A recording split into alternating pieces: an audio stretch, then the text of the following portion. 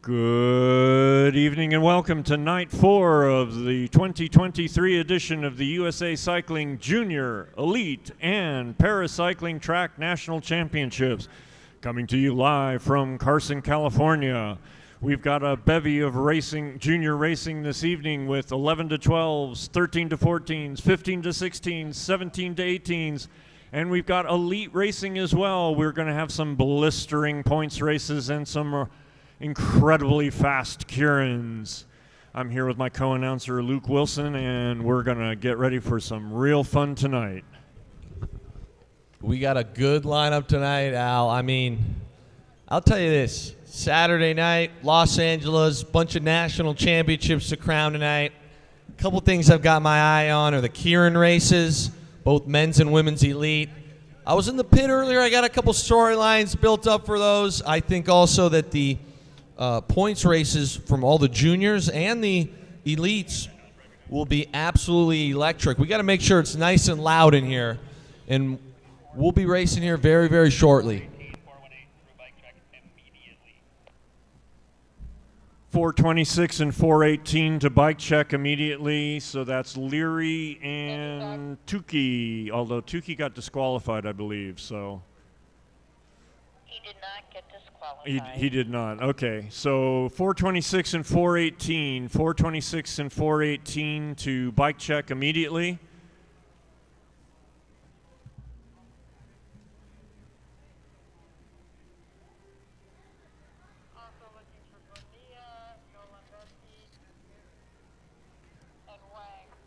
Wang, Bernia, and Golembeski. So once again, we need to have all riders in 15-16 men's elimination race qualifying. Both qualifiers right now to see if we only have 24. That is correct. And just for Alfred, if we have riders not showing up end up under 24, we don't need to run the qualifiers, so we need all qualifying all riders from the first two qualifiers to check in. All right, riders, please check in. Let us know you're here, because if we don't need to run the qualifiers, we won't.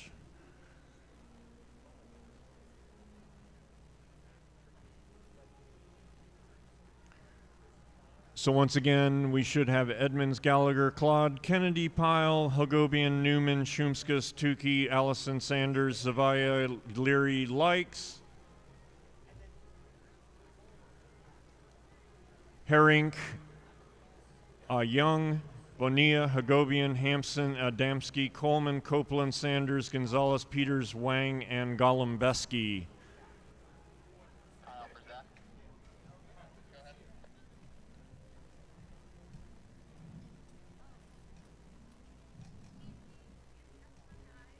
So our first races this evening are going to be qualification races. So these are scratch races to determine which of the 15-16 competitors will be racing in the elimination race, the third Omnium race, in their Omnium later in the evening. Just let you know it's Zavala, not Zavaya. Zavala, okay. Last call, Tukey.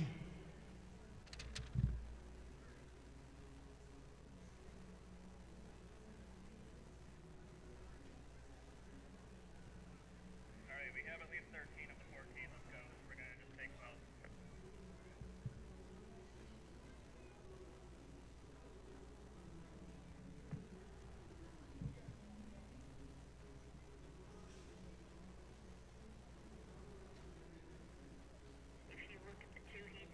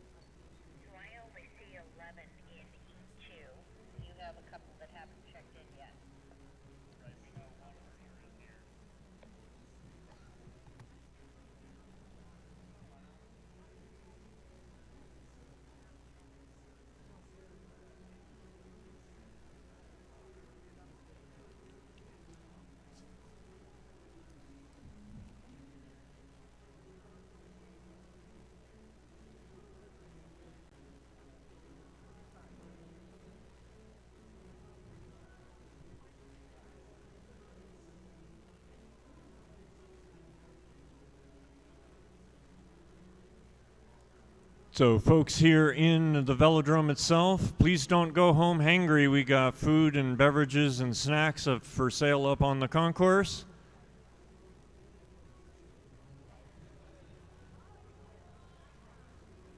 Also, please visit the front desk.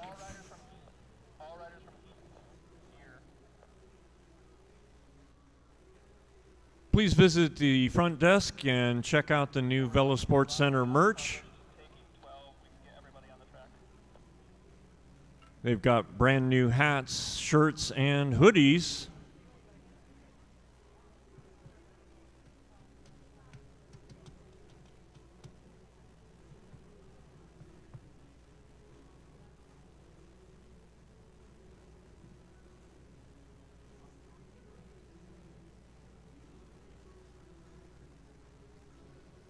Okay, coming on track now, heat number 1 of 2 to qualify for that elimination race later in the program. This will be a 3-kilometer, 12-lap scratch race, so they'll just race the distance. First rider across the line wins, but most important thing is to be part of the first 12 across the line.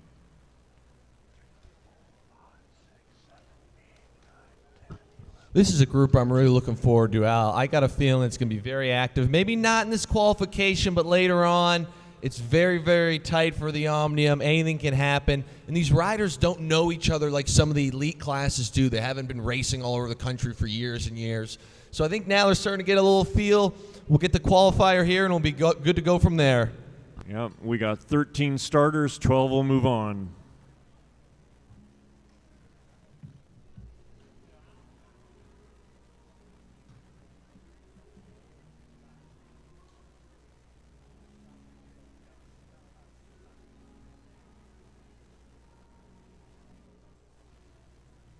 So functionally, a 3-kilometer missing out with 1 pole. This one's going to be quick, and I got a feeling it's going to be pretty spicy. I know I've used that word a lot, but with 12 kilometers, it's going to be hot.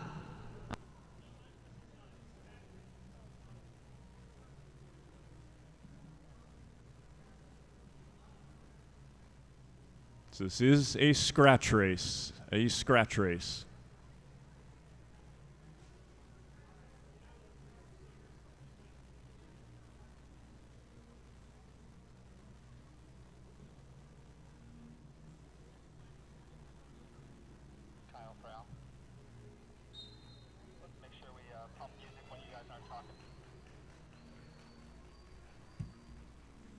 sorry, Kyle, pump which?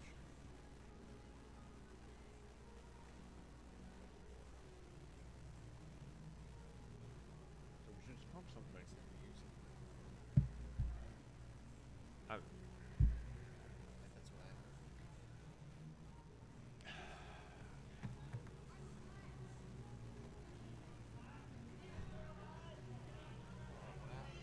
Go for Kyle. We're gonna need holders back. We got a flat tire in the scratch here. So we're going to have to restart. We've got one rider with a mechanical issue before the race began. They have a flat tire. We'll get that taken care of. So riders, come back to your starting positions, whether that was the balustrade or the Côte d'Azur, the rail at the top of the track or the light blue band at the bottom. Resume your starting positions. Holders, please come back up. And before I forget, how about a big round of applause for all of our volunteers helping us put on tonight's event, people in the turquoise shirts. Okay, Al, so we just heard right there the crowd give a nice round of applause. My personal goal tonight is to try and egg this crowd on to be as loud as possible. So that's the standard. You and me both heard it. The entertainment will be from the riders, but when these races start getting hot, start getting electric, we're going to need the crowd to really get in on it. I mean, like I said, we're giving out national titles. It's Saturday night. If you're into bike racing, if you're into track racing, it just doesn't get better. I mean, we had a small buzzkill there with the flap, but we'll get that fixed up, and we'll be off ripping. That's right. Remember, ladies and gentlemen, the louder you are, the faster they go.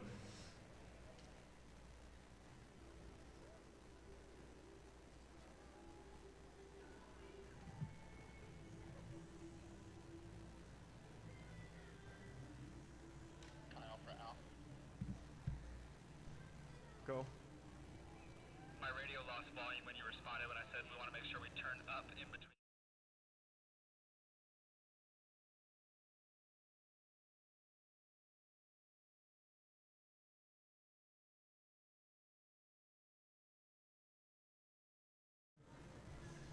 I think somebody turned down the speakers on the infield.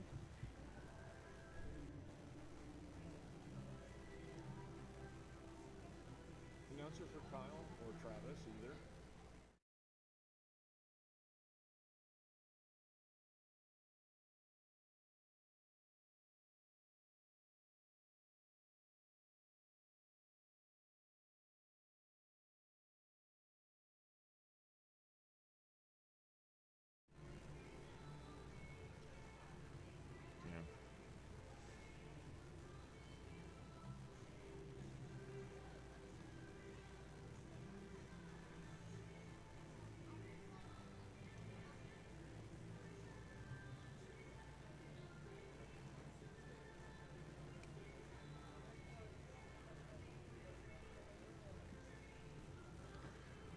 So we'll do a short test here, see what the volume's like. Here's a question for you, Al. If you're one of these juniors right now, this is a qualifier. Are you saving matches? Or are you trying to send a message? You know, is this one of those moments where you're like, hey, I don't want to show my best cards here? Or is it, I want to set the tone and let everybody in this field know that I'm the boss? You know, there's two ways to play these qualifiers.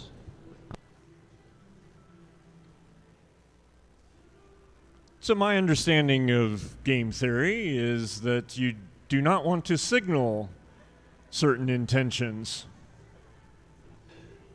It's very fair. That'd be the smart answer. Guy like me, I'm out here, I'd probably burn every match I have just to try and, you know, and make a little fear grow out the field a little bit. And but that's why I'm not out here. And that's why I'm looking forward to racing you someday. No question. Another thing that got me fired up about yesterday were the iconic stare downs in the match sprint. You know, we got a front row view here right at the start-finish line, but that's got to be a bit of a surreal moment when you know that both of you are going to hit plus 60 kilometers an hour and you're just eye to eye for a solid 30 seconds. Well, then you're in for a real treat tonight because we're going to have the exorcist moment when those heads start spinning in the keirin at 30 plus miles an hour. Yeah, these keirins are going to be very, very fast tonight. And one thing I do want to say, quick shout out to Jennifer Valente. You know, as someone like myself who's new to track cycling, to have the Olympic champ, world champ here, and just show us kind of her greatness on this track, it's special. And I'm glad that she came home and raced this. And it's been, I mean, the efforts have been dynamic. Just watching her patrol the field has been incredible to watch. And I think I speak for the entire infield and everybody in the stands that we're very appreciative that she came here to just show her absolute dominance out there. It's just been sick. Been some great racing from all the elite riders.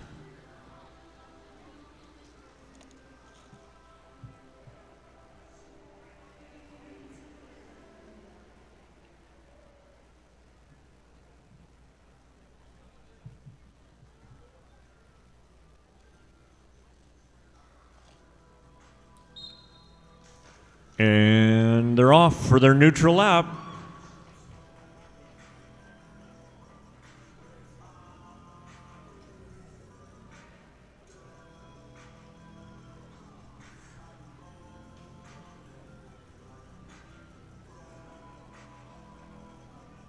So this is heat 1 of 2 in qualifying for the elimination race. This is a scratch race to qualify for the elimination race.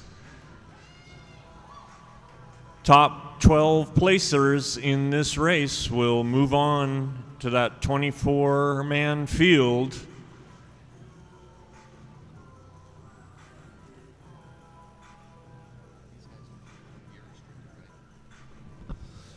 If you're watching from the crowd tonight, this group is gear restricted, so it's leg speed is going to be king for these juniors. All of them are going to be on extremely similar gears, probably the exact same, and it's all about who can spin these legs faster. So it'll be fun to watch. Maybe not this race because it's a qualifying one, but later on you're going to see some high cadences. Yep, definitely little sewing machines out there as they hit 35 plus miles an hour sometimes. Wildly impressive, again, on the gears that they're on to hit those kind of speeds. It's going to be very, very fun to watch. And the pace is already starting to tick up, 9 laps to go. 4:01, and that's Edmonds. He's been, if I'm not mistaken, he's currently leading the Omnium.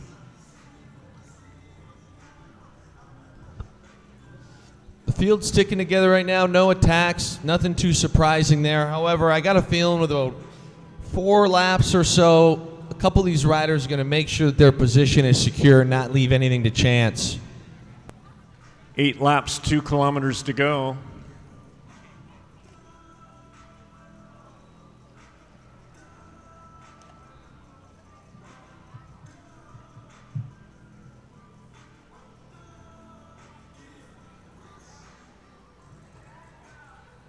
So one of these gentlemen will be crowned national champion at the end of the night, and the only way to do that is to pick up Omnium points in the individual races, and the only way to do that is be the top 12 in this race. And that's the thing, especially at this age, Al, there's a lot of steps you got to take to get there. But I guarantee you these coaches are saying one race at a time, one step at a time. You can't be thinking too much about the big picture. Make sure you qualify. We'll go on to the next race, and then we'll see where we stand after that. Yep, Zavala leading them around right now. Zavala at the front. From San Jose, California, we have riders from all over the country. One of my favorite riders out here is Gavin Newman, rider 412 out of East Portland Youth Cycling. He can rip now. I might have seen him a few times. He can rip. Yeah, I saw him in the earlier races this morning. Definitely one of the riders to watch. Coming up on 4 laps, 1 kilometer to go. Here we go. And the 411's with Hagobian, one of the local Connie kids. Mad respect for Hagobian there. Really picked his tempo out. He's going to want to leave nothing to chance.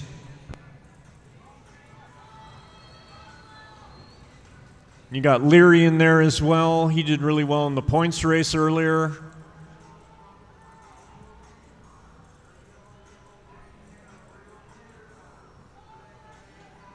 Leary from Detroit, Michigan. 2 laps to go. Hagobian with a big pull at 29 miles an hour on a junior restricted gear.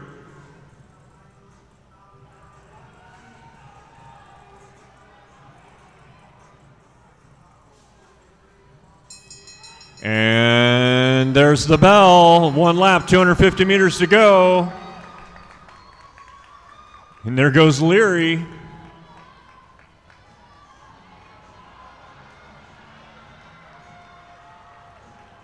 Mm.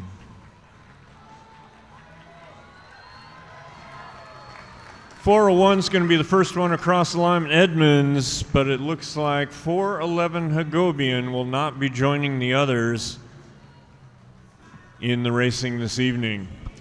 Got to give her props to the rider 411. He shot his shot. Nothing but mad respect for that.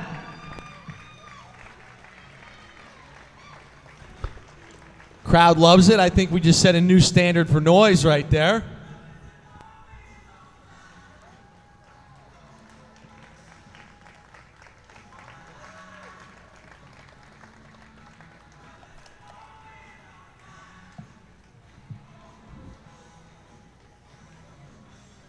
We should have 11 through 12 scratch racers through bike check, 11 through 12 scratch racers through bike check.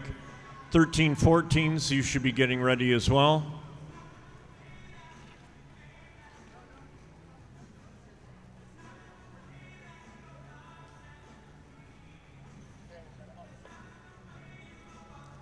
So we're bringing up heat number 2. Same as before, it'll be a 3-kilometer, 12-lap scratch race to qualify for the 24-man field in the elimination race later this evening.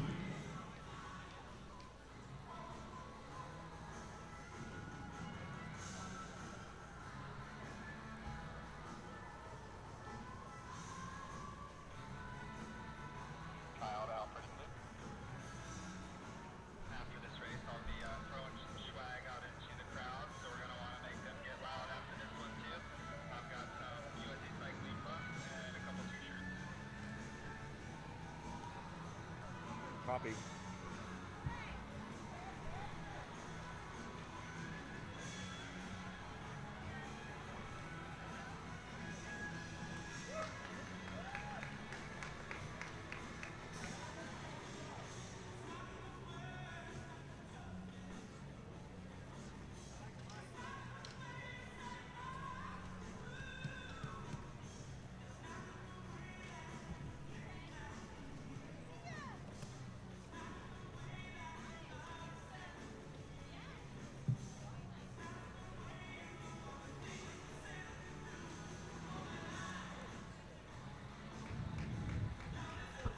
Quick shout out to rider 409 Louis Bonilla, who got a sprint national championship earlier in the week, and it was an electric semifinals and an electric finals for Louis.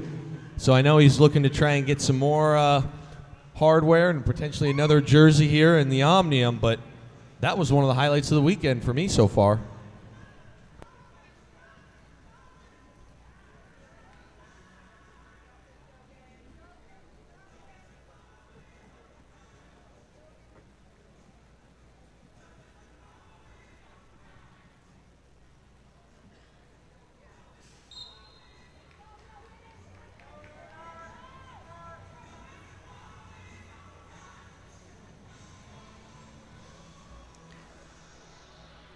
Once again, a 13-man field, 12 to qualify.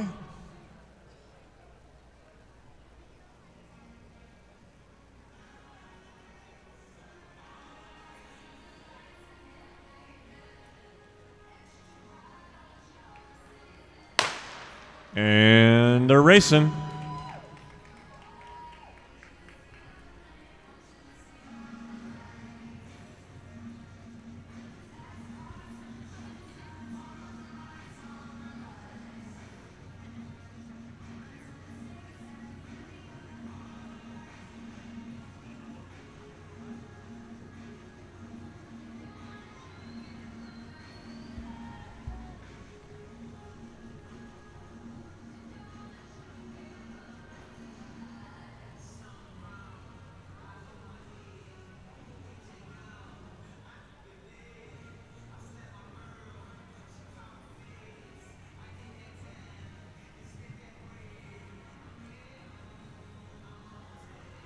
Ten laps to go, 10 laps to go.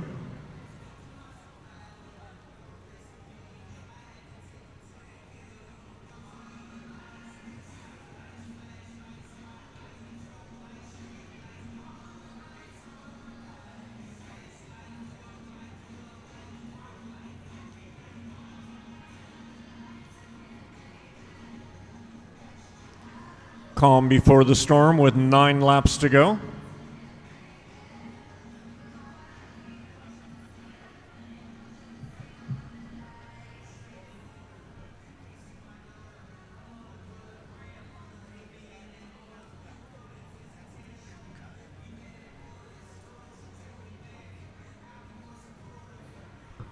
This heat seems a little more calm, cool, and collected right now.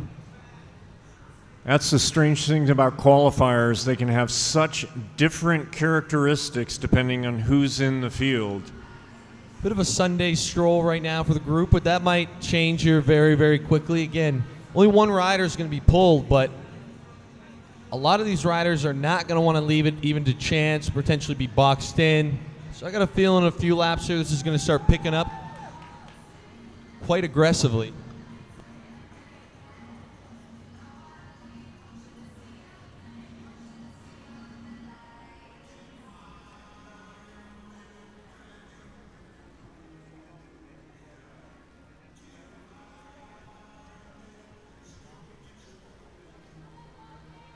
Little less than a mile to go, 6 laps remaining on the 250-meter Siberian Pine Oval that is the Velosport Center here in the heart of Carson, California. Part of the Dignity Health Sports Park.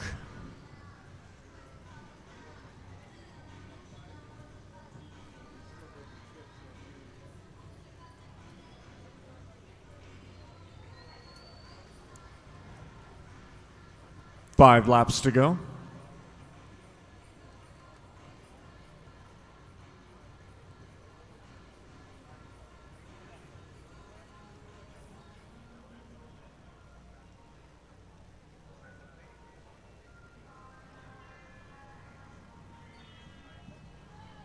4 laps, 1 kilometer to go.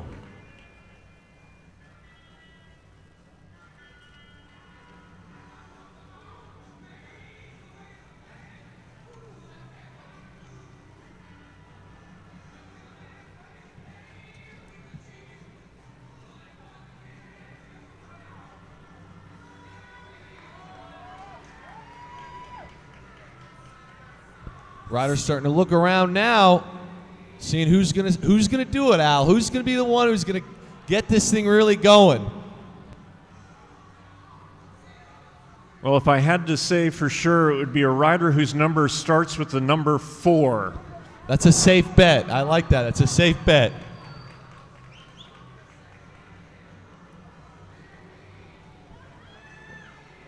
There's rider 409 off the top. The Sprint National Champs leading nothing to chance here. Coming in hot with a bell to go. 416 out of the saddle at 33 miles an hour. 416 ripping right there out of the saddle. That's He wants this bad boy. Here we go. We got a drag race to win this one. Coleman and Bonilla. Bonilla crosses first Woo! at 37 miles an hour. That's called sending a message right there. Both those riders. I love it. I understand it's a qualifier, but they're competing. Their tails off. Both of them going for the win very, very fast. That just got the adrenaline going for me. Yeah. And so the top 12 across the line will be advancing. The last rider across the line will not participate in the elimination race. I will say this to the crowd. When you're out there riding, there's a ton of wind. Everything's loud. You're looking around. So if you're really trying to support a certain rider, you got to be loud because they might not be hearing you. Again, we're trying to get this place as loud as possible tonight. We got a lot of races coming up. So that's just a heads up. If you're going to support a rider, make sure they can hear you by being loud. And actually, we're going to give you a little practice here because we've got some USA Cycling swag. And so you've got Kyle Knott there on the infield. So if you make some noise, he might throw you something good your way.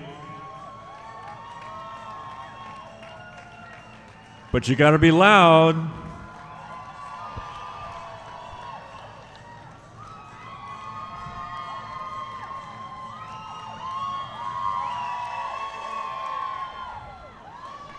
I like the athleticism there from Kyle. A couple frisbee golf flings early, and let's not be remiss here. This is an extremely banked track, so he's on the run making baseball throws. Shout out to Kyle there, showing excellent athletic ability. I respect that. 13-14 women's scratch race, bike check, please. 13-14 women's scratch race to bike check. 13-14 women scratch race to bike check. Thank you. 13-14 women scratch race to bike check. Thank you. This is race number 3 of 4. We've already had 2 this morning for our youngest women competitors. Let's give it up for our youngest women. It all starts here. And they are going to be doing an incredibly short 500-meter scratch race. So that we need the crowd to pay attention to this one. We're going to have, I believe, a neutral lap. The gun's going to go, and then it's going to be a hammer fest for these 3 with only 2 laps to crown a winner of this race. They're rolling out for their neutral lap, and if they're handsomely bunched, the starter will fire that pistol, and then two laps later, it's over.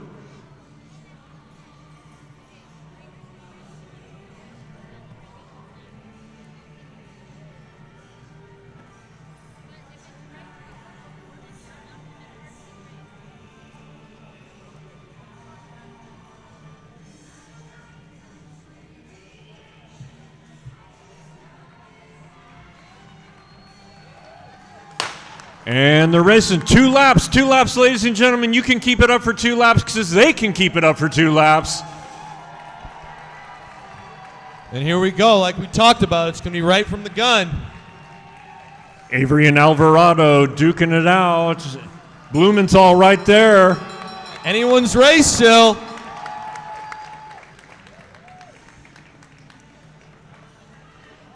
These women on even smaller gears than those 15, 16 men. Look at those legs go. It's going to be a close one.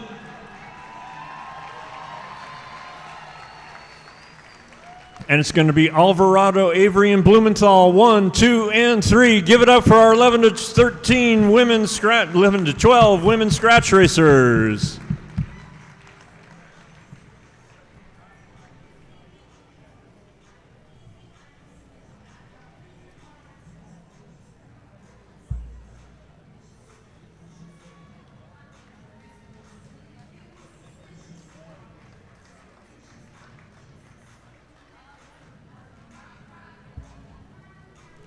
Our next race will be the 11 to 12 men's scratch race. Following them, the women 13-14. We should have the men 13-14 going through bike check. Men 13-14 through bike check, please.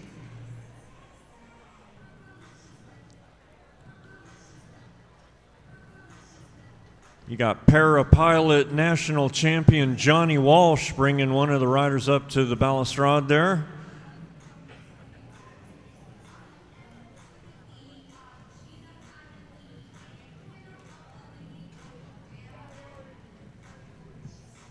I got to say it, Al. We got not 1, not 2, not 3, but 4 Jerry Baker Juniors in the field tonight. You know that tickles my heart. Oh, we got some cheering from the Jerry Baker squad over there. I like that. Star Track's in the house. Edge Cycling on track. World Health Solutions, Novo Fit, California Bicycles, San Jose Bike Club, American Cycling League Detroit, World Health Solutions, World Life Solutions. We got them all. And you love to see it, especially at this age. I mean, you just named it. All the different teams from all over the place. You love to see it.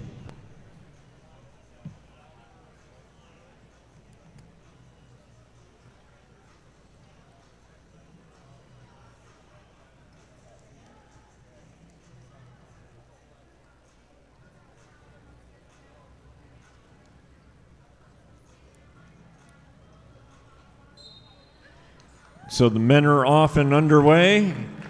This race the same format the women just did. 500 meters, 2 laps. Once that gun fires, they need to be handsomely bunched.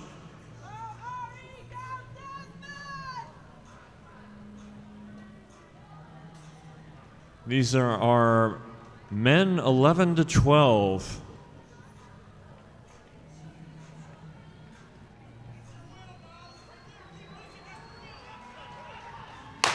And they're off. 2 laps. 2 laps. That's it, ladies and gentlemen.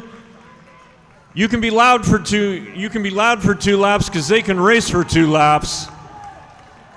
As we got a fast start here. Look at those legs churning over.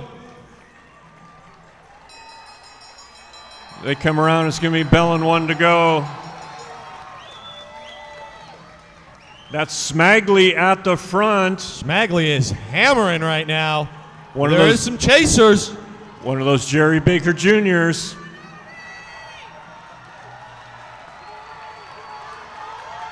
Smagley's going to win it. 2:13 and 2:02 right behind.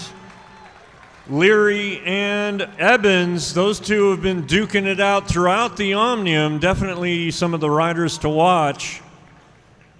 Remember those names, ladies and gentlemen.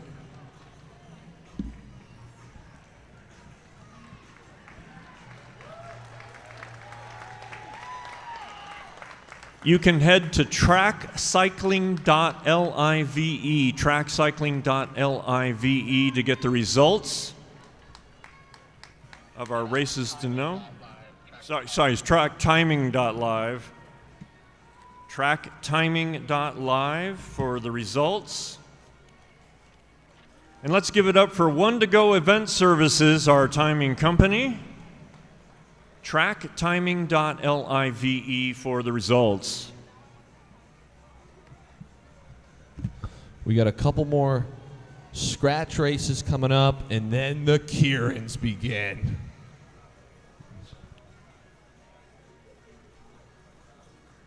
So as the kids get older, the races get a little bit longer. These are the 13, 14 women. They will be going 4 laps. The race may be just as short in time because they're going to go that much faster because they're that much older. Agreed. Not that there is not tactics to play in, because there obviously is, but it's not as many when it's a 4-lap race. You've got to be really on it from the gun, find the wheel you want, and it's pretty much a full-out sprint. You know, you're going to be on a couple wheels here and there, but you're going to be really pushing it for the vast majority of this race if you're trying to win. Yeah, it's a lot like what you were saying the other night, Luke, about this is basically a flying kilometer. It's a mass start instead of a time trial, but it's everything to love and hate about a kilo. No question. And what will be interesting to see in this race is I'm sure there'll be riders that go directly from the gun. Will they get a big enough gap, and can they sustain it for that 4th lap? That 4th lap is going to be very challenging for everyone.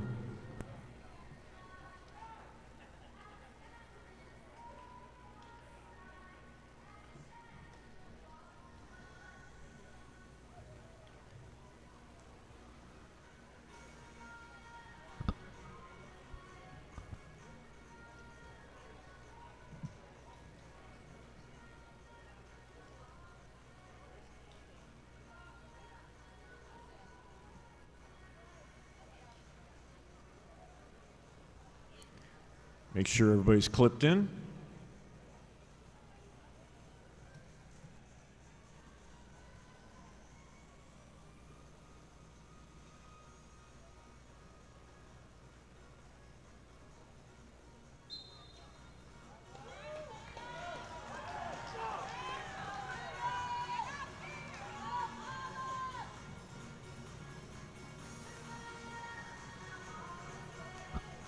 With a field of this size, these 4 laps are going to be very, very quick.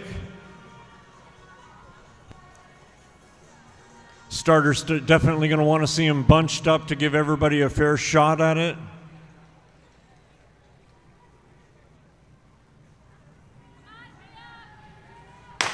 And they're racing 4 laps, 4 laps. They're keeping it calm to start here. No one's going yet. Not what I expected.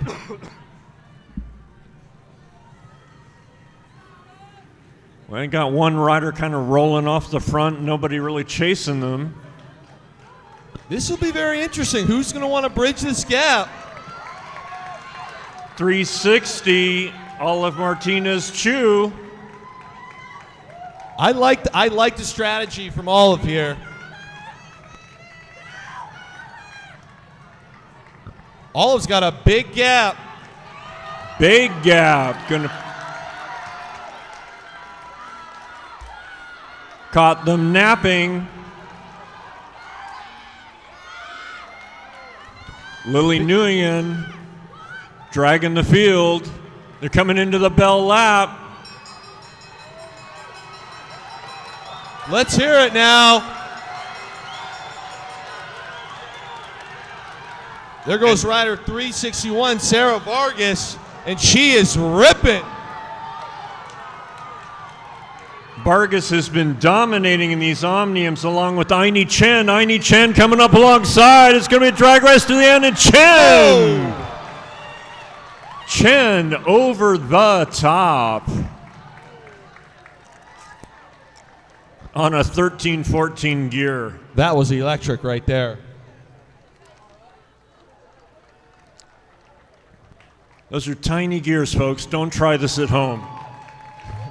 Absolutely not.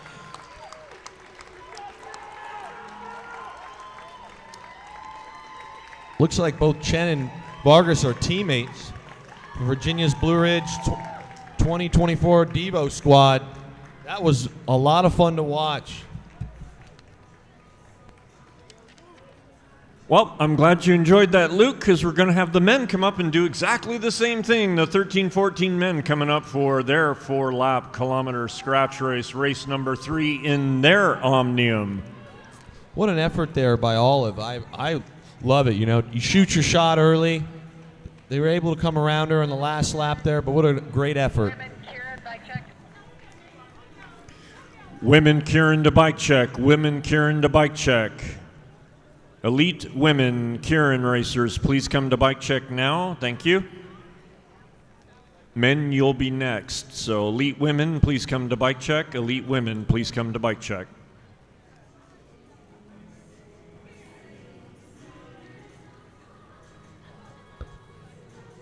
This is going to be another very, very quick race. 21 riders, 4 laps.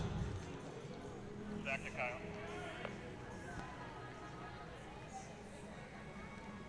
Go for Kyle. Turn to your left.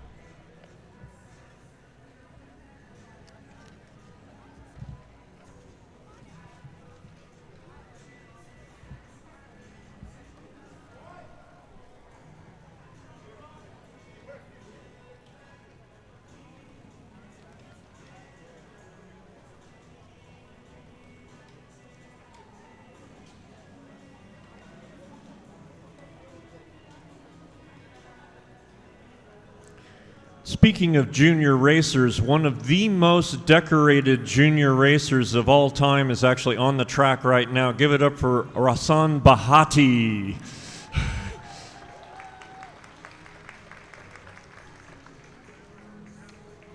He's graduated out of the junior ranks. His senior year of high school, if I remember correctly, he won the national championship in every discipline. That's pretty impressive right there. He's a very impressive man. Runs the Bahati Foundation, does a lot of incredible good works.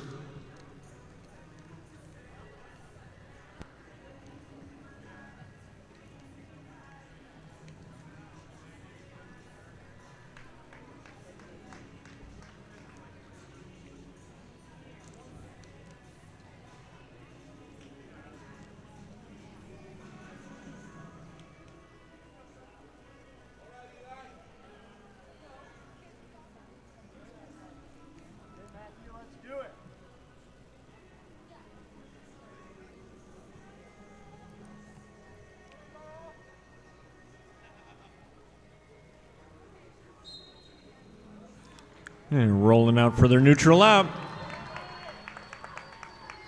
Keep the speed up.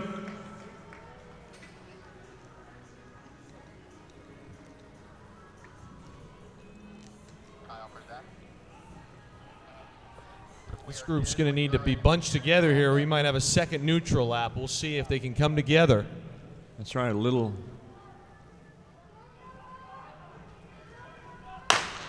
They pull it off, and we're off with 4 to go. Oh, similar to last race. No one going just yet. Oh, watch out. I take that back. That Eli Watson, he lapped the field earlier in this race, and Perez right there with him. These two off the front are moving right now. Two very talented Southern California racers know this track, know this race, know what they're doing.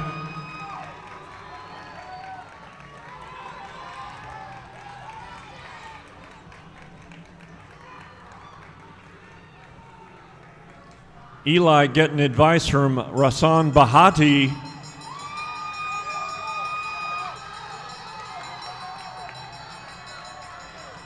They know how to race at 33 miles an hour down the back straight. Look at Perez now contending. Ooh. And Perez is going to win it over Walton. Then Crab and Afon. So the usual suspects finishing in the top places yet again.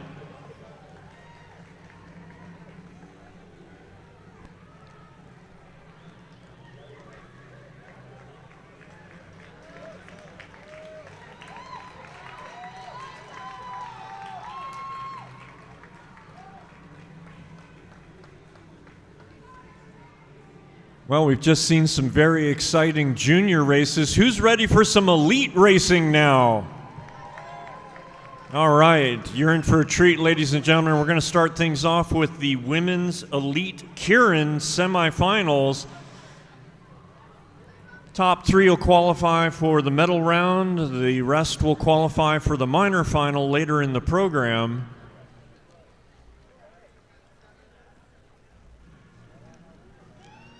Put your hands together if tonight's the first time you're going to see a keirin race. Okay, we got a couple of folks. All right, so this one starts off with a motorcycle. Give it up for Travis Smith. Looks like the motorcycle pacer Travis Smith is actually wearing cowboy boots tonight. How about that? Hey, yeah, they got cowboys in Canada. We do have a few of those.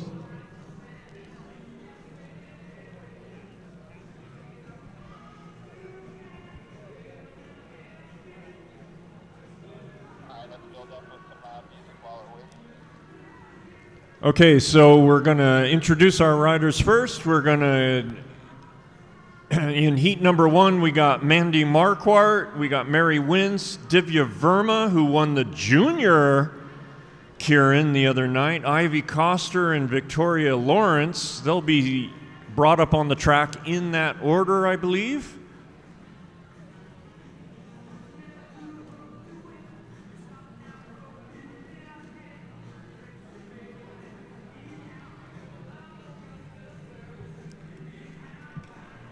So in the keirin race, they are motor paced up to speed for 3 laps. The motor comes off the track with 3 laps to go. They're at full speed, and it guarantees a sprint finish every time. Positioning is so important here. And the other thing, though, is although it's a short race, some of these sprinters know, hey, I really like the last final kick, and a few of them have a bit of a kind of more diesel-style engine where they're going to have just roll this thing the whole time. So you're really trying to play to your strengths here once, based on your positioning and once the motorcycle has been taken off.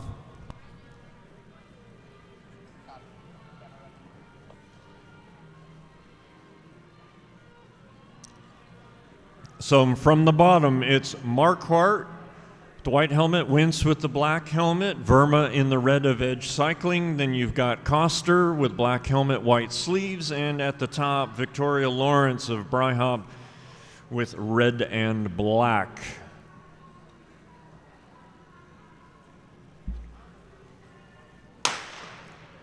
And they're off. The riders have to get behind the motor in the same order they drew for position. They're not allowed to change position until the motor comes off, but that's going to happen soon enough. Any position can be a winning position. Alfred, that's not correct. They have to stay in this order for the first lap. After that, they can change order. Ah, I've been corrected. They only need to stay in this order for the first lap. After that, they can change order. So the first lap is finished. So they can change position. They cannot pass the motor until the motor comes off. And so you'll start noticing the head swiveling as the speeds are increasing. 4 laps to go. Motor will come off next time. Rider 116 on the front, Mandy Marquardt, is going to be very, very tough to come around. I mean, we've seen her throughout this competition. She's extremely fast. She's already got a national title. Second yesterday in the match sprints. If I'm Mandy, I'm excited that I drew the 1 spot because she's got the speed to be able to hold everybody off. You see her here looking. It's a tough task for these other riders to try and get around Mandy. Yeah, she had the top qualifying time in the 200 meters the other day in the sprint.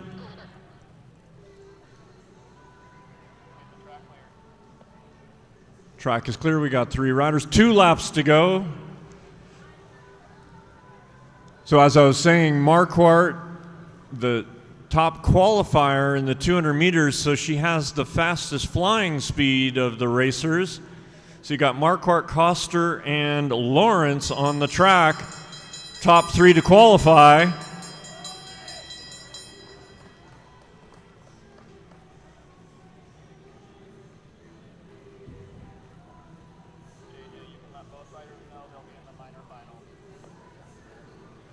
And so Marquardt, Coster, and Lawrence will advance to the gold medal round Later this evening, Verma and Wince will go to the minor final. Unfortunate break there for Wince and Verma. I was really looking forward to seeing the junior race there, but we'll get to see her later today in the minor final.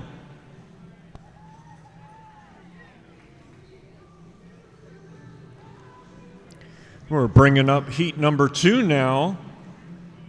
You got last night's match sprint national champion Kayla Hankins, McKenna McKee was the national champion. That's the third rider. And then Stephanie Lawrence on the outside. So once again, Kayla Hankins will be starting from the inside. Silease Christian, national champion in the match sprint, McKenna McKee, and then Stephanie Lawrence on the outside. Men's keirin to the ready area, men's keirin to the ready area.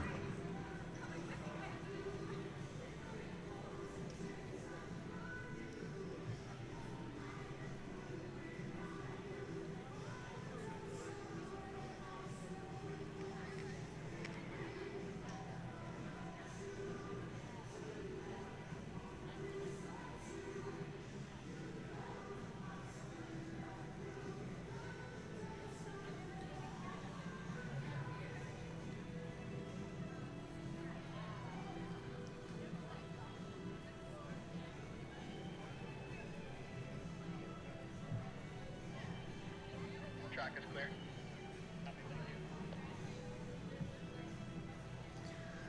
So once again, from the bottom with the stars on the sleeve, Kayla Hankins. In the black, Silease Christian. In the yellow and black, you've got McKenna McKee. And on the outside, in the blue and black of Star Trek, you've got Stephanie Lawrence.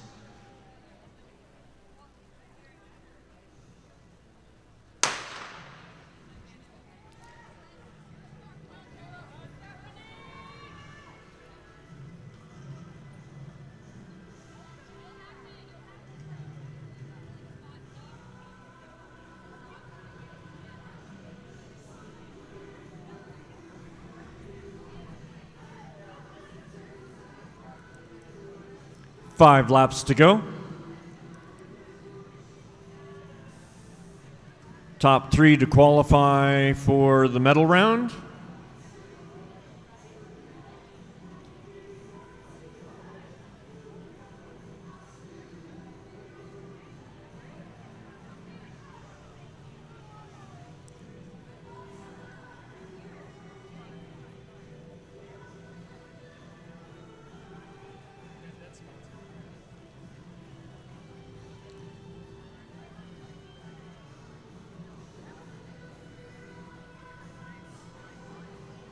And on streaming, we've got a camera on the back of the motor, which will be coming off this time.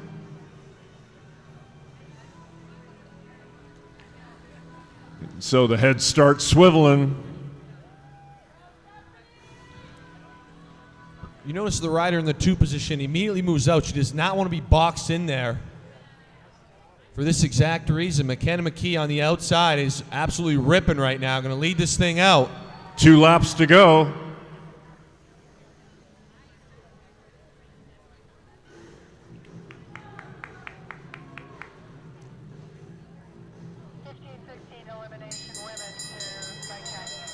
Fifteen, 16 15-16 women women elimination elimination race to bike check.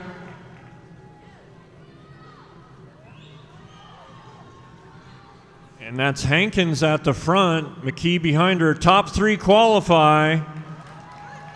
So Hankins, McKee, and 119 Lawrence will advance. That makes it official. We'll have a grudge match in the women's final, but I'll get to that later. All right, so we're going to get ready for the men's keirin now, and then we'll do the elimination race after that. So we got 2 heats of men's keirin, and then we'll be going to the elimination races.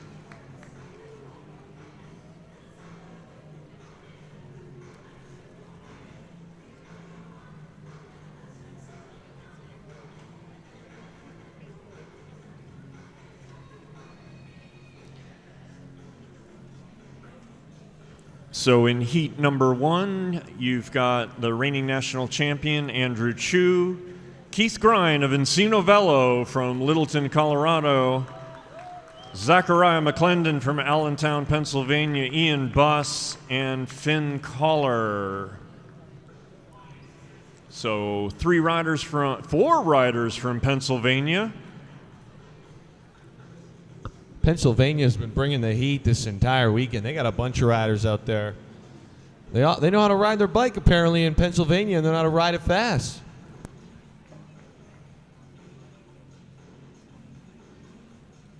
Dad, for JJ, you said Bella is a PNS, is that correct?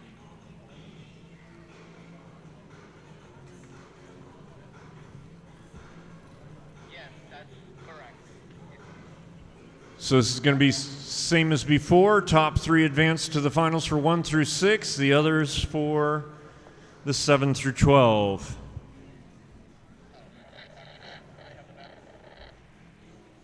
Would you like me to instruct her to stay closer? No, I couldn't see the map from here.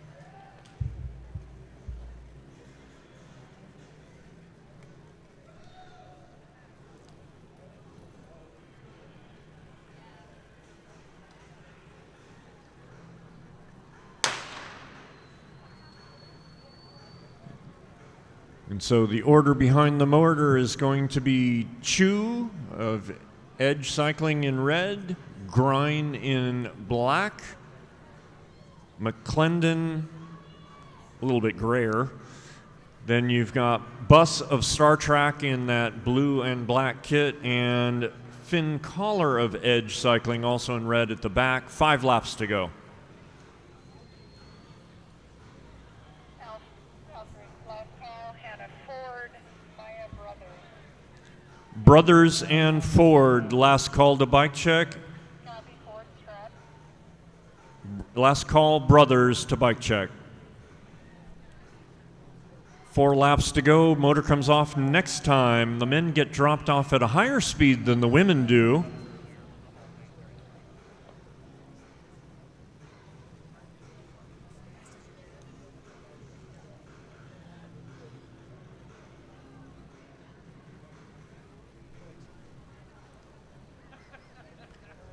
And the hounds are unleashed. Very interesting here. A couple bike length gaps. Perhaps these riders are going to try and run into the wheel in front of them.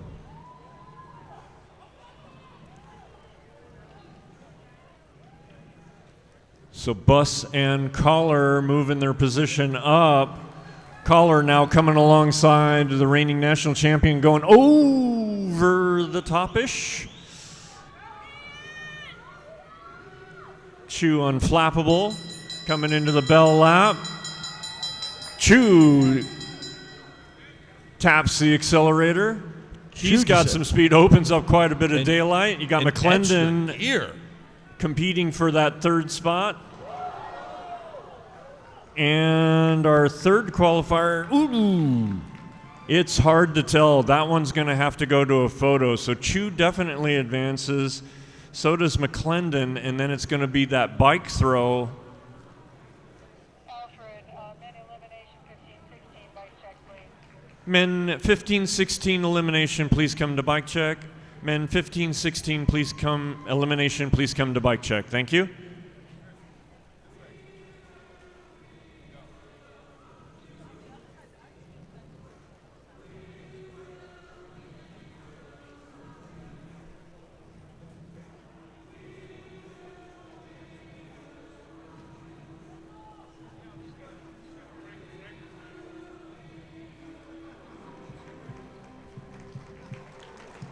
That was an 11-3 final 200 meters.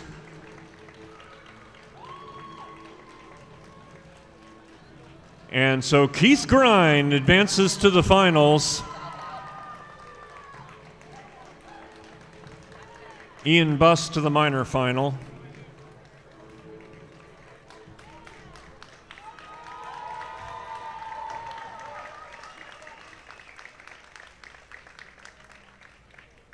And Finn Collar finishes 5th.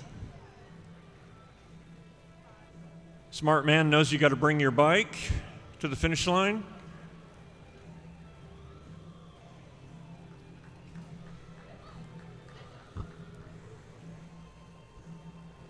I've actually seen more than one keirin finish where there's a crash as they come up to the line, and the riders will actually work as hard as they can to stay with the bike and slide across the line in front of their competitors. That's called effort right there.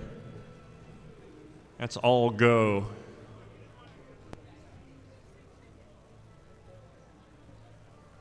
All right, so we've got Heat 2 on track now. Starting from the bottom, you've got Alex Bolotin in blue of Polish and Slavic FCU International. You got Jinwei Tang in the second position of Edge Cycling. He's in red. Dalton Walters with the stars on the sleeve. Evan Boone in blue.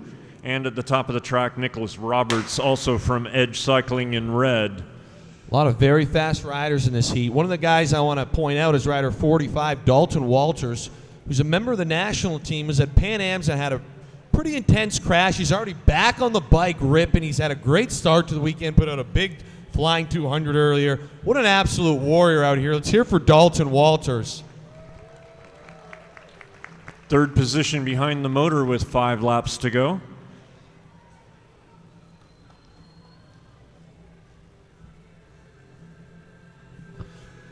Jinwei Tang right now has got his work cut out from with Walters behind him and Evan Boone, who's also a member of the national team. These guys can absolutely send it on the bike. When this motor comes off, it might take a little bit, but this one's going to be very, very quick. Only the top 3 to qualify and have a chance at the medals.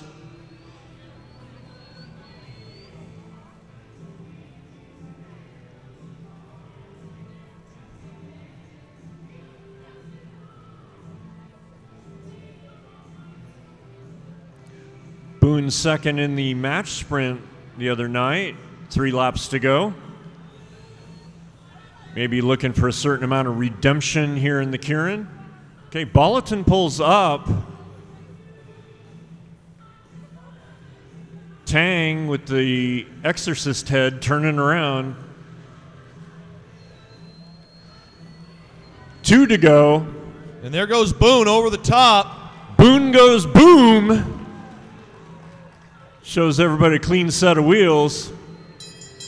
Bellin 1 to go. Does he have enough to take it all the way to the line with Jinwei Tang and Walters behind him? It's going to be very, very tough to come around these 3. Bolotin and Roberts look on the outside looking in, and it's going to be, I think Tang got across the line first just to make sure that everybody knew what he can do. I'll tell you what, Al, this men's final's got a lot of heavy hitters in it. That's going to be one to watch later on tonight. Yep, we're going to be getting ready for the elimination races now.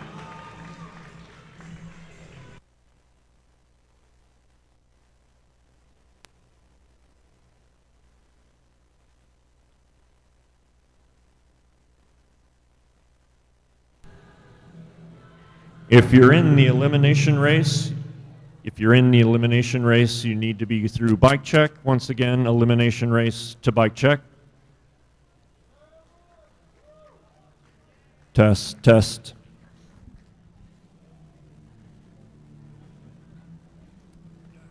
See, in a couple of events, right, we do a handoff at the Tricycle race. Yep. I'll see you down there. See you down there.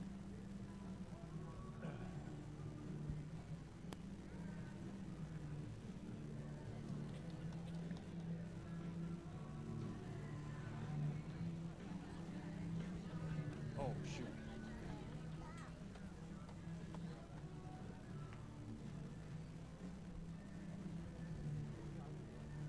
We gotta turn the music down.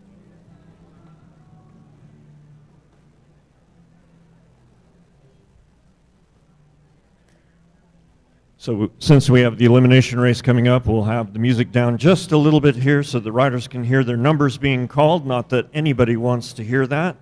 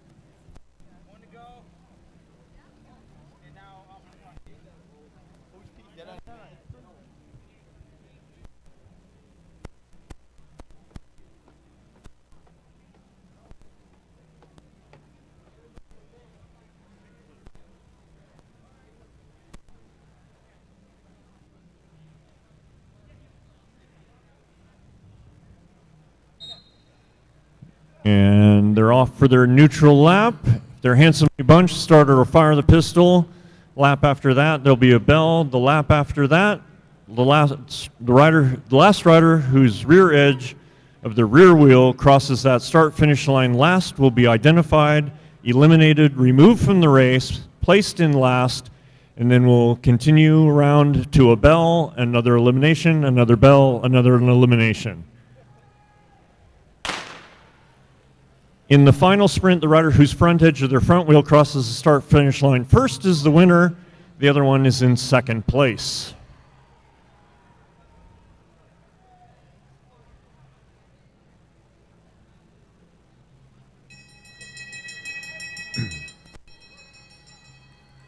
Ask not for whom the bell tolls for thee.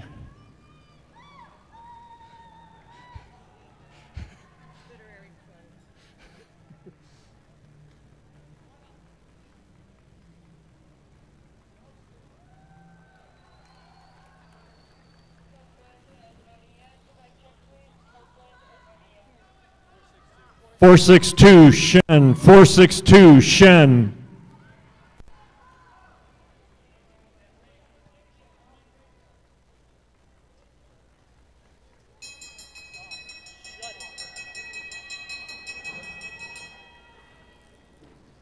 And as Sammy Davis Jr. used to say, ring-a-ding-ding.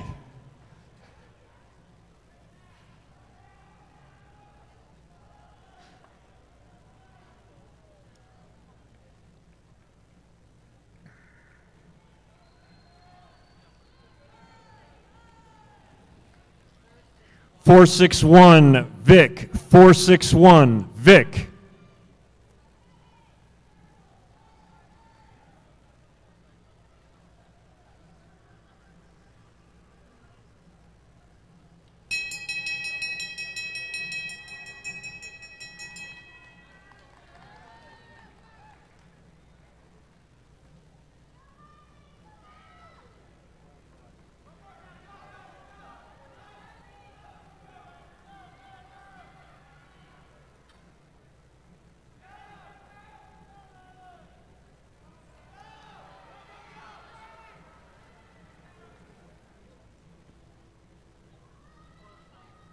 Four 5-8 St. Clair, 458 Sinclair.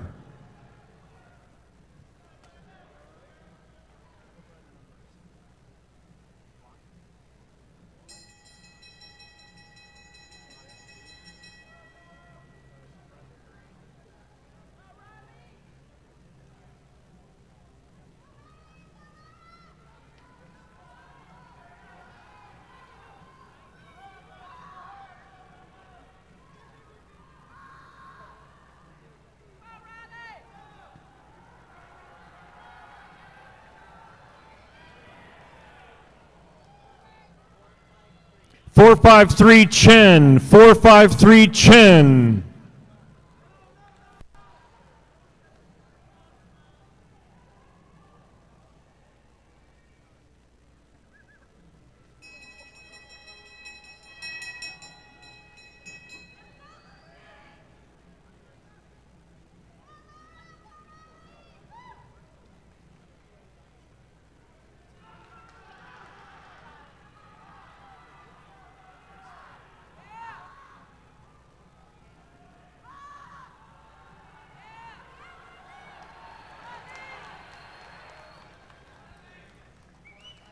Four 5-2 Holm, 452 Holm.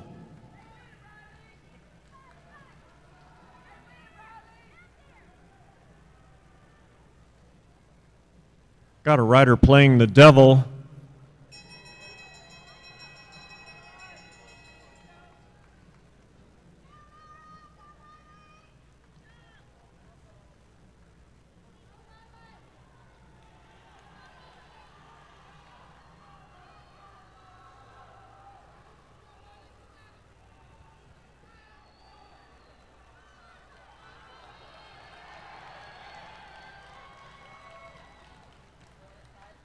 455, Dorer. 455, Dorer.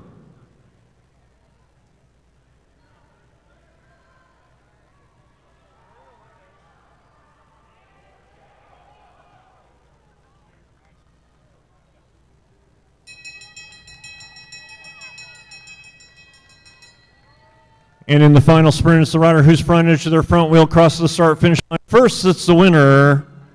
And by process of elimination, we know who's second place.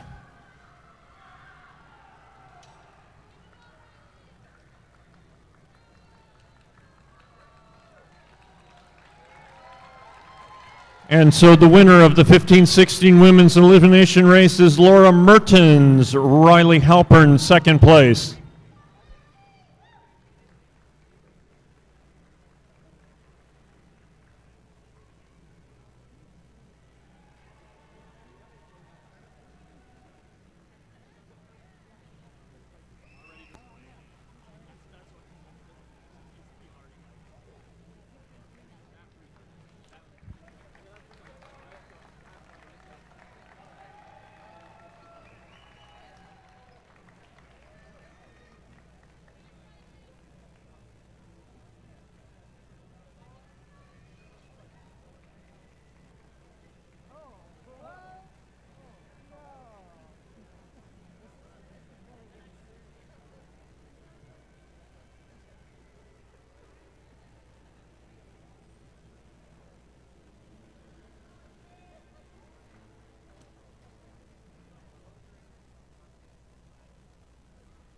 So our next race is the 15-16 men's elimination race. This is race number 3 in their Omnium. You watched these riders qualify through those scratch races earlier. We got a full field of 24.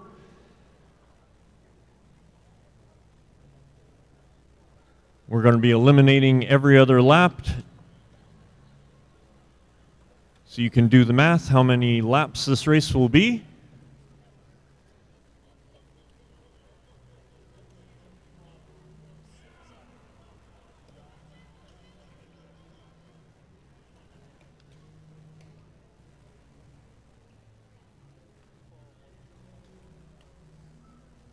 If you think you've got what it takes, visit the Search for Speed booth up on the concourse.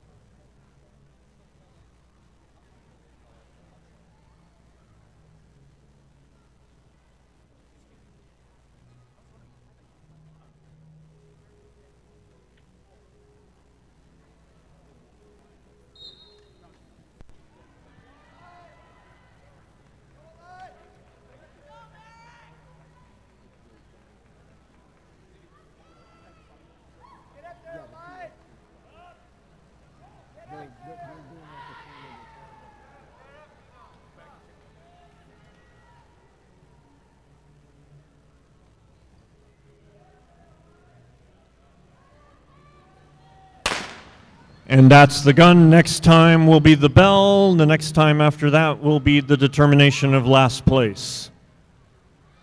24th place. Full field.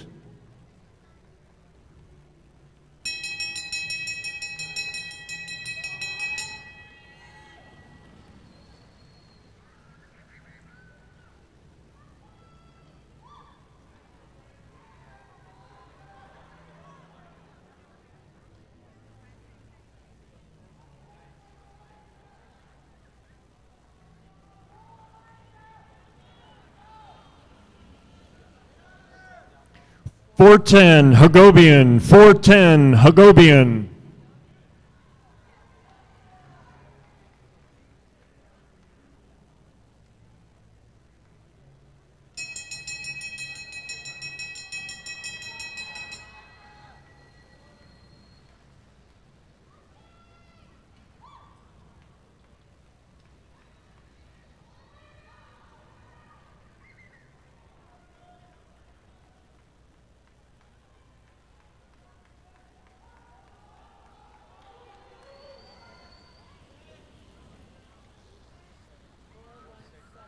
.417 Copeland, 417 Copeland.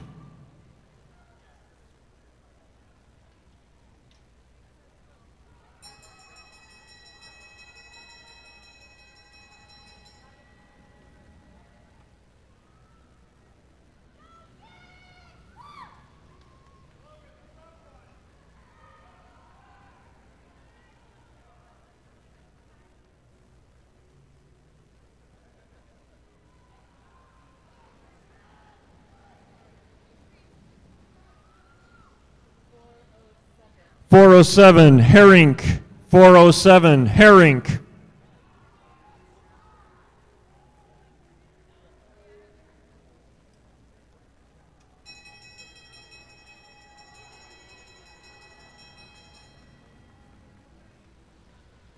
Got a rider in there playing the devil.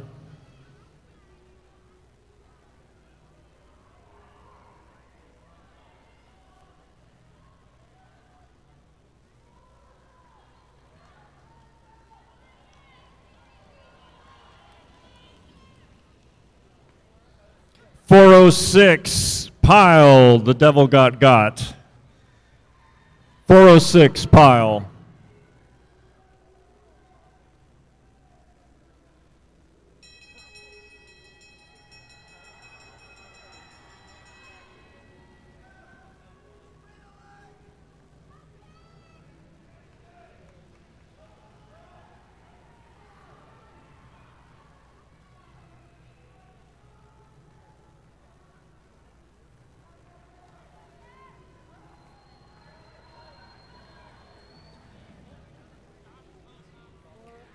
.419 Elijah Allison, .419 Allison.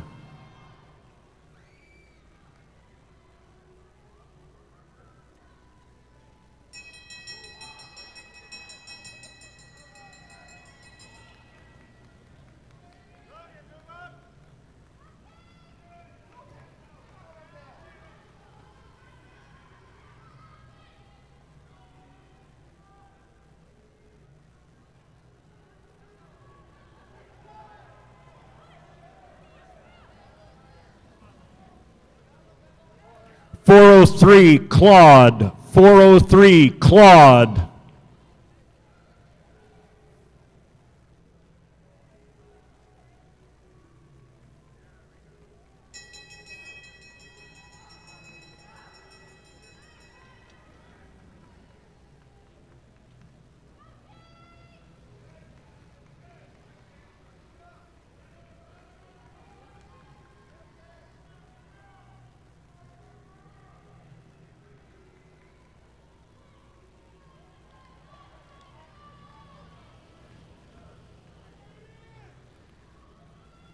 .422 Gonzalez, .422 Gonzalez.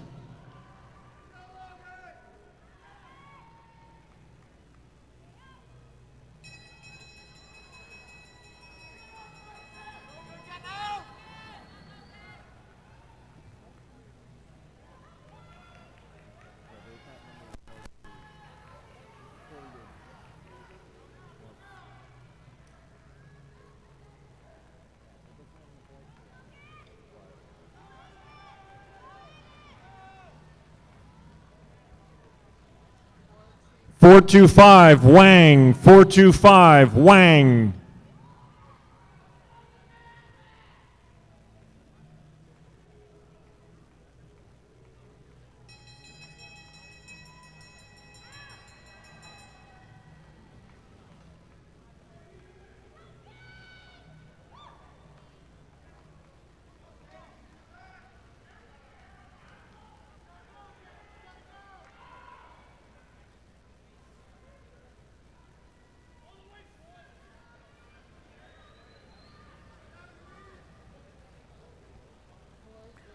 .405 Kennedy, 405 Kennedy.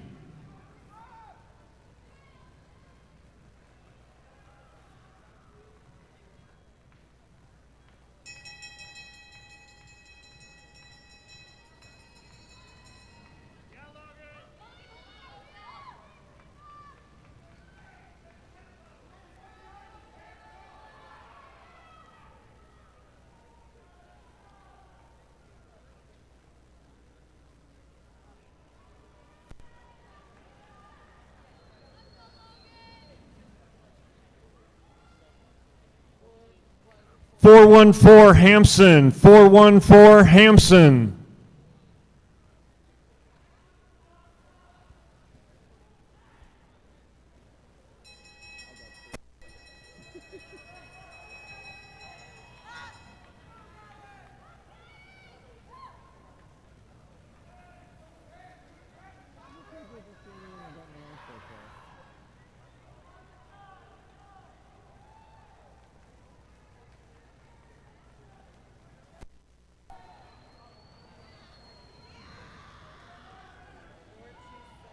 .427 likes, 427 likes.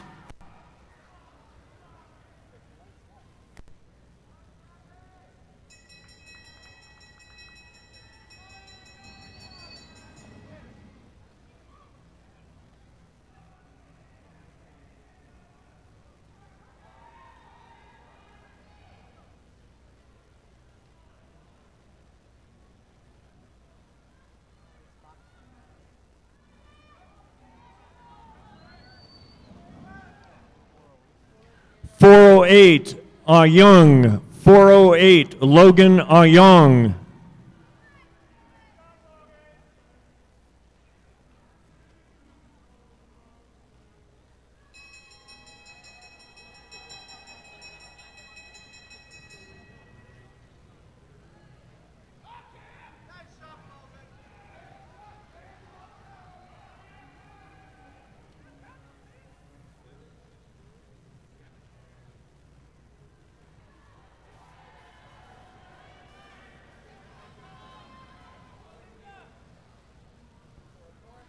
.424 Zavala, 424 Zavala.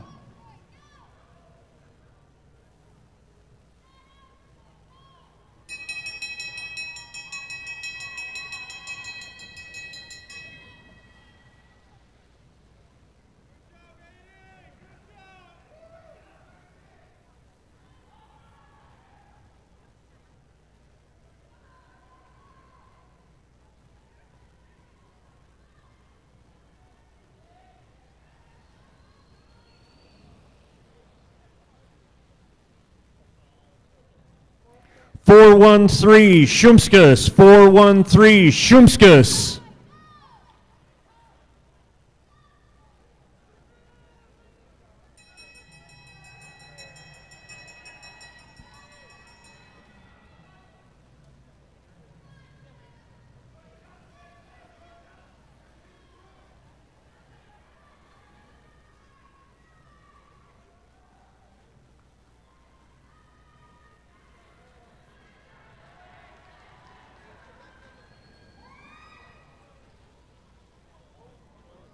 .420 Sanders, 420 Sanders.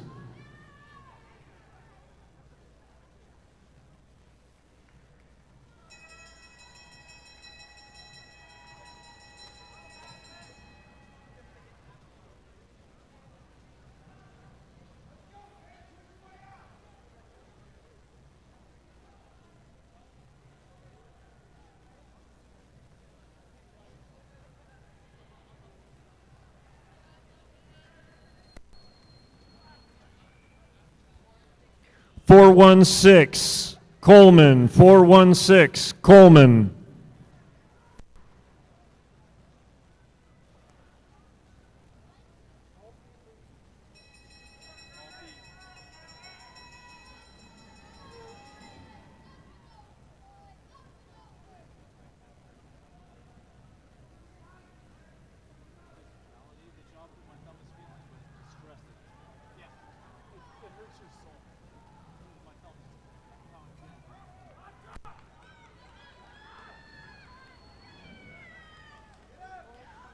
Four, 2, 3, Peters. 4, 2, 3, Peters.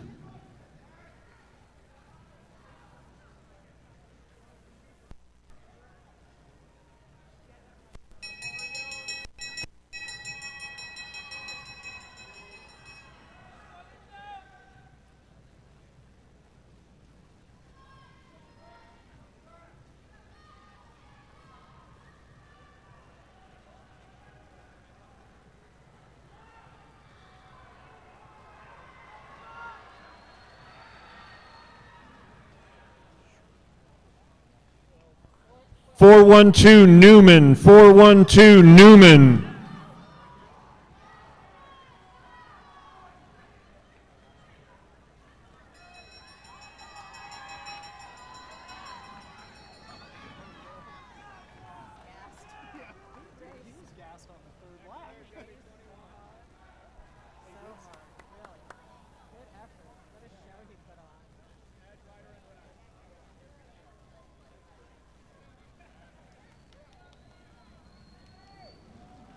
Four, 2, 1, Sanders. 4, 2, 1, Sanders.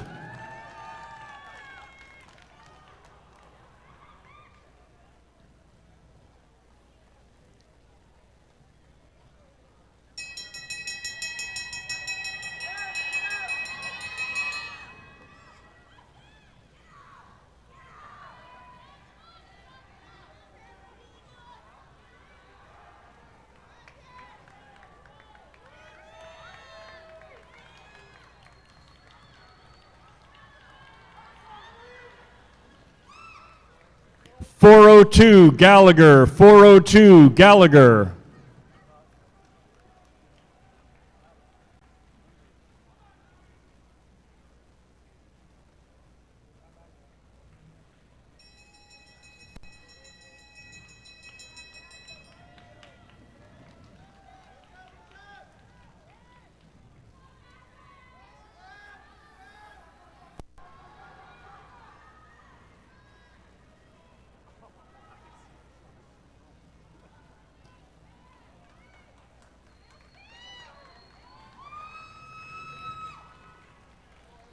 Four, 1, 5, Adamski. 4, 1, 5, Adamski. Did a lot of work at the front early in the race.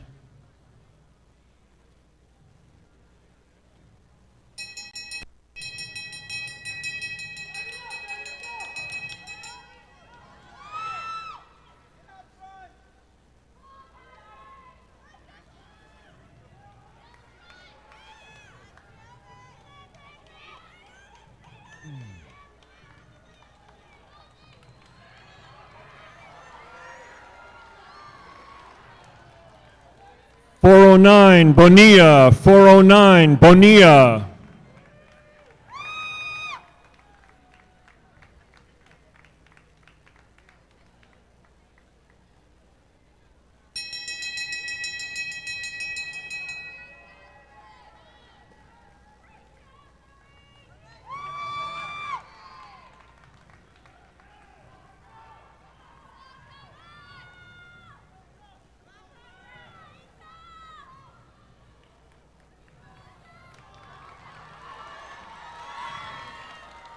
.401 first place, 426 second place. That concludes the 15 to 16 men's elimination race.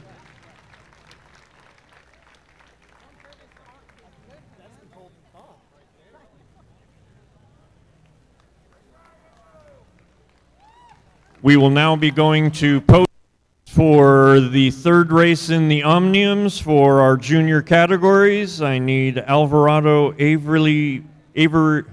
Avery, Blumenthal, Smagli, Leary, Evans, Zavala, McGinnis, Chen, Vargas, Edmonds, Nguyen, Solis, Perez, Watson, Crabb, Affan, Burgos, Mertens, Halpern, Dorer, Holm, Chen, Alvarado, Avery, Blumenthal, Evans, Leary, Zavala, Smagli, Panusi, Chen, Vargas, Nguyen, Edmonds, Solis, Crabb, Watson, Perez, Affan, and Hoffman in the awards area. Basically, if you got a name, come on down to the awards area. Should be overall too. So oh yeah, Omnium. Here, so you called all those. Yeah. Yep. All right. So do you want to do it? Do you want to do the individual races, just the medals, and go back to Omnium? Okay, cool.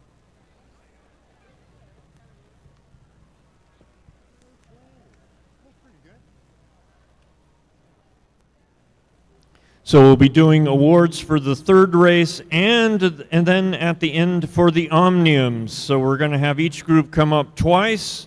The first time they come up, it's going to be for their scratch races. And then the next time they come up, it's going to be for the Omniums. So once again, 11 through 12s, 13, 14s, 15, 16s, men and women. Please come to the awards area.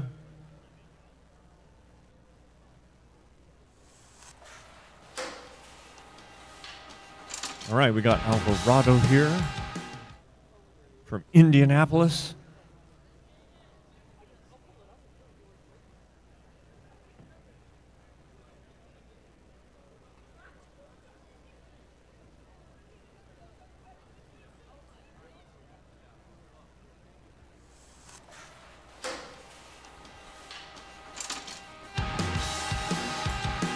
All right, last call for awards for 11 to 12, 13 to 14, and 15 to 16 women. The watt bike is always consistent. It has the same measurements, so you're guaranteed to get the same fit every time. Like every time I get on a watt bike, I trust that it's going to be an accurate reading and like I can really rely on the results. All right, so we're going to get started. Please join me in congratulating third place finisher and bronze medalist in the scratch race, Addison Blumenthal. Addison Blumenthal, there she is. Alkek Velodrome. We've got an aerodynamic carbon frame like Van Aert and the same smooth group set as Van der Poel. All right, give it up for second place The and same silver wheels medalist as in Vingegaard that and race, those Sophia cool Avery. kids like Carapaz and the courage of Cannonball Cavendish.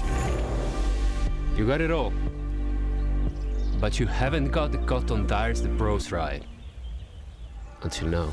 And now please join me in congratulating first place finisher and gold medalist in the scratch race, Evie Alvarado.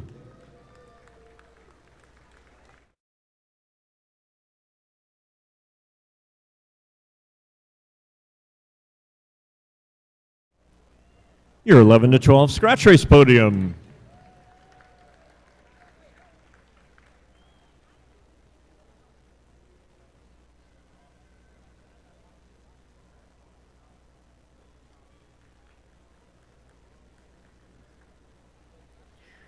All right, and now we're going on to the 11 to 12 men's scratch race. Please join me in congratulating fifth place finisher getting a bronze medal is Miles McGinnis.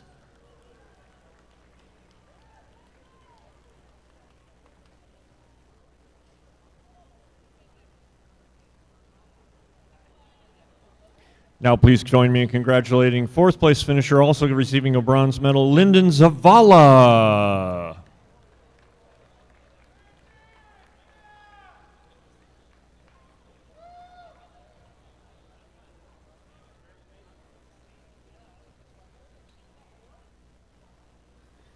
Now please join me in congratulating third place finisher and bronze medalist, Ari Ebens.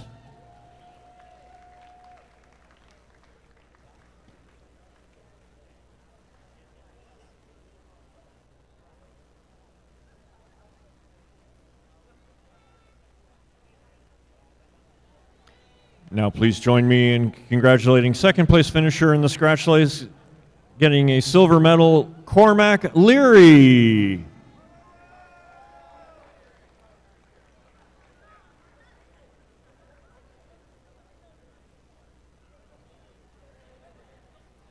And now receiving the gold medal for the first place finish in the 11 to 12 scratch race. Give it up for Maxim Smagli.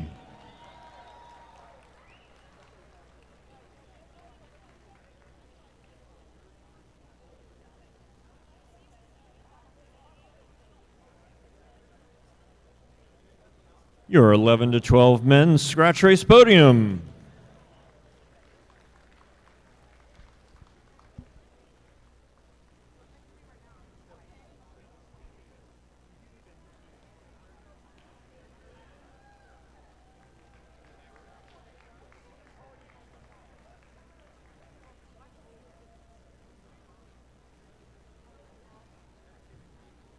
Okay, we're now going on to the 13-14 women for their scratch race. Please join me in congratulating fifth place finisher and bronze medalist Emmy Solis.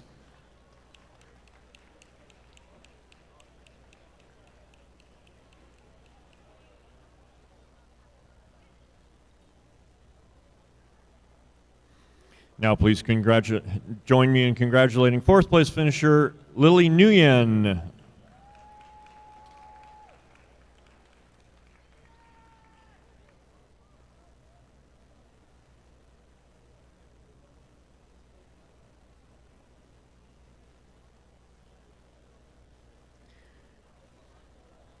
Now please join me in congratulating third place finisher bronze medalist Akira Edmonds.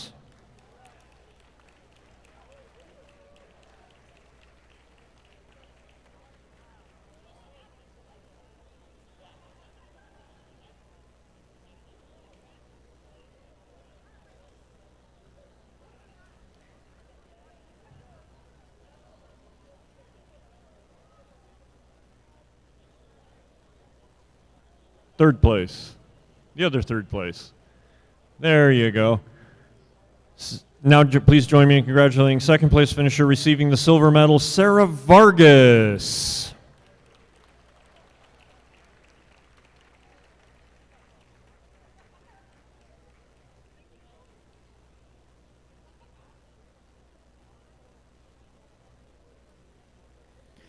Now please join me in congratulating first place finisher receiving the gold medal, Aini Chen.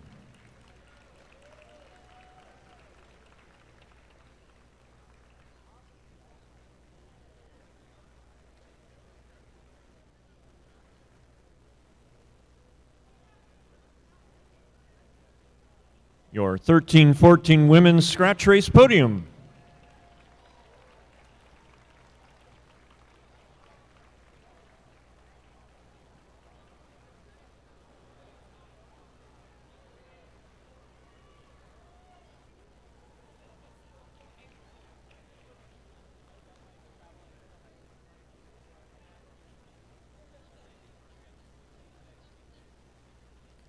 Now I'm going to move on to the award ceremony for the 13-14 men's scratch race. Please join me in congratulating fifth place finishing a bronze medal, Arjuna Burgos.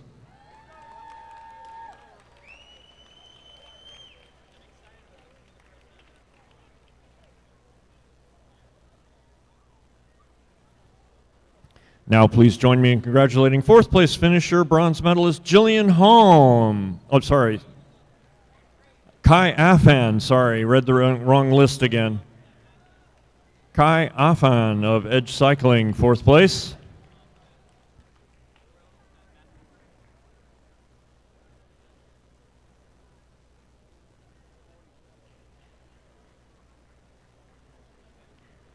Now please join me in congratulating third place finisher and bronze medalist Matthew Crabb. Matthew Crabb. Okay, we'll move on to second place. Oops, there's Crabb.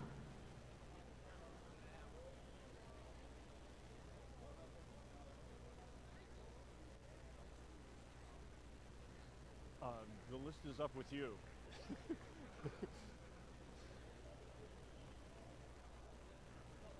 Actually, we can call them Tricycle Racers to the home straight. Tricycle Racers, just come on down.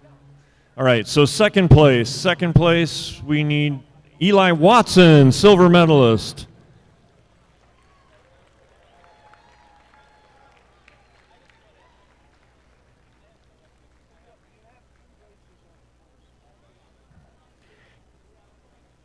And now please join me in congratulating first place finisher and gold medalist Michael Perez.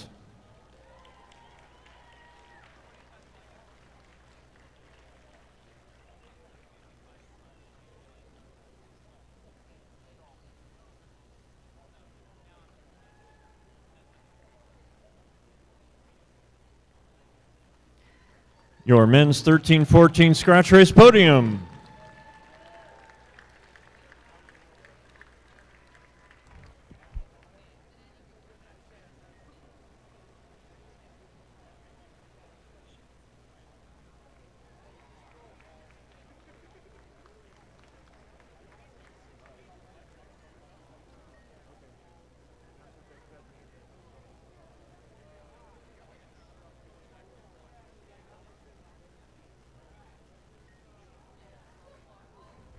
Okay, we're just checking something real quick here.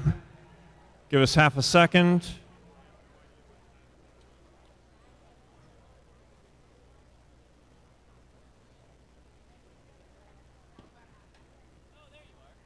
There I am.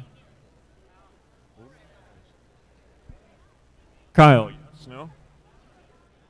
Okay, so we're not doing any awards for 15-16, so we're now moving on to the Omnium overall. So we are now going to do the overall Omnium awards for the 11-12 women. Receiving the bronze medal overall in the Omnium, give it up for Addison Blumenthal.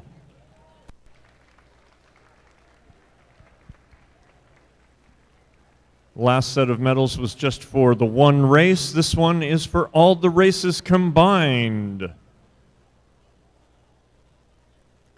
All right, and in second place, earning the silver medal, please give it up for Sophia Avery.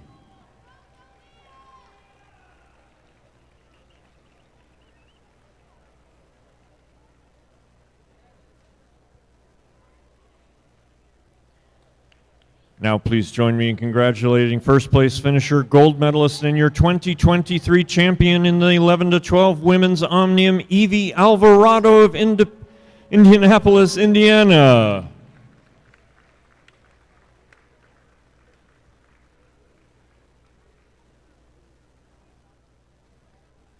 This one comes with a jersey.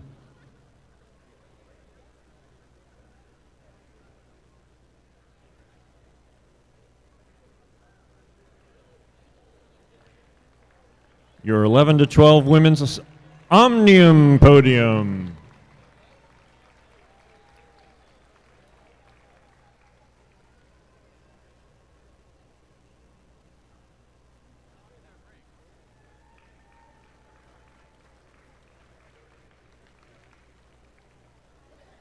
Okay, we're going to do the same thing now for the 11-12 men. In fifth place, earning a bronze medal, please give it up for Dylan Panucci.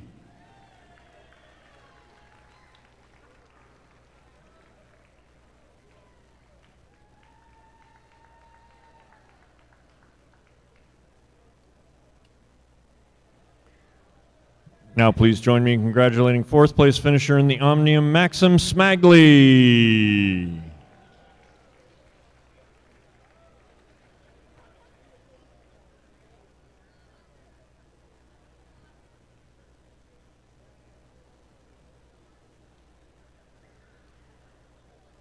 Now please join me in congratulating third place finisher, bronze medalist Lyndon Zavala.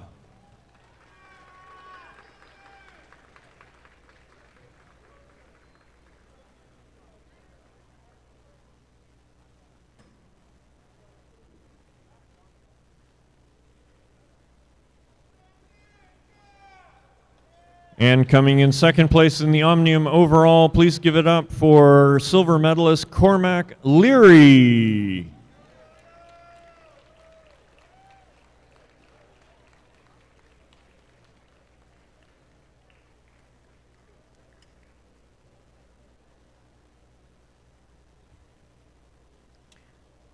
Now, please join me in congratulating first place finisher, gold medalist, and your 2023 champion in the 11-12 men's Omnium, Ari Evans.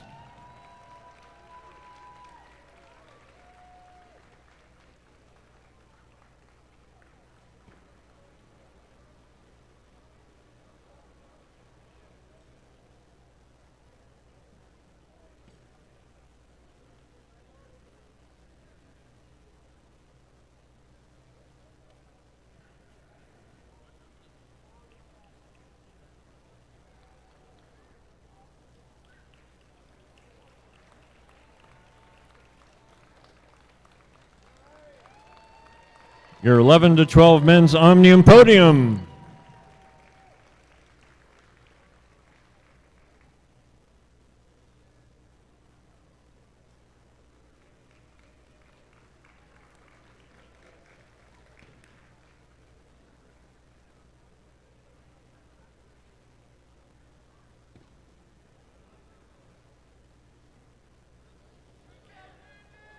Okay, coming up next, the 13-14 women's overall Omnium. Please give it up for 5th place finisher, bronze medalist Emmy Solis.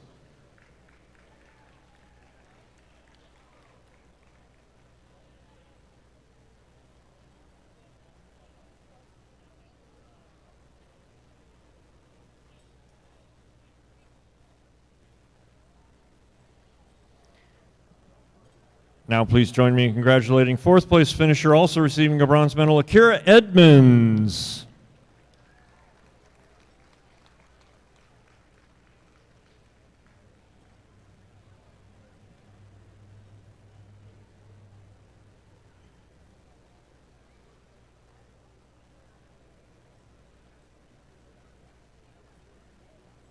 Now please join me in congratulating 3rd place finisher and bronze medalist and Lily Nguyen.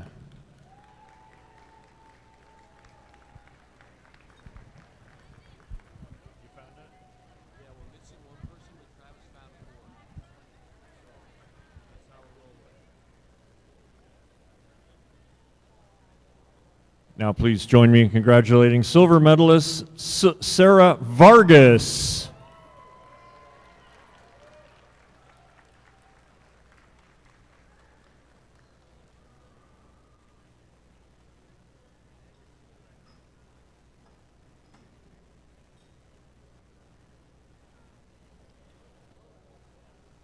And now please join me in congratulating 1st place overall winner and gold medalist and your 2023 champion in the 13-14 women's Omnium, and give it up for Aini Chen.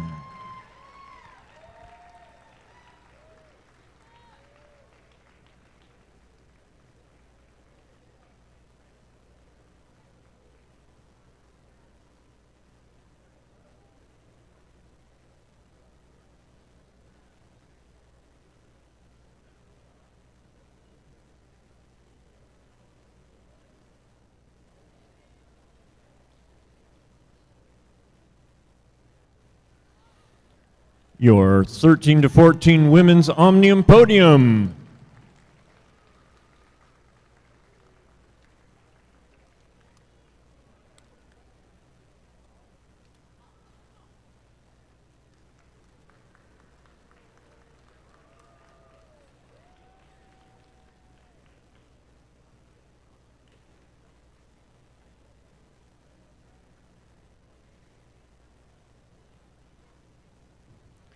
And our final set of awards before our racing be the 13-14 men's overall Omnium. Please give it up for 5th place finisher receiving a bronze medal, Noah Hoffman.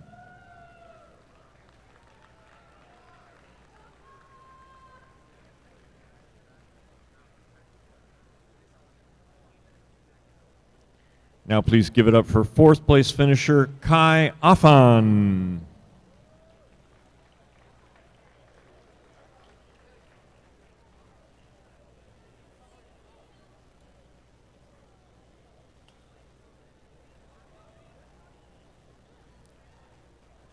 Now please join me in congratulating 3rd place finisher and bronze medalist, Michael Perez.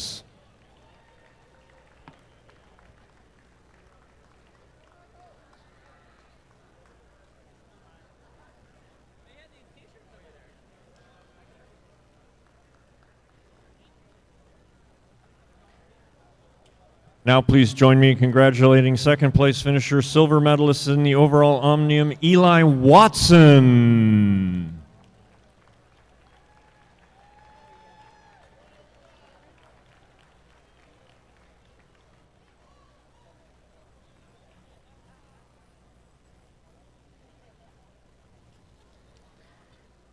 And now please join me in congratulating 1st place finisher overall, medalists and your 2023 champion in the 13 to 14 men's Omnium. Give it up for Matthew Crabb.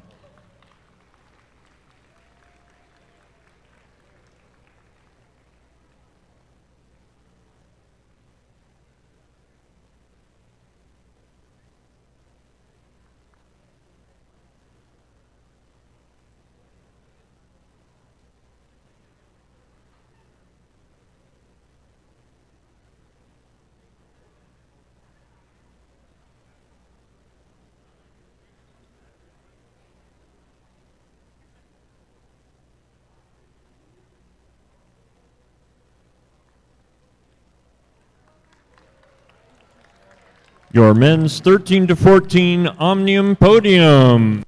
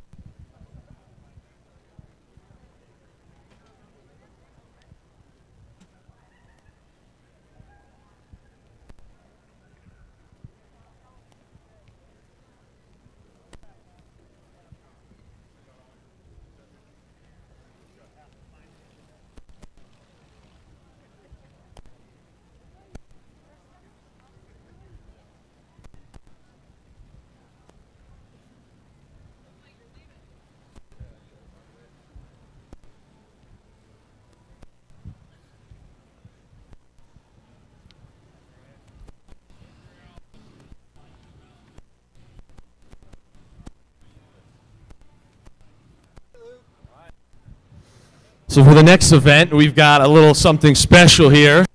100-meter, these look like John Deere Tricycle race. Keirin, I like that. And I'm going to do a small introduction and a quick strat check. We've got a couple aero helmets, big advantage there. On the outside, we have Kevin. Kevin, what's your strat for this race? I'm sorry. Strategy. Go real fast. Go real fast. Next up, we've got Johnny. Johnny, get the aero helmet on. You're looking like you're going to rip this thing. How you feeling? I'm just going to stay behind them and draft. I like that. I'm not sure there's going to be a ton of drafting at these speeds, but I do like the thought. Next up, we've got Juan. And Juan, you got any ideas about how you're going to race this bad boy? Elbows out. I like that. We're getting aggressive. And on the inside, we've got Jesse. See what?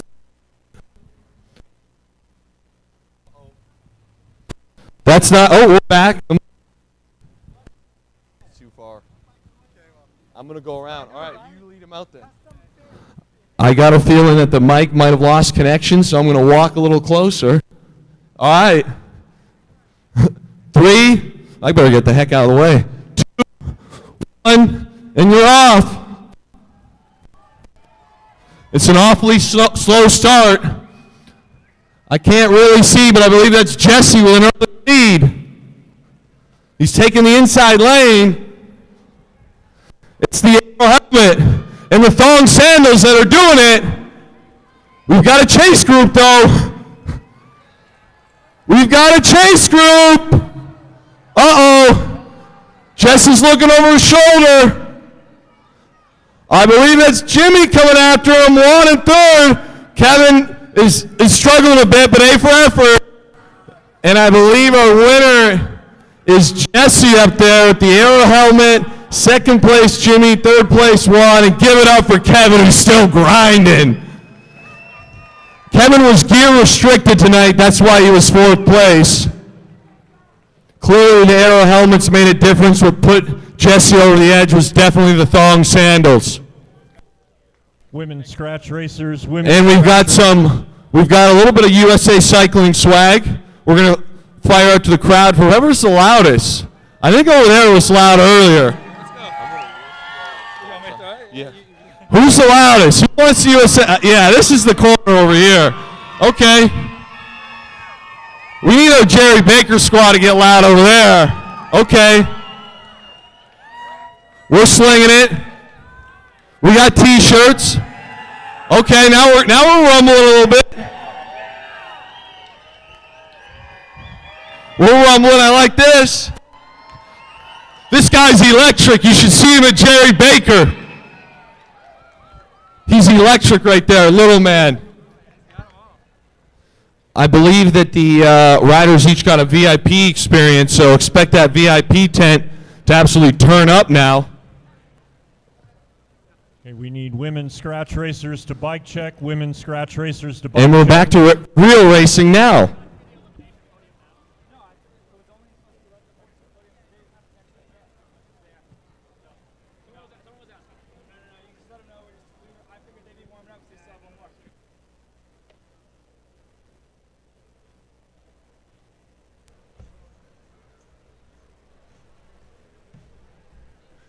So once again, we need women 15-16 and men 15-16 scratch racers. Please come to bike check immediately. Women 15-16 scratch race, men's 15-16 scratch race to bike check immediately. 17-18 points racers, you're going to be up next.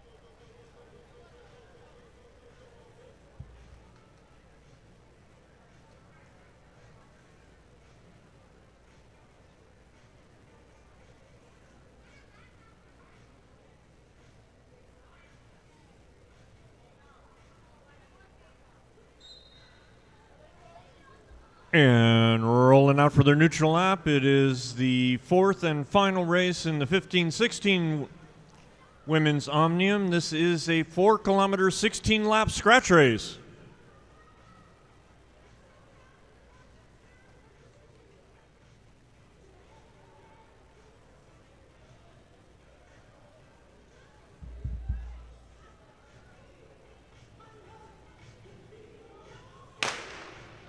And they're racing.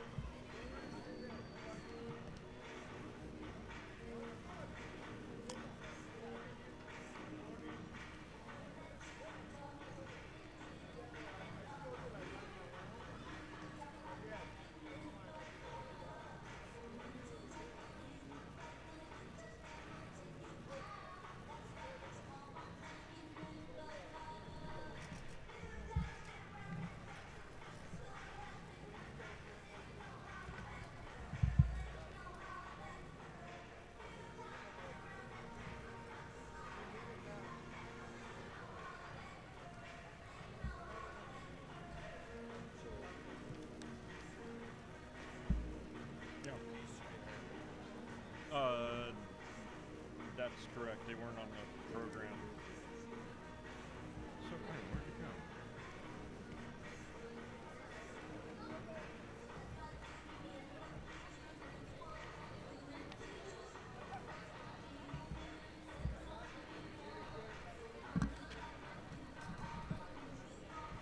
So the list with the tricycle racers on it, does it have something else at the top?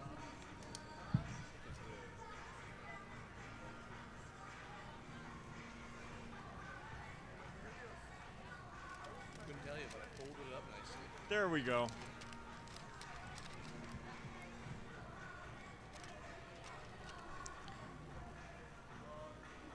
Okay, so ladies and gentlemen, seeing as this is our final evening session, I have another special thanks that I'd like to have everybody help me join in. This is for my co-announcer. You might have heard of him. He had a job for 8 years, and he's a world champion. And yeah, he's Luke Wilson. So give it up for Luke Wilson, my co-announcer here. Hey, I got a couple round of applause. So that I was worried it might be crickets for a sec.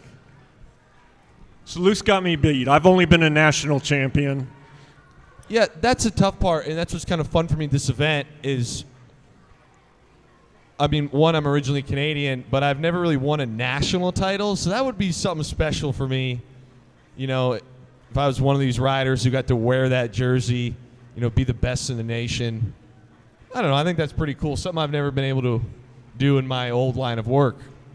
Yeah, well, you and I share that. I have not worn a cycling national champion jersey, but I do have a different type of national championship. So, yes, you do. All right, trivia contest. All right, we got 9 laps to go. Now 8. They're at the halfway point. 8 laps in, 8 laps to go in this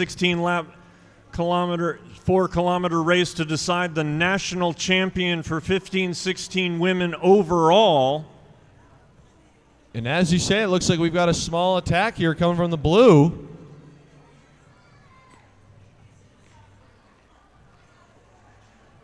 The field is not chasing. It'll be a heck of an effort.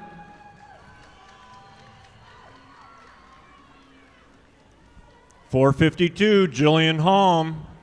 And now we've got one person coming to join the fun. The field's getting a little blown up here.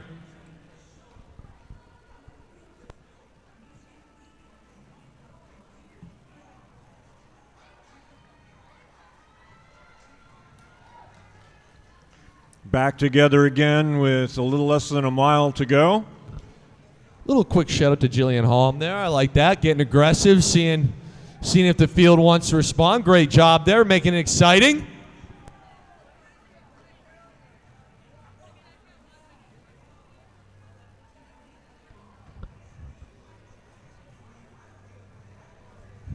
With 5 to go now, you're going to try and get into the mind of these riders here. Again, I've said this all weekend. If you're a sprinter and you want a bunch sprint, you're completely fine with this tempo right here. It looks very, very manageable for the field. If you don't think you have the best sprint, look for one of those riders, one of these juniors, and maybe take off here with 4 or 3 laps to go to, at the very least, put some pressure on the sprinters of the group. But we'll see what happens. Yep, these racers, this is the end of a long day for them as well. They started racing this morning. They had a scratch race to start things off, and then they moved into a points race.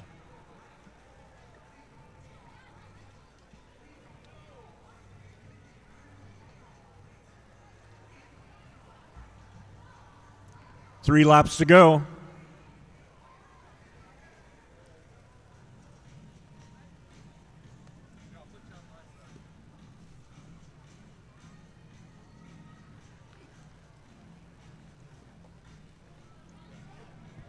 And we've got an attack. Very well timed to use the bank. Attack from the back, and here we go with 2 to go. That's rider number 461, Nora Vick. Nora looks very, very strong here. She's going for it. Let's hear it for Nora. The field is chasing.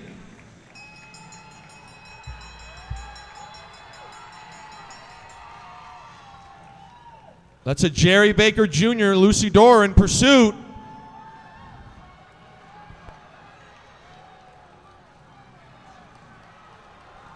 And there comes Ira Chen over the top, just like really she's done so many close. times. Chen with the win. I'm not sure who got second or third there. That was very, very close.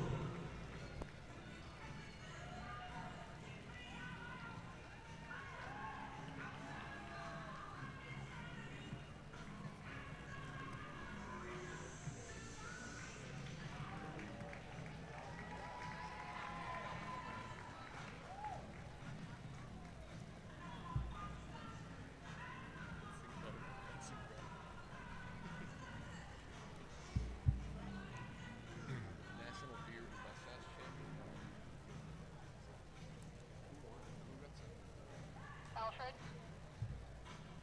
15-16, heat 2. 15-16 Heat 2 for the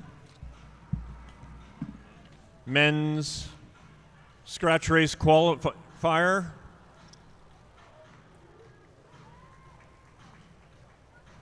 So it looks like second place there is going to be Mertens at a Super Performance Junior Development. In third place, Lucy Dorr. And like I said earlier, the gold medal goes to Chen out of Virginia Blue Ridge 24 Devo squad.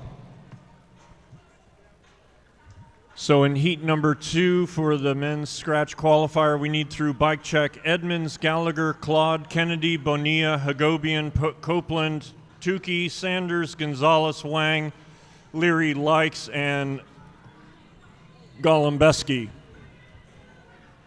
So rumor has it your national title is a 2015 beard and mustache national title holder. That's right, in the English style. Two-time.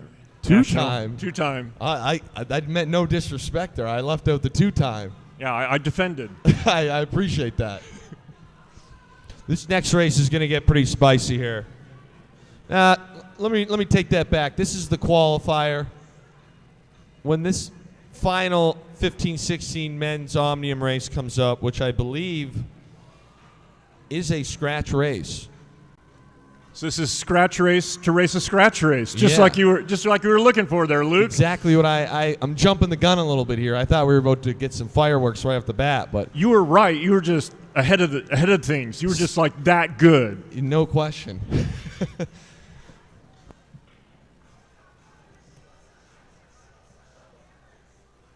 So 13 starters, 12 to qualify.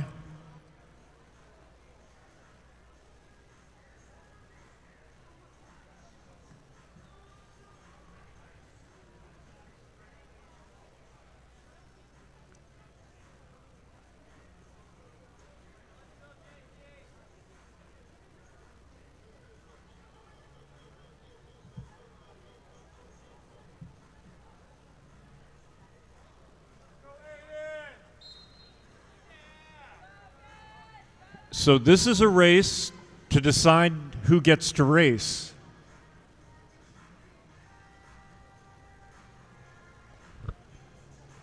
That's a good way to put it. I like that. Yep, 2.5 kilometers, 10 laps. No points, no eliminations, no handicaps. Just first 12 across the line, get to do it again. Yeah, in 10 laps, this one should, probably be similar pace to what we're seeing now, and then all of a sudden it'll get fired up and it'll be over before we know it. Yep, and then we'll bring up another group, and same thing. 12 will qualify, and some will not. This is a race, Al, where if you really wanted to bother your coach, you could do it here, by putting a massive effort in, doing something they told you exactly not to do. Just, get on the bad side of your coach for a couple hours. That's right. Not that any 15 or 16-year-old would ever do that. Of course not. Of course not.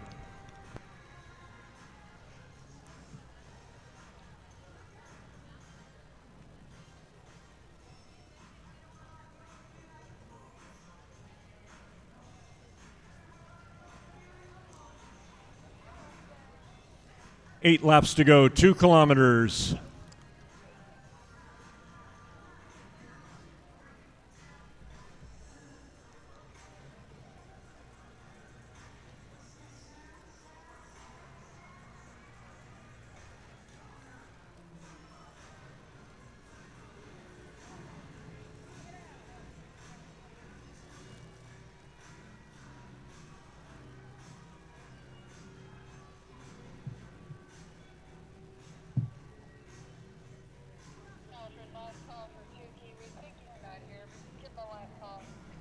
Last call, Tukey. Last call, Tukey.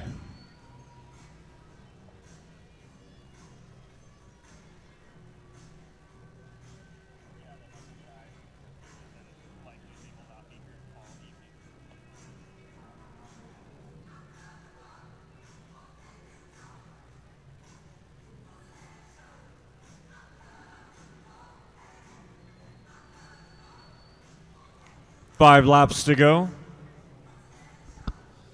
So far, the juniors on a bit of a firm pace group ride, but I got a feeling that's going to blow up here within the next, let's call it minute to minute and a half.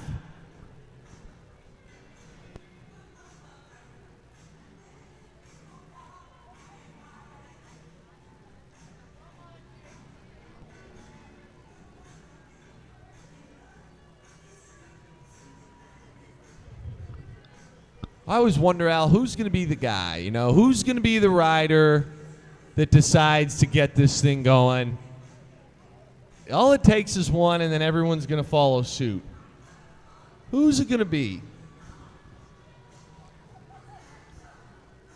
Once again, I'm going for the rider whose number starts with 4.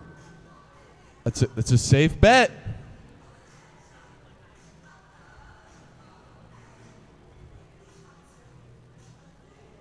The calm, Two to go. The calm before the storm. This might just be a one-lap bunch race here.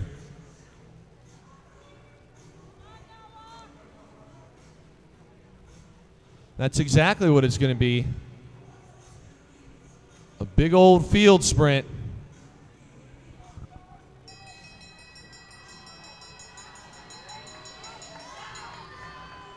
.401 leading things. That's not 401. Yeah, I guess it is 401.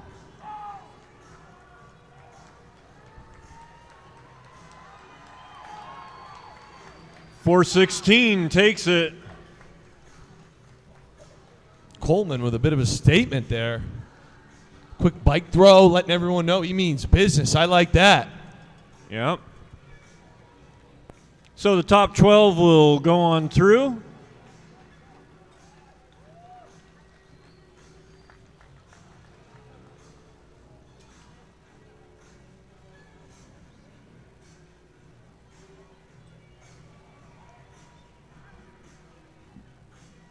Once again, you can go to tracktiming.live, tracktiming.live to get the most up-to-date race results, including who qualified in the 15 to 16 men's scratch race qualifier number 1.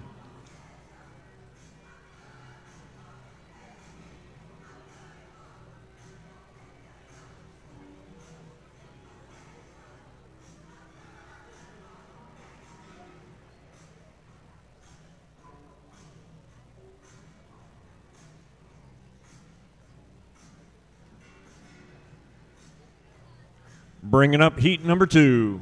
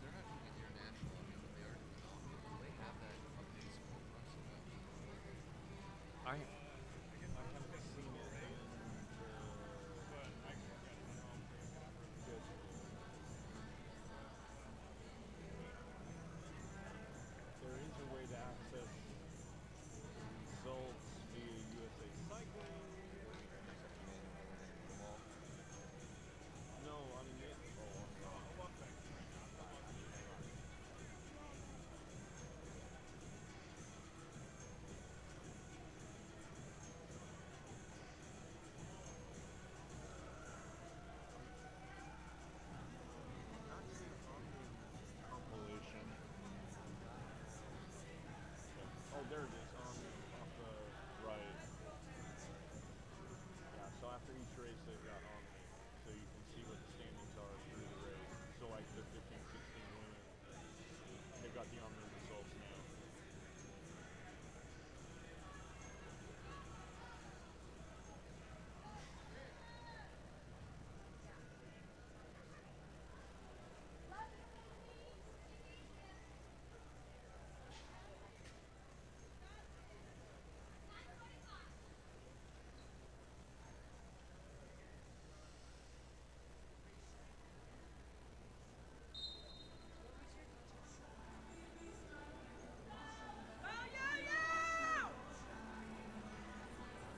Heat number 2, qualifying race for the scratch race.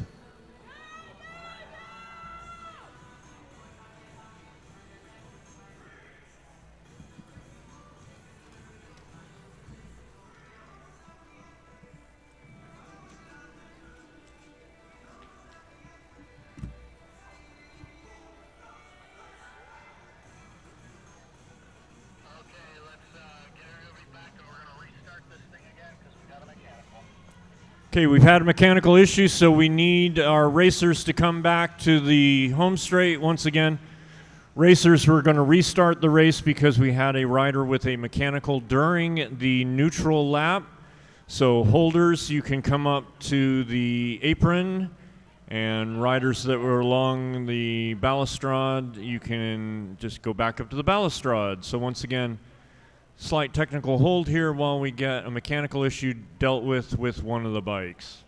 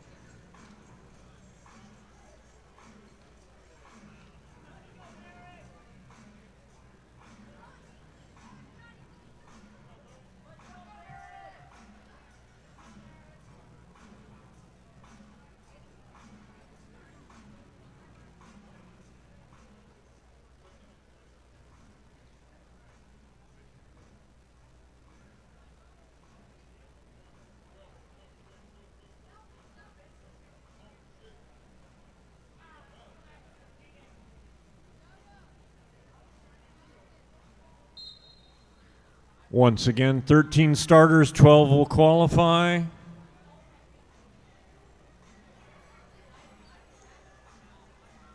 So the reason for the qualifying races is there were more people entered than are allowed on the track. 24 is a full field on a 250-meter track. We had 26 entrants, so hence the qualifying to get into the finals.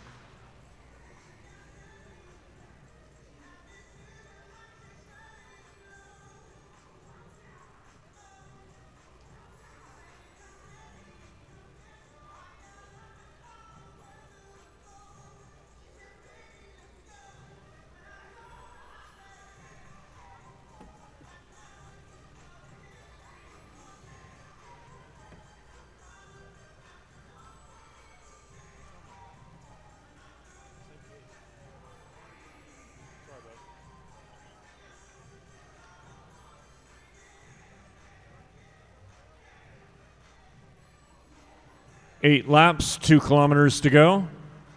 Group all together.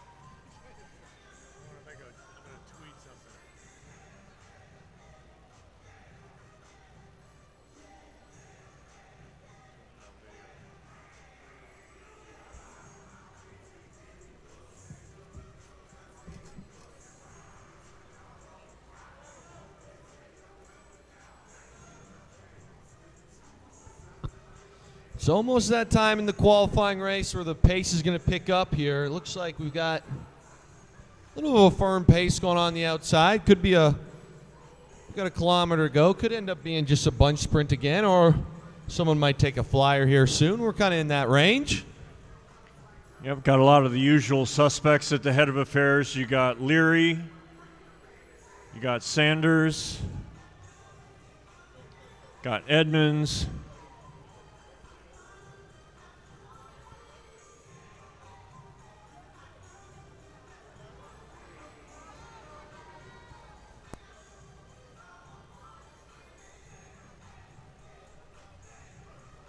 If I'm not mistaken, it's Enzo Edmonds' birthday today, so that would be kind of a nice present to give himself, a national championship. He's definitely got a decent lead heading into the final event of the Omnium.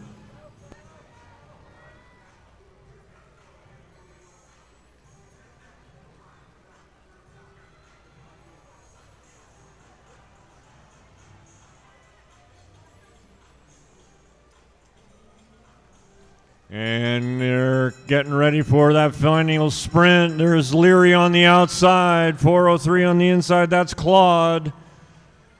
I believe that's Edmonds in the second position. Japanese keirin, they call that the money position. Once again, this is just a qualifying ride, so no need to win it. Just not be the last rider across the line.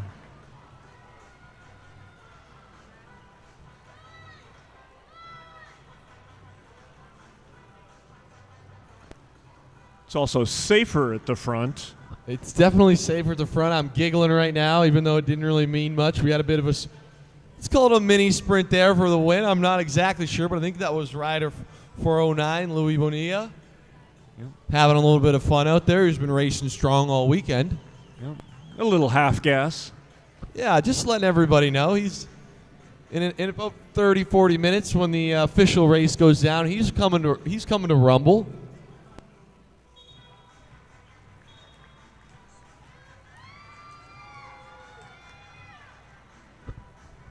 Speaking of racing now, the rest of the night is about to be absolutely absurd, and I mean that in the best way because, correct me if I'm wrong, we've got a points race right now between the 17 and 18 men that's going to be 100 laps, 10 sprints.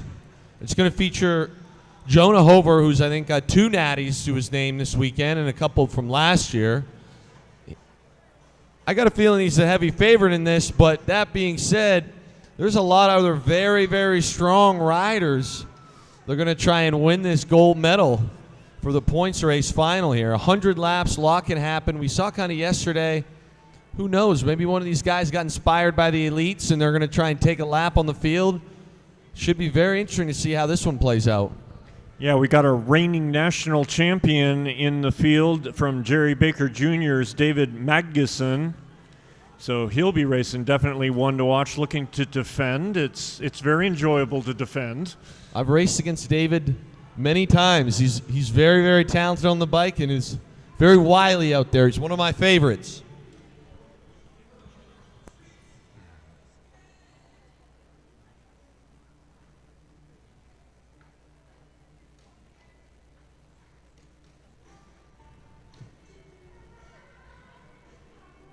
So your defending champion getting on the bike now, that's rider number 503.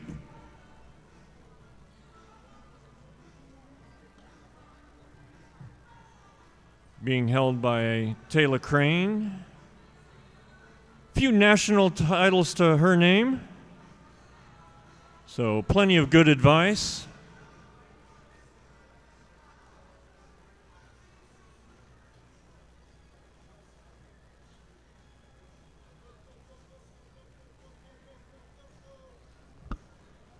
Aiden Beckman is also out here for CFC. He's gotten some hardware this weekend. Another rider to look out for.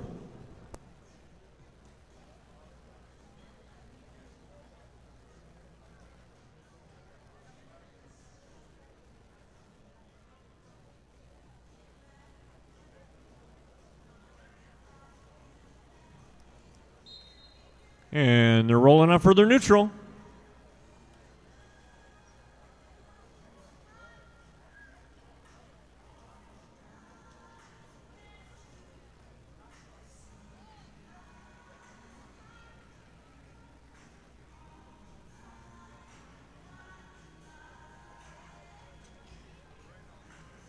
So this is a points race. Points race determined by points. There are 9 intermediate sprints in this race. 5, 3, 2, and 1 to the first 4 riders across the line every 10 laps. And here we go, right off the bat. Yep, Sebastian Beck, very aggressive rider. It'll be interesting to see how this field plays out today. You know, this is the last individual race for a lot of these riders of the weekend. 100 laps is a long time, but that being said, you're going to empty the tank here. So I got a feeling everyone's going to shoot their shot. I don't think this will be a group ride for 100 laps. I got a feeling it'll be very, very aggressive. 2 kilometers to go until the first sprint.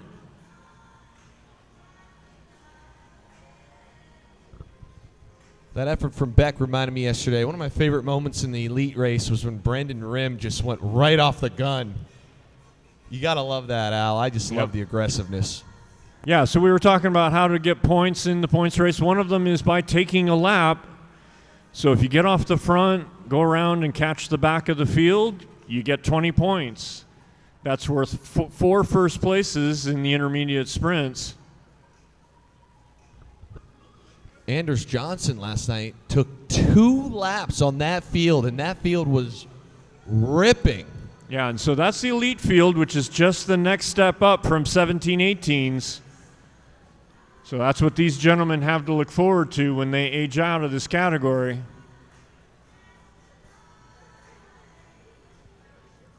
And as you pointed out the other night, Luke, you know, the people that win the points races, they were scoring in almost every sprint, if not every sprint. And so be on the lookout for who's being consistent. Who's just always there? You nailed it, Al. To me, a lot of these races, it's about consistency. You know, if you go and you rip one and get 5 points or 3 points, but then you're completely gassed, you know, when you have 10 sprints, that's not going to be enough. So a couple of these riders that end up getting the 1s and 2s early, those turn into 3s and 5s late, and that's how you put a 100-lap point race together. Yep, and there's Mr. Aggression himself, Sebastian Beck, off the front. Let's hear it for rider 509 right now, getting this thing started.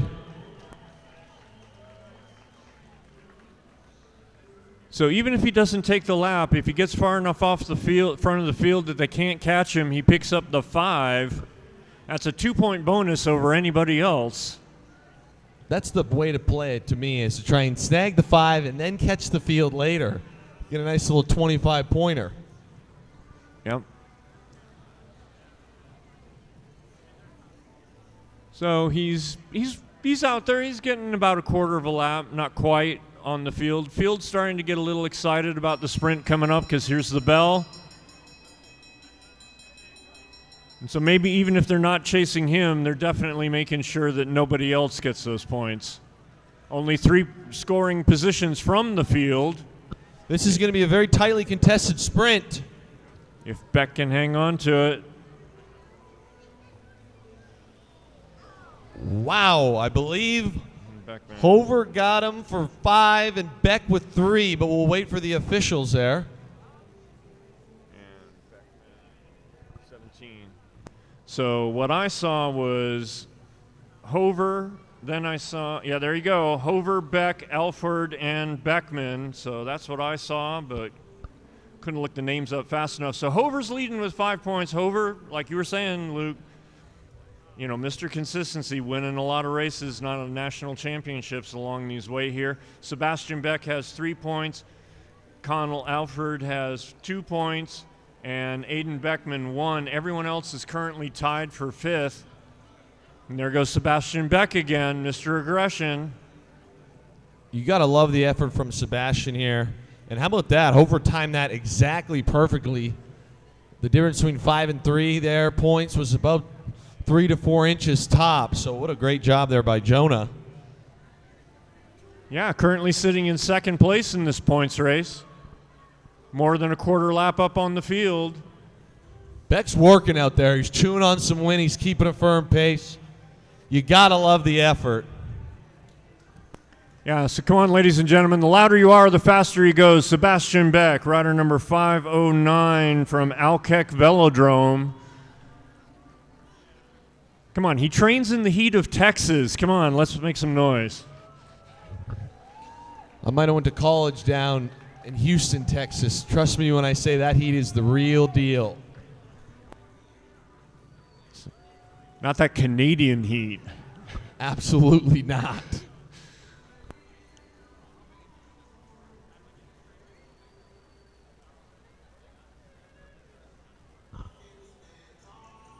The field right now, I kind of get the feeling like they're letting Beck dangle a little bit, maybe playing with their food. I got a feeling if they keep this gap, but yeah, Beck pulls up. I think he felt that too, and he's going to rejoin the group here.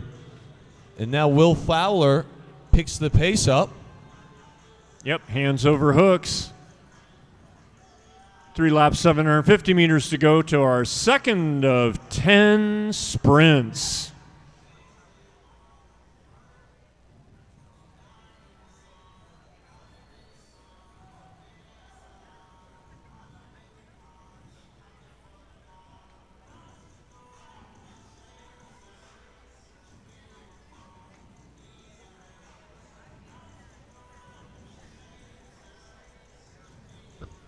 Looks like Beck has caught his breath, and he's going to push the tempo again.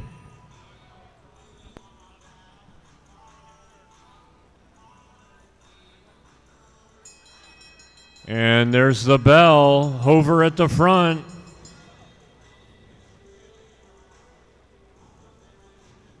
Connell Alford comes to the front, got a good strong sprint. Hover coming on the outside. It's going to be Hover, Alford. And Beckman is 17. So the other two riders were Baker and Beckman getting in there, in addition to Hover and Alford. Get you those point totals momentarily. So with 2 of 10 sprints completed, first place is 512 Hover with 10 points.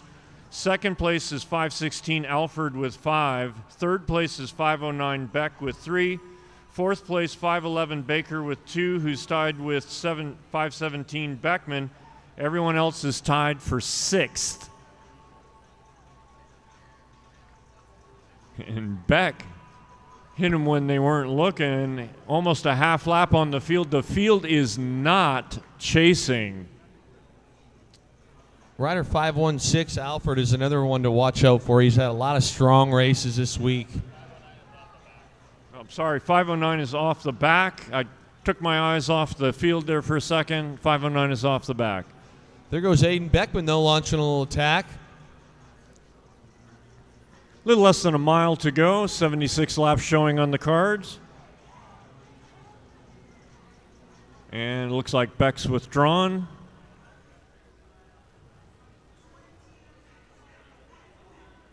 At this point of the weekend, these riders, they know each other. When a rider that's the talent that Aiden Beckman has, you'll see the field naturally react a little quicker because he's a guy they don't want to let get away. No. Like I said, he's been on some podiums this weekend. He's very, very strong. So it's kind of what it makes it a little tougher when you're a bit of a marked rider. Yeah, people are definitely watching Connell Alford as well, currently sitting second in this points race, only 5 points behind Hover, with 8 more sprints to come. He's got a good engine. I feel like I've been sleeping on him a little bit. I'm now awake. I'm going to keep my eye on rider 516.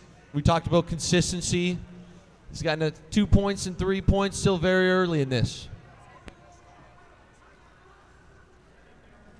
Hover with the double 5, though, not to be discounted. Will Fowler a little instigating, and Alford right on his wheel, followed by Beckman and Hover, and then the rest of the field.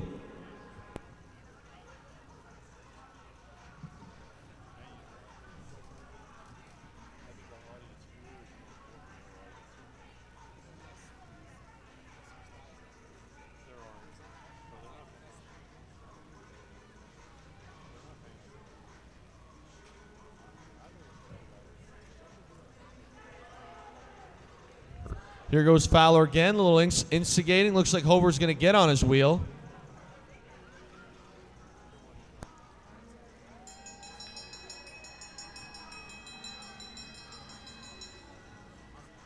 Baker in there as well.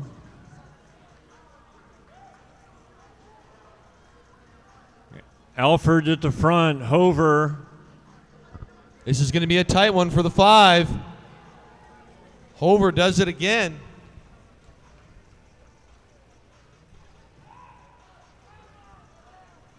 So Hover taking that sprint over Alford.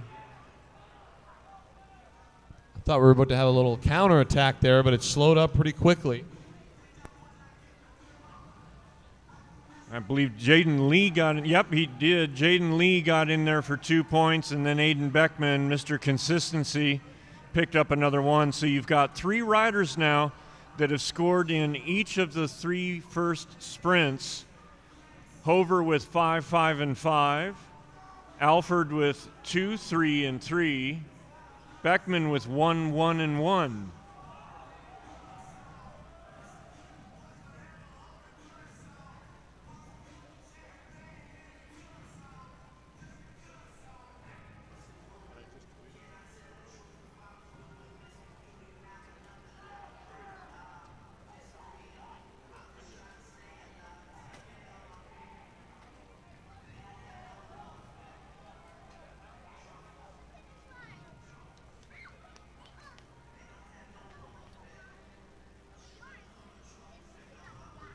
This is the pace you really like. You know, you're 33 laps in, and if you're a sprinter, you just had a bunch of time to kind of catch your breath. It can really give you a second life, because there's a lot of times in these races when they're really on a firm pace that you're just hanging on the edge, hoping to not blow up, and those laps or lap and a half where the field slows up and you're tucked in is really a make or break moment for you.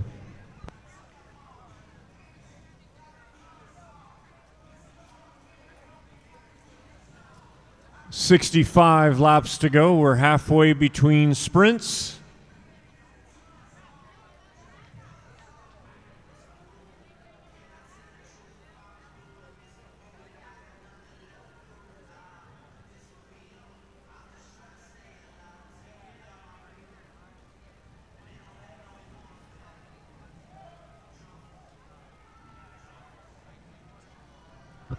And there goes Will Fowler again.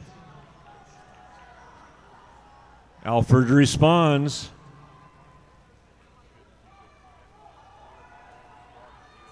Fowler currently sans points.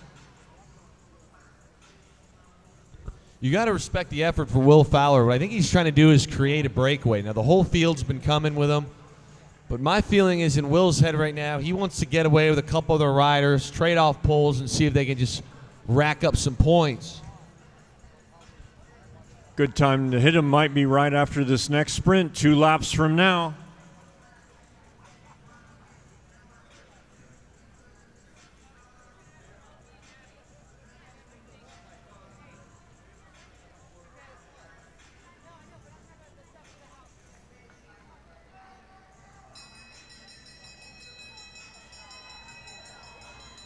.508 driving the charge. That's Kopchak, the Velo Shop in Pennsylvania. Beckman flying around the outside.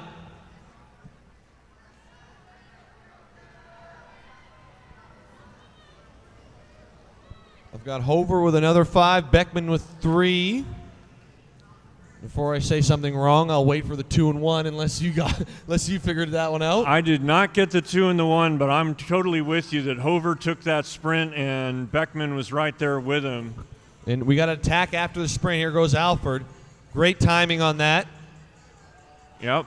So the other 2 in that sprint were Baker and Lee. So Lee, he's got 2 sprints to his name. He's picked up 3 points. He's sitting on 5th. Yep, Jaden Lee from Star Trek getting in on the action.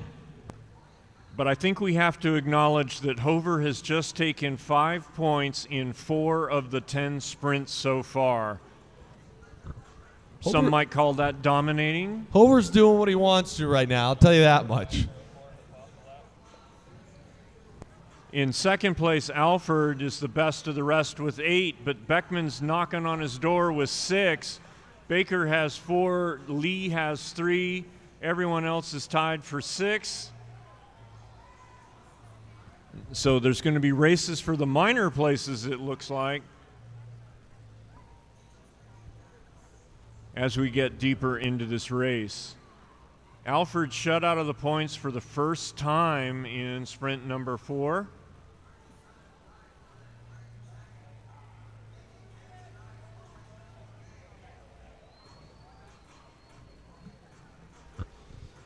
Rider 512 Hover's got a demanding lead on first. Still a lot of sprints left, but the battle for second and third is still very wide open. As most people still remember, that 10th sprint is double points. So that's a big one. 10-6, 4 and 2.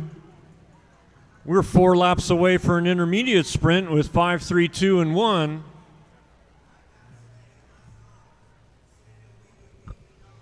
And these are the moments I was talking about earlier. The pace really slows. And if you're somebody who can win these sprints, this is just a great, great feeling. Again, you're 47 laps in, you're breathing a little hard, and you get a little respite. It's quite nice.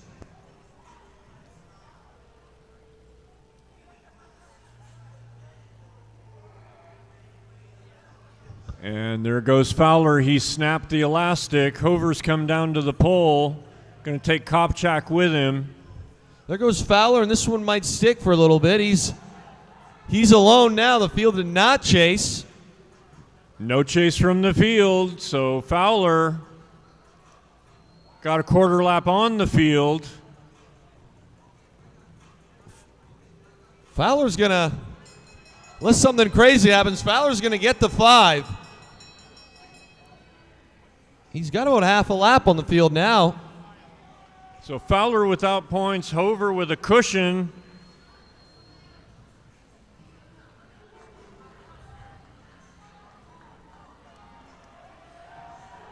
How about Will Fowler, all the work he was doing earlier, gets a 5-piece on the board. 5 points for Fowler.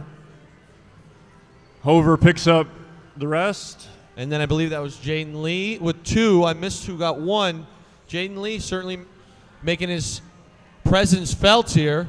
Yeah, Jaden Lee now Mr. Consistency as we get into the middle part of the race, picking up points in 3 back-to-back sprints.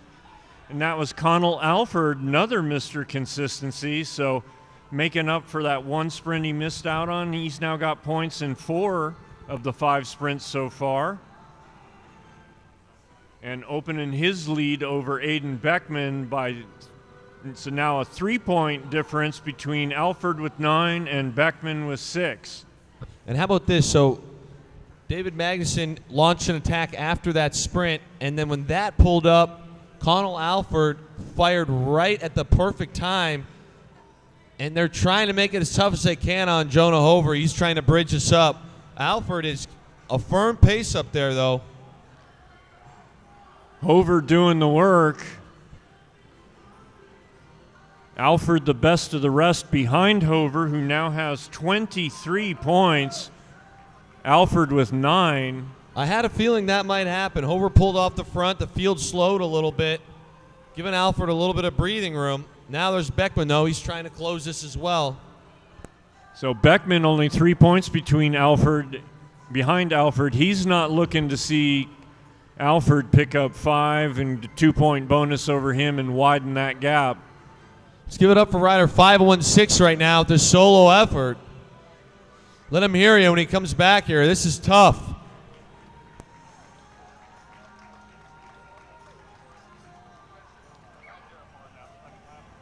11 kilometers remaining in the race, but more importantly, 1 kilometer and 4 laps to go until the next sprint. And the field sits up. That's going to give Alford a little more room here.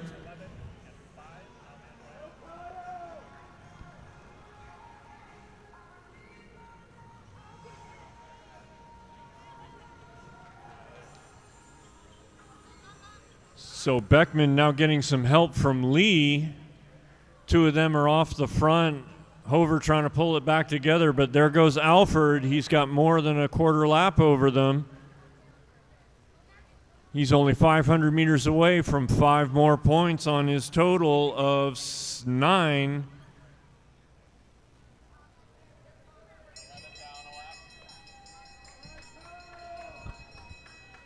Rider 516 is going to definitely get the 5 here. The question is who's going to get these other points. And Hover not looking to contest this sprint necessarily. That's interesting. This is going to tighten this whole thing right back up. So 5:16. I believe that was rider 503. Yep, 5:03, and then Jaden Lee once again very consistent, picking up the 2. It'll be interesting now. Hover now finds himself off of the back of the field. He's still working though. He's closing this gap. We've got 4 riders with a firm pace, and Alfred's still up front all by himself. What an effort by this guy. Yep, so in that last sprint, it was Alfred with the 5, Magadison picking up 3, Jaden Lee the 2, and Kopchak 1. I thought it was Kopchak, but I wasn't quite sure. Didn't have the best angle on it.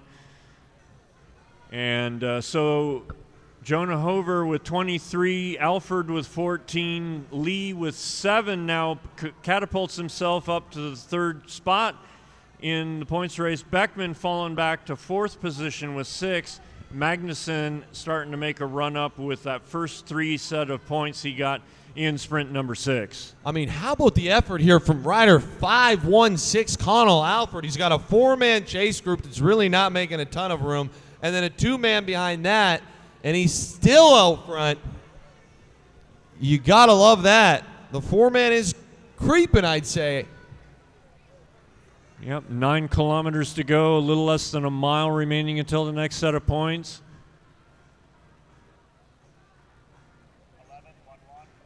So, like you're saying, Luke, Connell Alford arguably doing the work of 4 men because he's staying off that group of 4. Starting to close in a little bit. There's a lot of firepower in that group with Aiden Beckman, Kopchak, and others. Our guy Jonah Hovers, I mean, he's done a lot of races this week. He's looking a little fatigued, but I'm not counting him out just yet. He's a warrior out there. It does look like the group of 4 chasing Alfred is going to get him, and Alfred sees that and pulls up. He's going to try and slot in here. Yep, so he'll catch the bus as it comes through the station, train as it comes through the station. 33 laps to go, 750 meters to go for points. So the field is on the back straight. Everyone else is off the back of the field. With the situation now, though, Al, this entire podium is wide open. These next 4 sprints are going to really decide who gets what. It's going to be very close. 8 kilometers of racing remaining, but only 500 meters to go for points. And right now, the field has got about a half lap on leader Hover. If they catch him, he goes from 23 to 3. And that'll open up this, like I said, this entire podium. And this is a big sprint for these 5 right here. Looks like rider 503, David Magnuson, is going to lead this one out. He's got a little juice in legs. A couple guys chasing him, and one of those guys is Aiden Beckman. It's going to be tight. Don't forget Magnuson, the reigning national champion in this event. Magnuson's going to pick up another 5. So I got Magnuson picking up 5, Beckman picking up 3, and Alfred picking up 2. I missed the 1, but we'll get that for you momentarily. 29 laps to go. It does look like the field is going to catch Hover. Yeah. So Kopchak's the one who picked up the 1 point. So right now Hover with 23, Alfred with 16, Beckman with 9, Magnuson with 8, and Lee with 7. The only other rider with points is Kopchak with 2. Oh, and this is an outcome. This is an outcome. Hover, your race leader, has now been caught, loses a lap, slots in 5th place, got to fight his way back up, and Connell Alford, Mr. Consistency, sits at the top now with 16 points. And the field has dramatically slowed. Very, very interesting. I'm not counting out our guy Jonah Hover yet. We got that double sprint on lap 10, or sprint 10, I should say, lap 100. Although he's now decently far back, if there's a guy who can make it up, it's definitely him. But how about that? We've got Alfred at 16, Beckman at 9, Magnuson at 8, Jaden Lee at 7, Hover at 3. With 3 sprints left, let's hear it for this group. They're working right now. They're 75 laps in.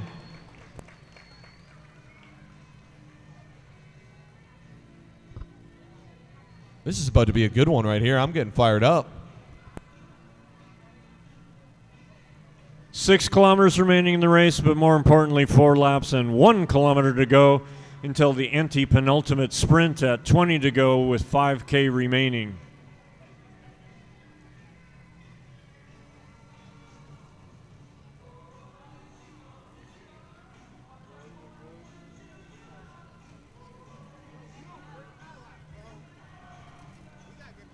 So starting to see some aggression now from rider number 513.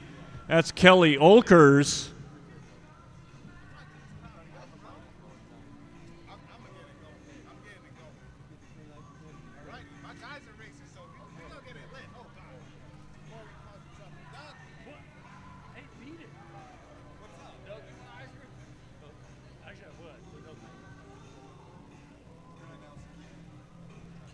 I'll tell you, Alice, next sprint's going to be very interesting. Not only who wins it, but if you don't win, who's got enough gas in the tank to maybe put a little attack in for the last 20.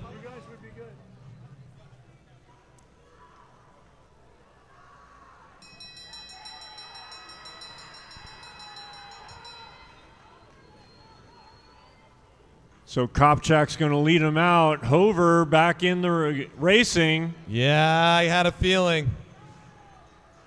They let the monster sleep a little bit. He's coming back.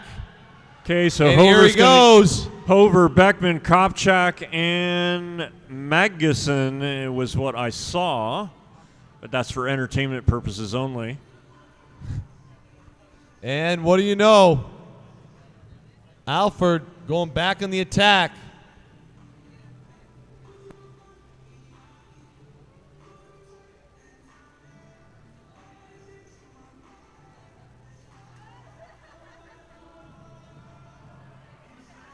And so it was Hover with 5, Beckman with 3, Kopchak with 2, Magnuson with 1. So Cannell Alford leads with 16. Beckman now only 4 points behind with 2 sprints to come with 12. Magnuson knocking on the door with 9. Remember, he's the defending national champion. Hover sits on 4th place with 8. David Magnuson really aggressive right now. Instigated, pulled up, and then got back on the gas. He's going to try and make it as tough for these riders as he can. Now he's back above the blue. It'll be interesting to see with 17 to go who has the legs. This is a very long race, very, very tough race. And again, I can't reiterate enough. There's 2 sprints left, but the last one is double points. So this entire podium is wide open right now.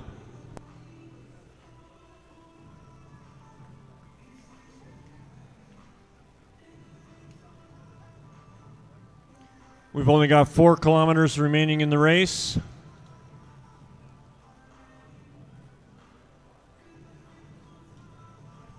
The pace has tremendously slowed. It's starting to pick back up a little bit now, but for a while there, it was pretty casual. And here we go now. Beckman picking it up off the front. Got Kopchak with him. Hover doesn't like that, looking to close it back together.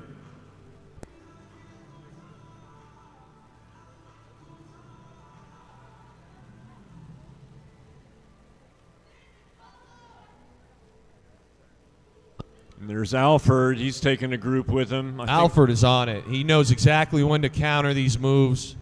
Magnuson and Lee noticed that. Kopchak very animated here.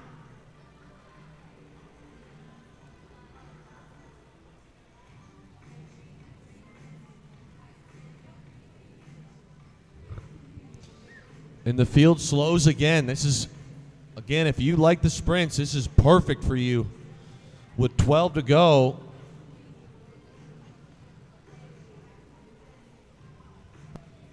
there's Olkers striking out again.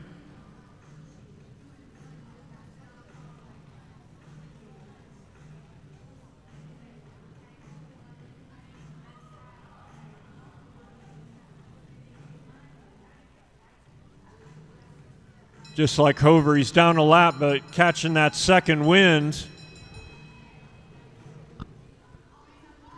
Hover leading it out. The field letting Hover lead it out. And he's got a great sprint. It's going to be tough to come around. We've got a couple riders that are going to try and do it. It doesn't look like it, though. And just like that, Jonah Hover's back in business. So Hover, Beckman, Alford, and Lee were the first four I saw get across the line.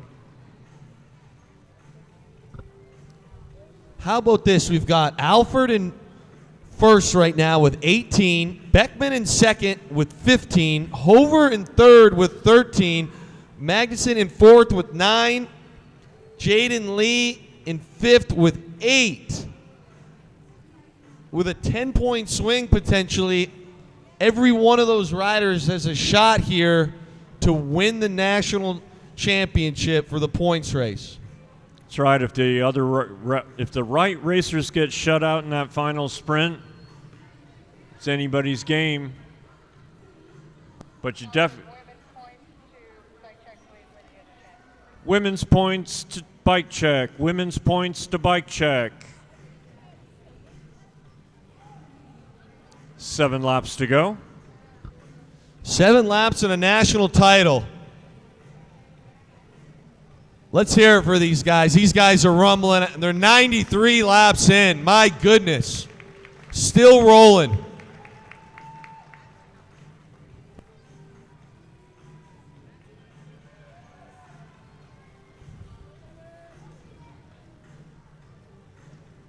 Alfred trying to really pick the tempo up, go off the front. Hover knows it's now or never. He's jumping on that right away, and the field follows him. And there goes Magnuson. Does the field have enough juice to react? At the moment they don't. Alfred's going to try and close it, but Magnuson's got a bit of a gap. Alfred now trying to close it, and the field follows him. The problem is when you do these, you bridge and you close, yes, you're making the right move, but do you have enough in the tank for the last 4? Magnuson's going to try and roll a kilo, it looks like. Hover now trying to bridge this gap. We're getting active here. Beckman's on Hover's wheel. We got a national title on the line. I'm getting jacked up.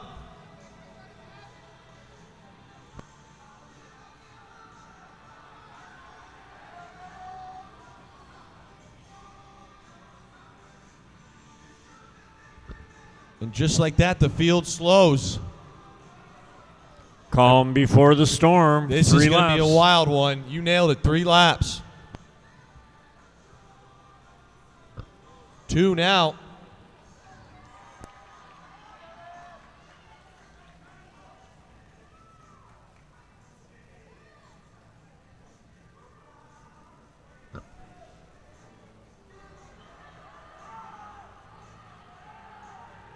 Looks like David Magnuson's going to lead this one out. Beckman's right on his wheel.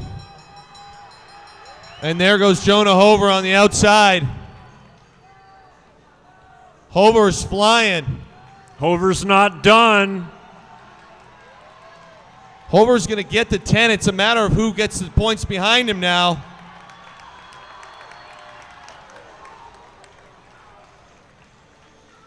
Okay, so Hover gets 10. That takes him to 23. I believe Alfred got second, which puts him at 24, and he does. Alfred gets second by a couple inches and wins the points race. What an epic battle there between Jonah Hover and Alfred, and really the entire crew there. Well, be a little careful because rider number 20, Jaden Lee, picked up 4. That takes him to 20. Oh, sorry, never mind. So Jaden Lee gets 4. That takes him to 16. Sorry. Aiden Beckman will round up the top 3 with 15. Yeah, so there's your point total. So, yeah, Connell Alford wins it with 24 over Jonah Hover with 23. Aiden Beckman takes the 3rd step with 15. Jaden Lee was oh so close with 12.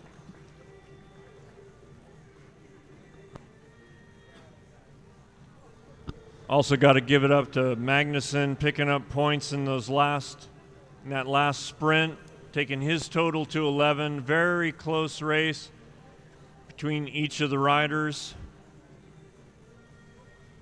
but Connell Alford, your 17-18 men's points race champion.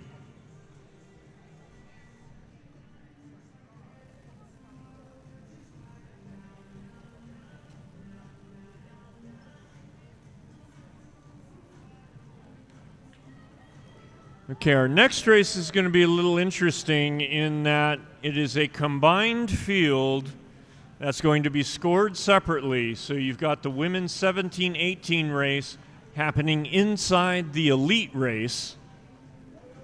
They're all going to get to do 25 kilometers, 100 laps.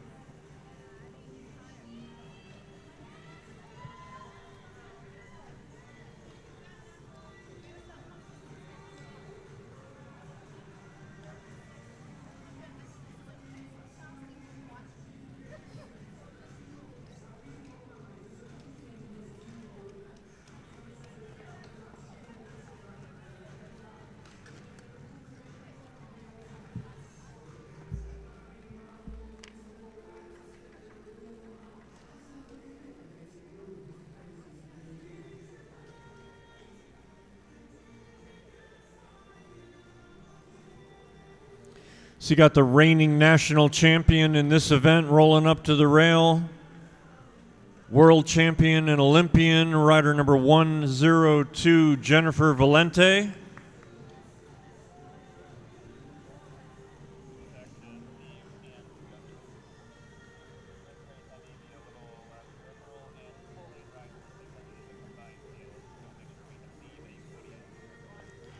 We've also got a number of U23 champions crowned in this event. Elizabeth Stevenson, number 103, there on the blue band, as well as Chloe Patrick, rider number 114. She's got a couple of U23 jerseys on the track in this event. Also, U23 champion in the Criterium back in Knoxville, Tennessee quite recently.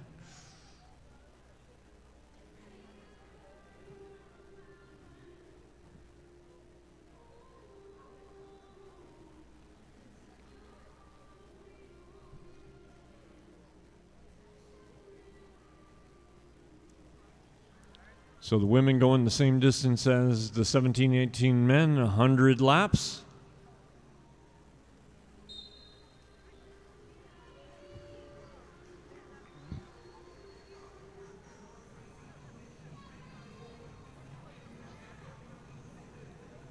So for our 17-18s, we've got Kudlata, rider 561, Speranza 558, 567 Padishal.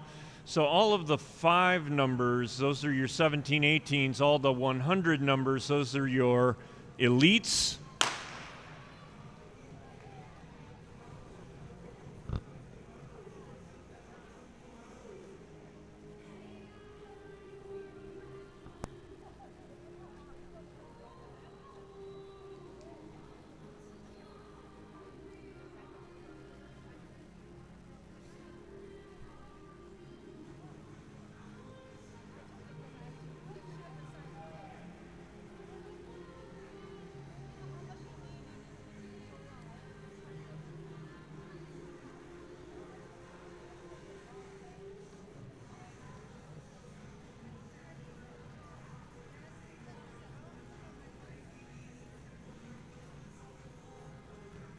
Jen Valente bringing herself to the front.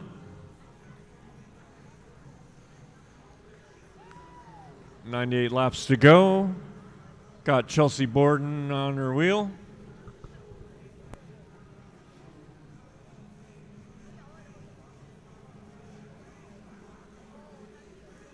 Elizabeth Harden did a little time at the front there.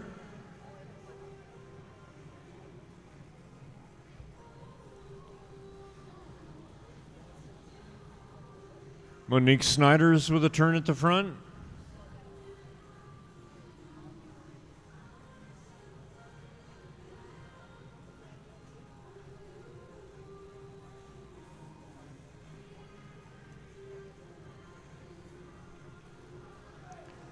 Valente making sure the pace does not fade too much.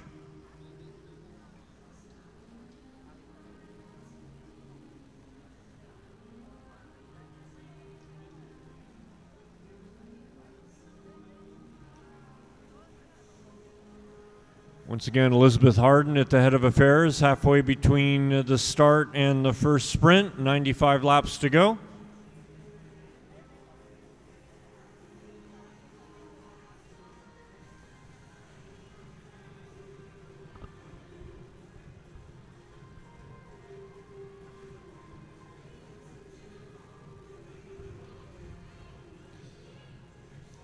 Four laps, 1 kilometer to go for points as Chloe Patrick brings them across the line.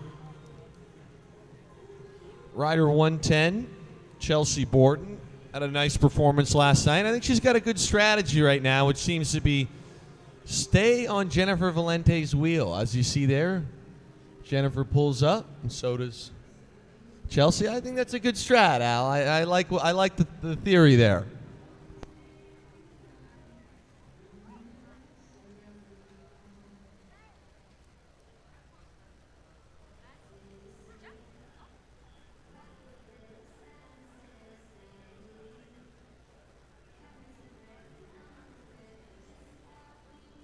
.92 laps to go, 500 meters to go for points.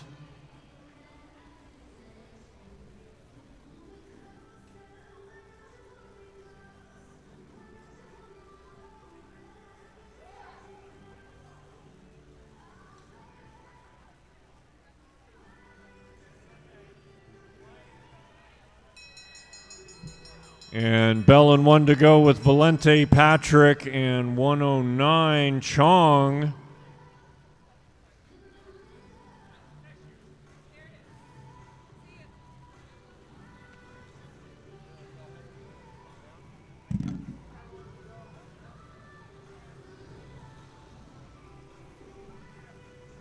So Valente picking up the big 5. Chelsea Borden, like you were talking about, Luke, in there with 3 points. Rider 114 Patrick picked up the 2, and 103 Stevenson picks up 1.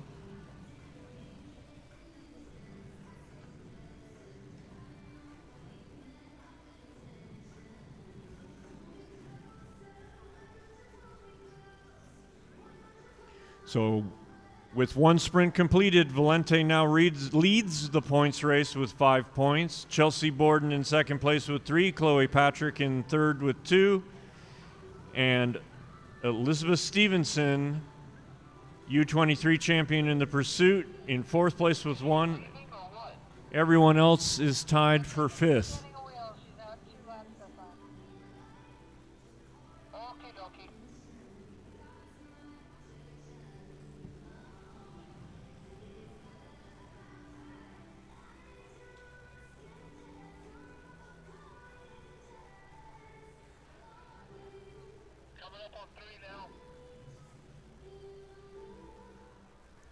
So riders have 5 laps to get back in after a mechanical issue.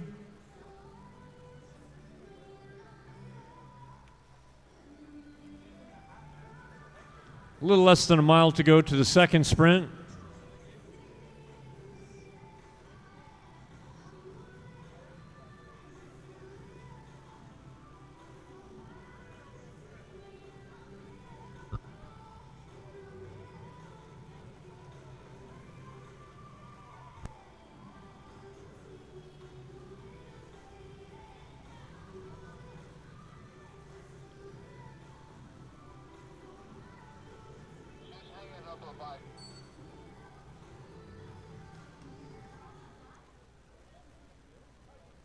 Four laps, 1 kilometer to go for points.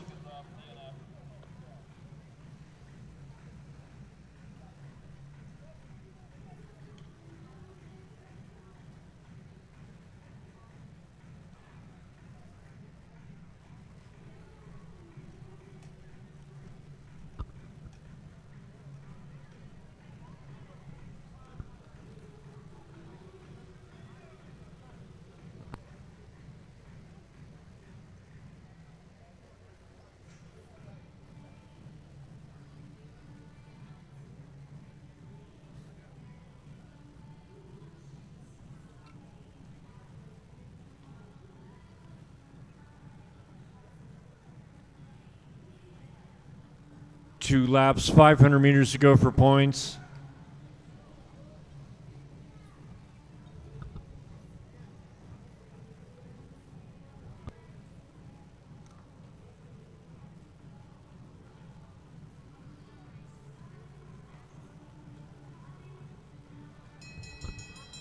And it's Bell and 1 to go for points.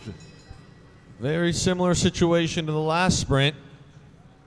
Valente, Patrick, and Morsehead this time. And there's Borden. Patrick contending. Patrick takes the 5 over Valente. Morsehead picked up the 2, and then Borden the 1. Once again, that's unofficial.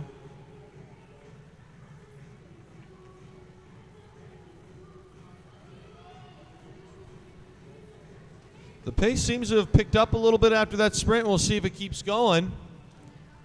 So Valente now leads with 8. Chloe Patrick right behind her with 7.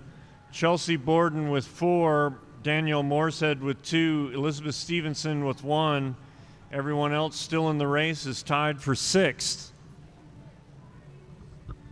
Still 78 laps ago. It's been basically a group ride with 2 sprints after each 10 laps. Nobody's really tried anything. No attacks. Everyone pretty much sitting in, trying to bunch sprint these points. Hopefully things will continue to be electric on the sprints there as it tightened up a little bit with Chloe Patrick getting a 5.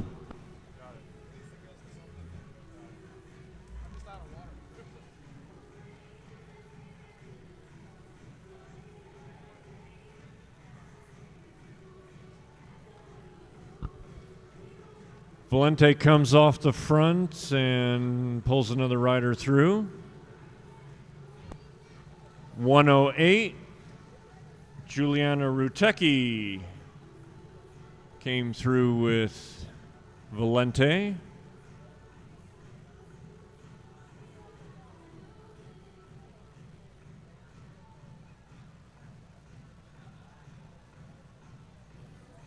"75 laps to go.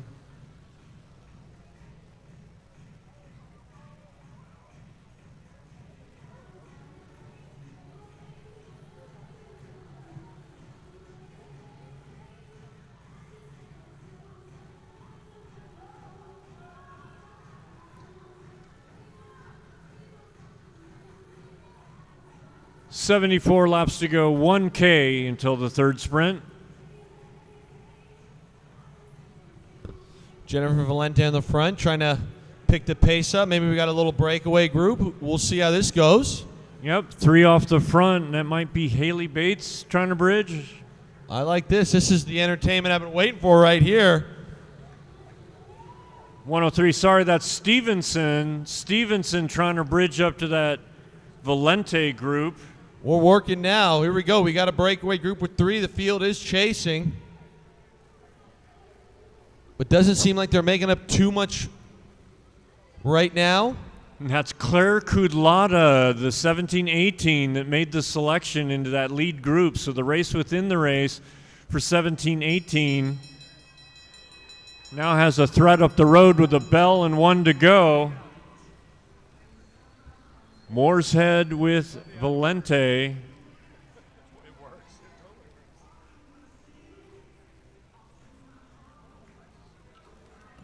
So it's going to be Valente, Mooreshead, Patrick, and Borden. So the usual suspects crossing the line. 1, 2, 3, 4. And it seems like they're still going to keep a decent pace going. The field has been blown up a bit.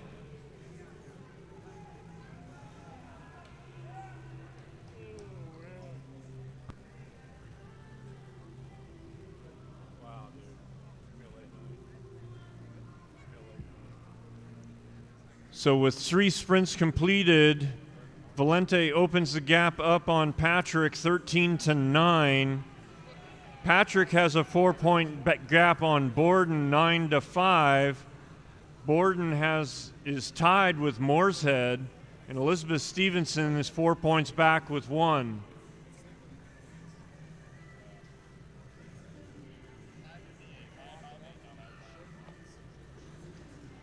67 laps to go.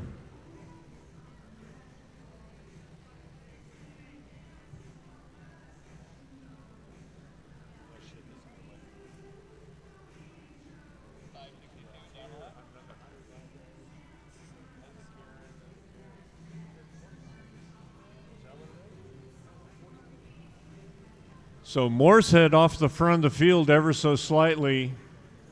No real chase coming.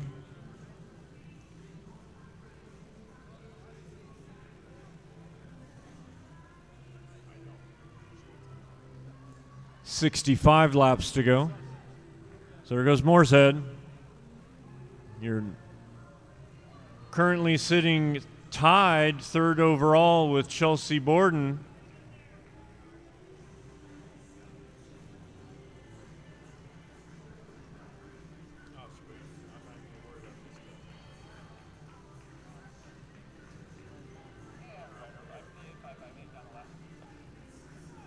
.64 laps to go, 1 kilometer for points. Moorehead almost a half lap up on the field. Prohibitive favorite to take the 5 in the next sprint, 750 meters from now.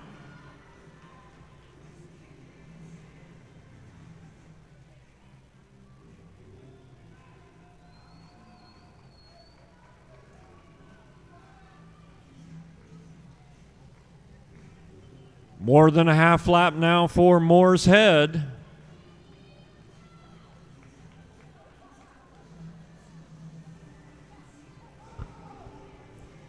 Stevenson gets him going. What a great effort here from rider 111, Danielle Moorehead.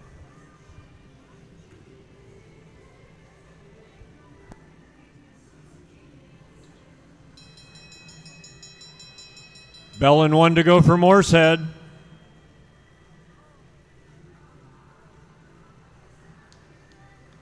One lap until points for the field.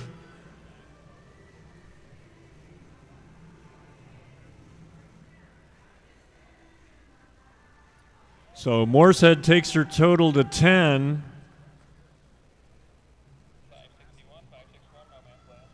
Valente will pick up the 3, Patrick the 2, and Borden the 1.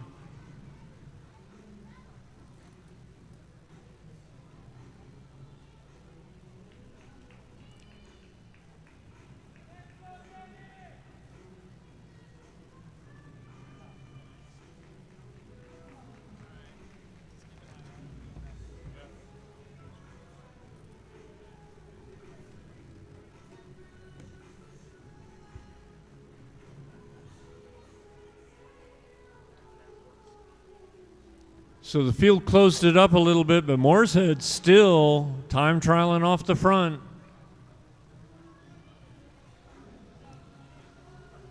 Harden at the front of the field.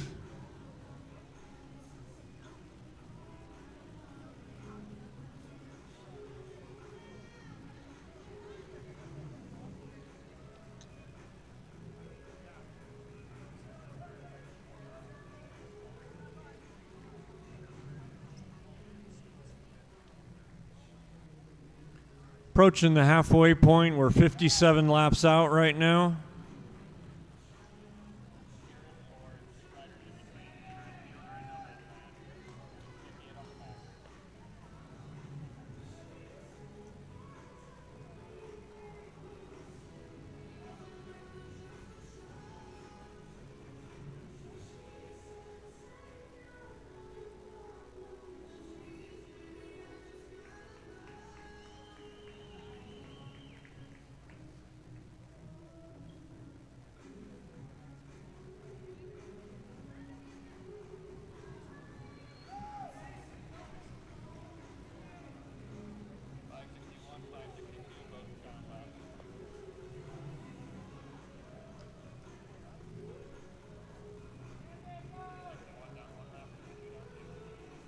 So Valente and Stevenson off the front with Patrick and Borden.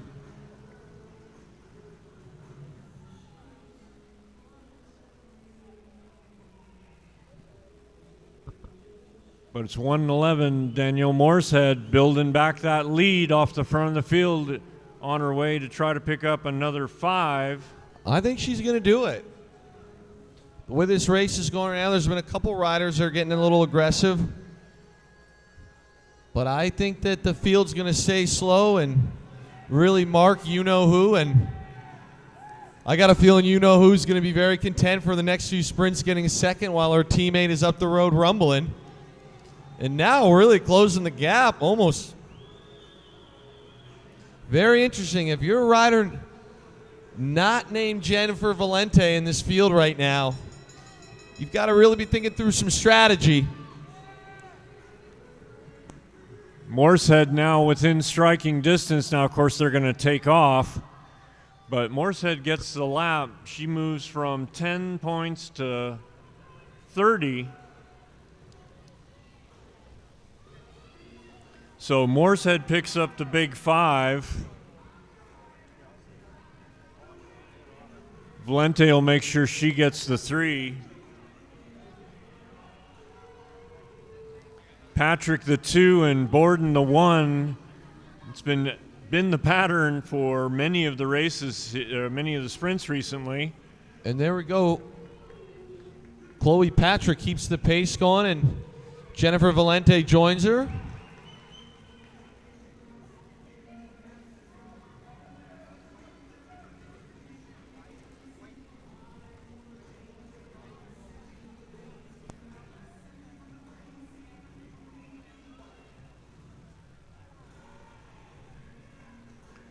.48 laps to go, 12 kilometers remaining.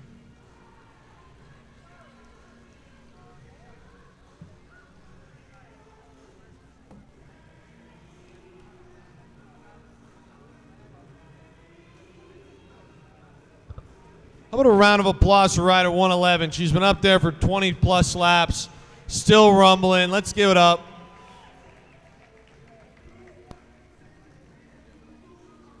And Patrick and Borden let Valente go. Valente now sprinting up to teammate Moorshead and flies through. So Valente may be looking for a lap now.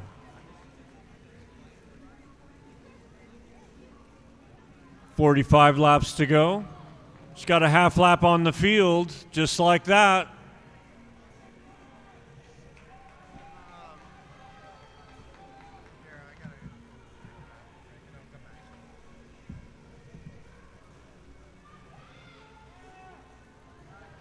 And just like that, I think it was 2.5 laps to take a lap. Jen Valente, 20 points. And she just keeps going. Jennifer Valente putting on an absolute show right now. How about that?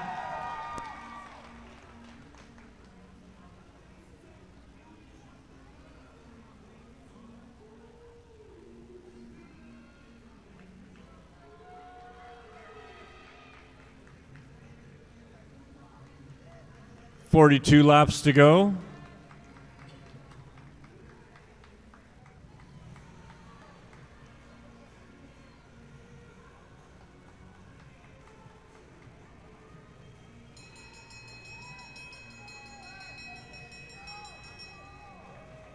Patrick now up with Moorshead. So Valente gets the bell.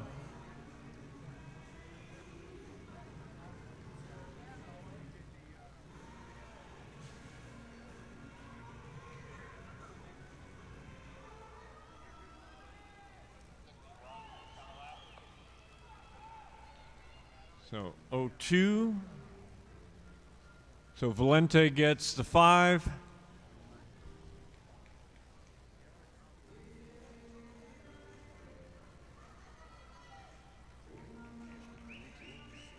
And then I believe it'll be Patrick and Moorshead. And we'll find out who picks up the spare. I believe that's going to be Stevenson. Stevenson will pick up the 1.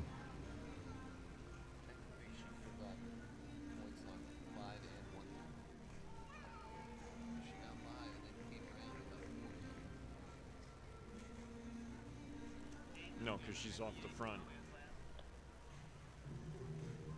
Pretty sure. So we'll find out.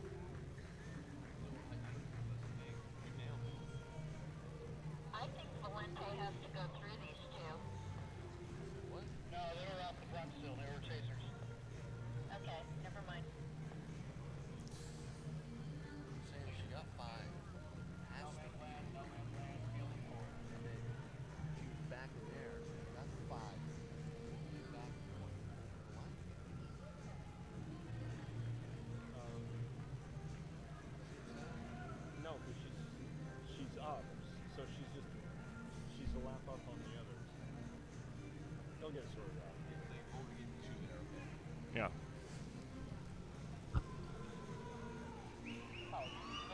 So Chloe Patrick picks up.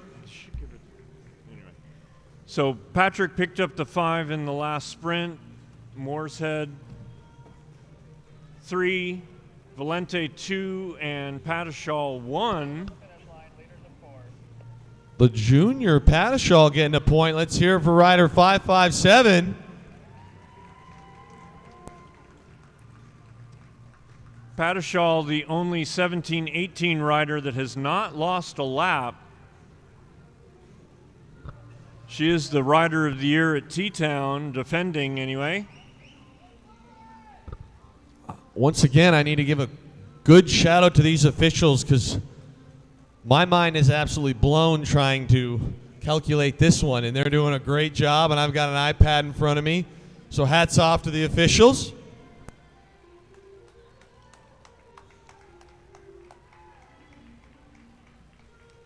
.32 laps remaining in the race, 8 kilometers to go, 500 meters to go for points.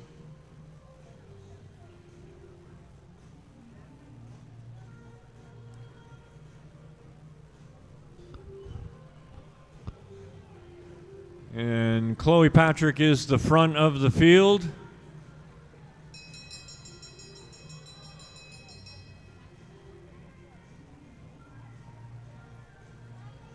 So 114 is up and we're rigging on Valente? Correct. Stand by after points, I'll give an update. Okay, so Patrick's been given a lap. That's 20 points. So it's going to be Valente and Mooreshead with points.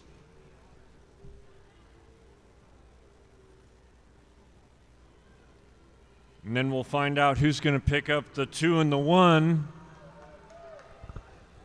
So it looks like it's going to be Patrick and 557. And that's Patashal. Great job there by Patrick getting the 20 to really bump her up. She's now very close. 3-point spread between, oh, we just got a new update. I stand corrected. 4-point spread between first and second. Rider 14 up a lap, Rider 11 up a lap.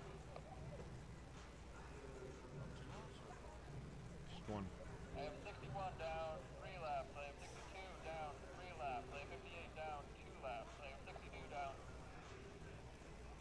3 laps, sorry for that, and 58 down, 2 laps. So points still getting updated as Mooreshead 111 has been given the lap. So that would take her to 43. That would put her in second place behind Valente and right ahead of Chloe Patrick with 40.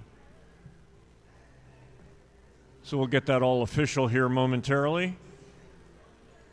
There you go. The laps have been added. So with 7 sprints completed and 3 riders with 1 lap, Jennifer Valente, rider 102, leads with 44 points.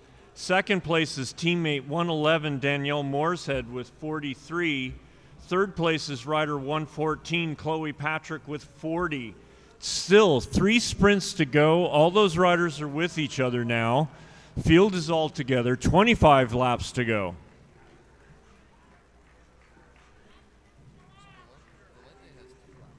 That's actually what I thought.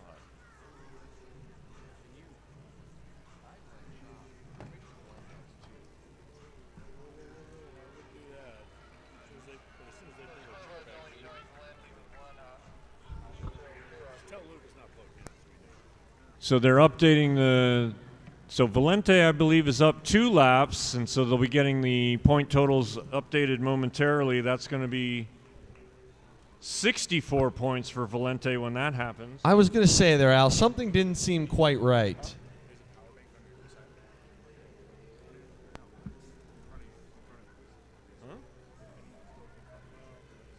Why?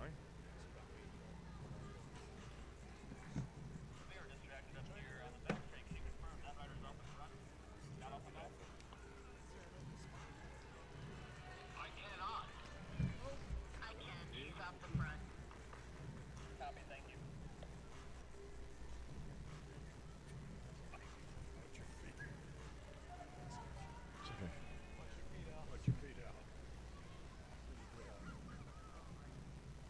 It's all good.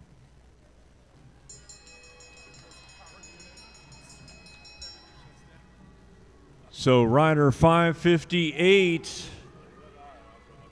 Lucy Speranza off the front, trying to get her lap back. Borden getting animated. She's going to lead the sprint out. She's been a contender in many sprints, so Speranza picks up points. And then it's going to be Borden, Mooreshead, and Stevenson in that order. Still haven't updated Jen's laps.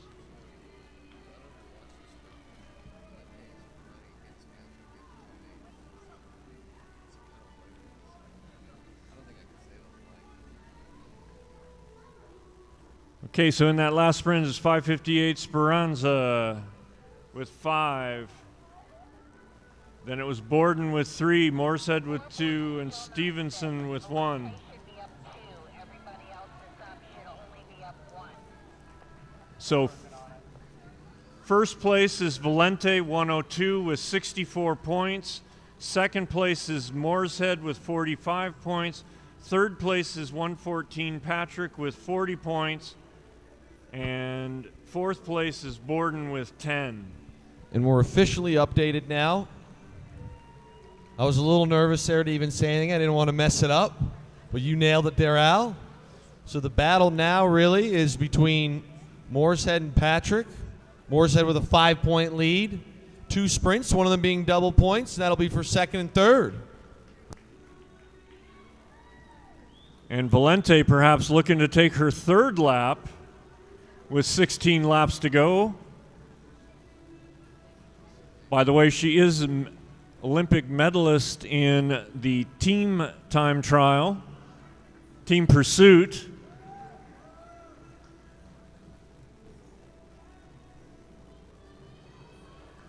I believe she's also part of a world championship squad in the team pursuit. So definitely one of the strongest pursuiters out there. Let's hear it for Jennifer Valente right now. I mean, are you kidding me? There goes Chloe Patrick. She's off the front being chased by 557. That's one of our 17-18s. That's Padishal.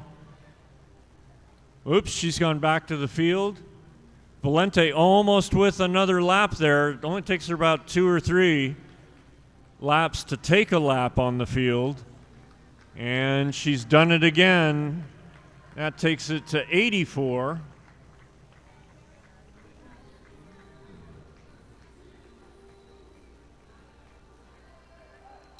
So Valente off the front of the field.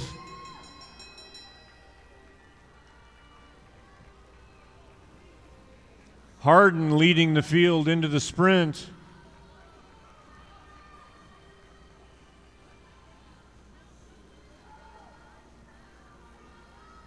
Stevenson and Schneider's racing behind Patrick. Patrick's going to get the 5. It's going to be Schneider, Stevenson, and Harden. Harden picking up a point in that last sprint. I'll wait for these to update, but I believe we'll have a tie. Men's points race to bike check. Men's points race to bike check, please. Men's points race to bike check. And we do. We have a tie for second and third place between Mooreshead and Patrick at 45 apiece. We've got 9 to go. Going to be exciting. That's right. So that final sprint, you got to watch Mooreshead and Patrick. That's going to determine the second and third spot on the podium. Break that tie.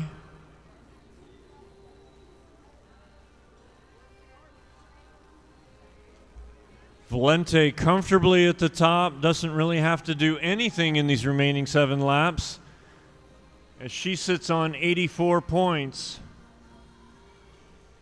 almost twice what anybody else has.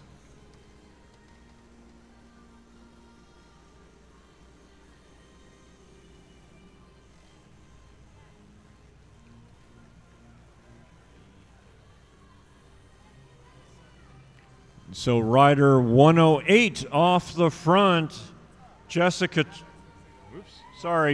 Rutecki. Rutecki off the front, half a lap lead. It's going to take the big 10 points away from the leaders.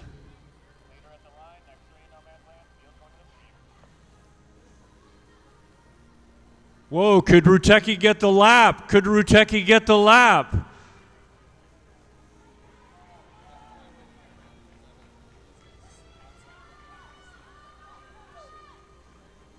She's down a lap.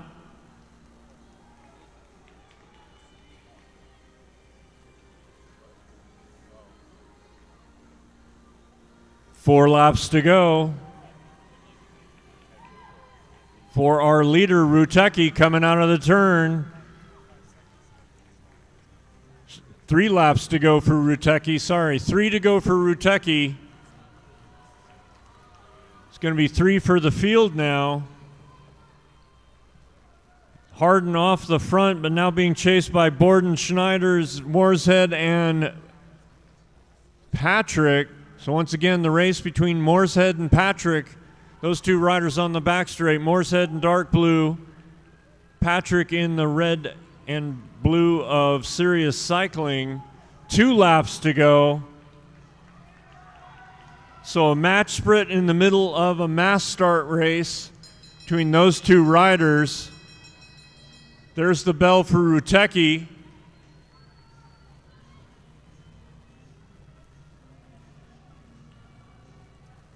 Field on its bell lap now. Coming up through traffic. It's going to be a sprint for second and third here. Rutecki gets the 10. Who's going to get? Here you go. There's your race for the top step. Second to the top step. Patrick takes it over Moorshead. Wow. Patrick second place, Moorshead third. Got to give it up to all those women taking all those laps. Let's give it up for our elite and 17-18 field in the points race.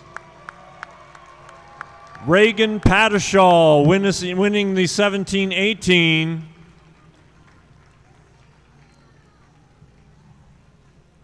Holding her own against the elites. Did not lose a lap. Only 17-18 woman to do so.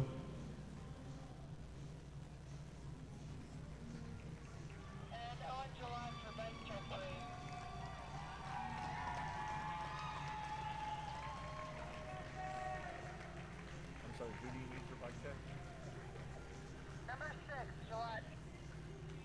16 Guillot to bike check. 6 Guillot to bike check. Last call.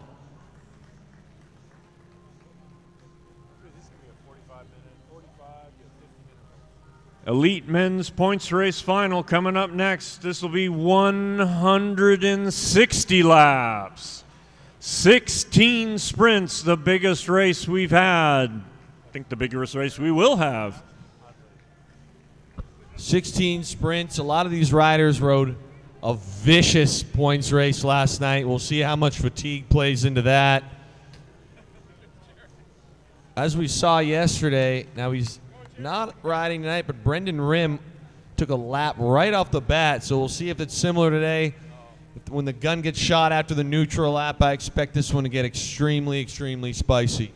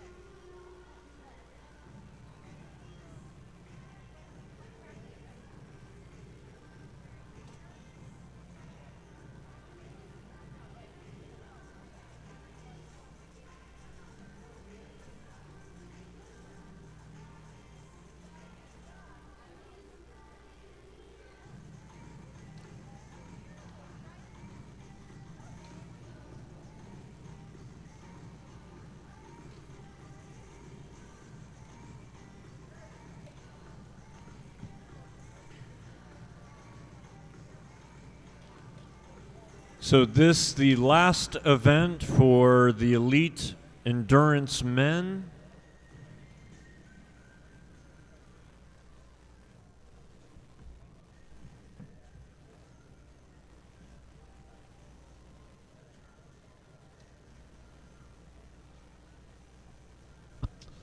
Last event for the elite endurance men. A lot of bragging rights on the line. 160 laps, 16 sprints. It's going to be a good one.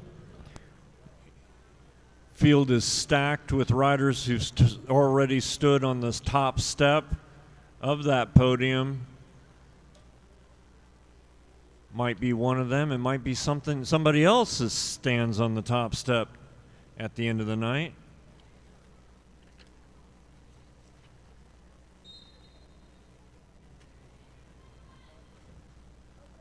Lance Abshire, rider number 3, is your reigning national champion. He'll be one to watch, as will many, many of the others.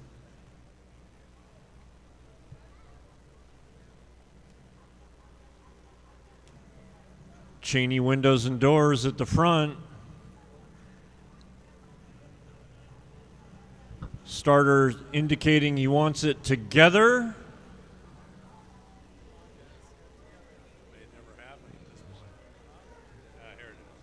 Looking for a mass start. Based on that neutral lap that didn't really look too neutral, I got a feeling this one's going to be hot right off the bat. And here we go. Expect to see a lot of laps taken in this race. And right off the bat, there you go.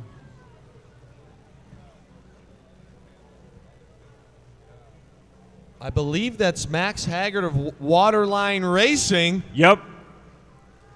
Going full send. We got a chaser here, one chaser. Anton Gibson of Star Trek Cycling.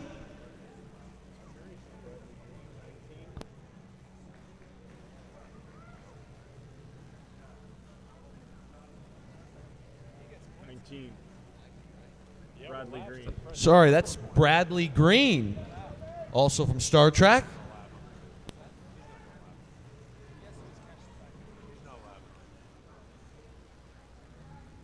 And the field is in full flight, and there is hearts breaking as gaps are starting to open up.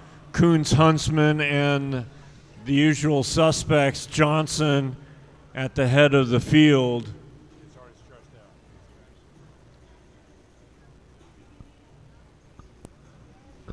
Chasers at 35 miles an hour. They haven't gotten going yet. They're just slightly annoyed.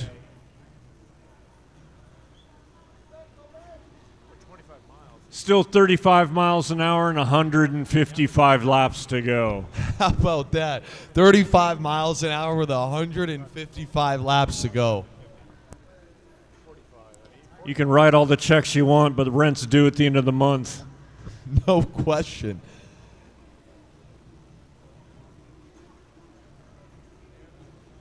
So it does not look like we're going to have anyone lap the field yet.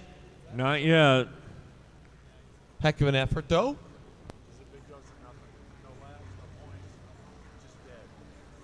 So Haggard reabsorbed. We go from ghost pepper to jalapeno. No question. No, I like that. I like that analogy right there, Al. 152 laps to go. We're only 500 meters away from the first set of points, and we've got 3 riders off the front, and that includes Johnson.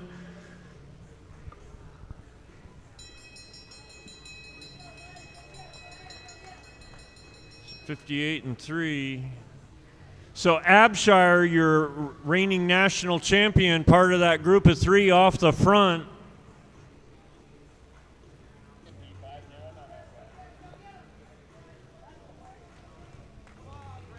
So, oops, and 14. So I had Abshire 58. They'll bring it up. So Abshire picks up your first big 5. He's leading. We'll get you the rest of the point totals here momentarily. Abshire did a nice job there at the line. snaked a couple extra points. You got to love that. Huntsman group looking to bridge, so 6 riders off the front. So it was first place is Abshire with 5. Second place, U23 Pursuit Champion Viggo Moore with 3. Third place, Pursuit Champion Anders Johnson with 2. Fourth place, Colby Lang won something with 1.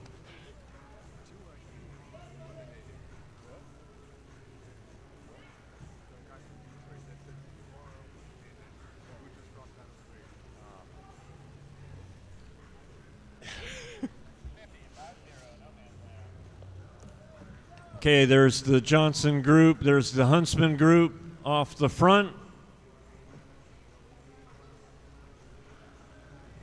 And a rider that's pulled off has eliminated himself.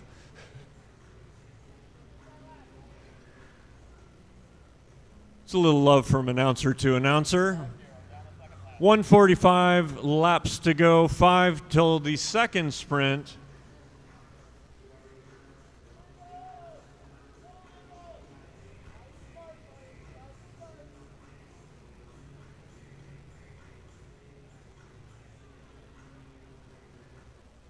So the leaders are on the back of the track coming around. So you got 6 riders off the front trying to catch the field, get 20 points.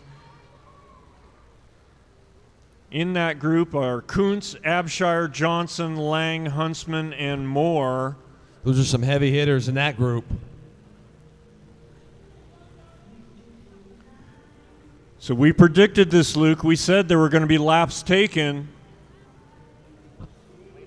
And I got a feeling the way this group's rolling, this isn't going to be the only lap taken as they're pulling up right now to the field. Field slows up. Looks like they're holding back a little bit. They want to double dip. They want to get 5 and then the 20. Yeah, that was a smart play by the field, I think, to slow up there, make sure that they couldn't double dip. Whoops, but then they don't. So there you go. All right, so the big points are going to go to 68, 20, 58, 10. We'll get you the point totals here momentarily because they got to do both points and laps.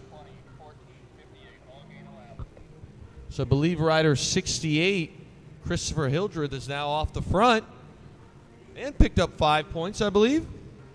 That's the way I saw it, but we'll find out what the officials say. And it's exactly as you said, Luke. Christopher Hildreth, 68, picked up the 5 points. Eddie Huntsman held back a little bit, picked up the 3, double dipped. Viggo Moore double dipped with 2. Brewer got 1. And so you got 6 riders now up 20 points. So with 2 sprints completed and 6 riders taking a lap, first place is rider number 3, Lance Abshire, 25 points. Tied with Viggo Moore, rider number 58. Eddie Huntsman is only 2 points behind with 23. Anders Johnson is only 1 point behind him with 22. Fifth place, rider 14, Colby Lang, has 21 points, only 1 point back. And then Grant Kuntz with only 1 point back at 20. Christopher Hildreth with 5 is the best of the rest, but still very close after 2 sprints and 14 to go. And they're off the front again here. And I think everyone learned their lesson yesterday. I got a feeling this group, especially the 4 or 5 of them, are not going to let any of them try and get off the front and take laps. Everyone's going to jump on right away. It's going to be one of those battles to see who can hang, because like you said, there's still 134 laps to go. Yeah, basically if the group doesn't have the contenders in it, if it doesn't have all the contenders in it, it's not going to get away because it's going to get chased down. But if they're all represented, then train leaves the station.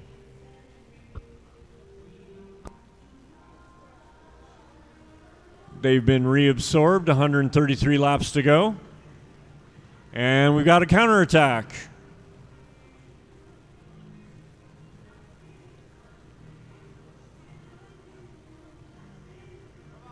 .500 meters to go, 16 off the front. Patton Sims of Star Trek.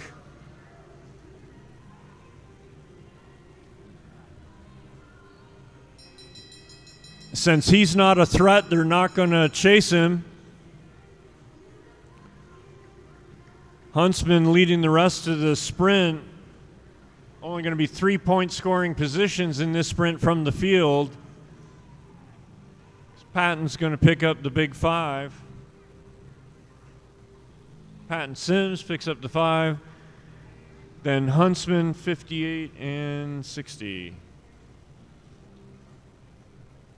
We got somebody new in there for points.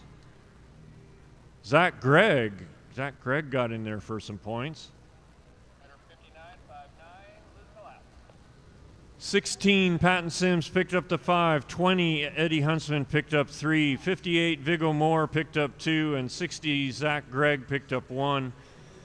So with 3 sprints completed, Viggo Moore is now your leader with 27 points. Eddie Huntsman in second place with 26. Third place is your reigning national champion, Lance Abshire, with 25. Anders Johnson, the best of the rest, with 22. So you got a group separated by 2 points, then a gap of 4, then onesies between Johnson, Lang, and Kuntz. The fun part about these races for me, Al, is it seems like the moment the field slows, somebody attacks almost consistently. Now, does it stick all the time? No, but there's not a lot of moments that are dull. It's, you know, as I say that, the field slows, and I got a feeling here it's going to pick right back up. Yep, best time to attack is when the field slows. And here we go. All right, we got 4 trying to get off the front. I believe Johnson's in that group, but I don't see any others represented, or is that? Yep, Johnson.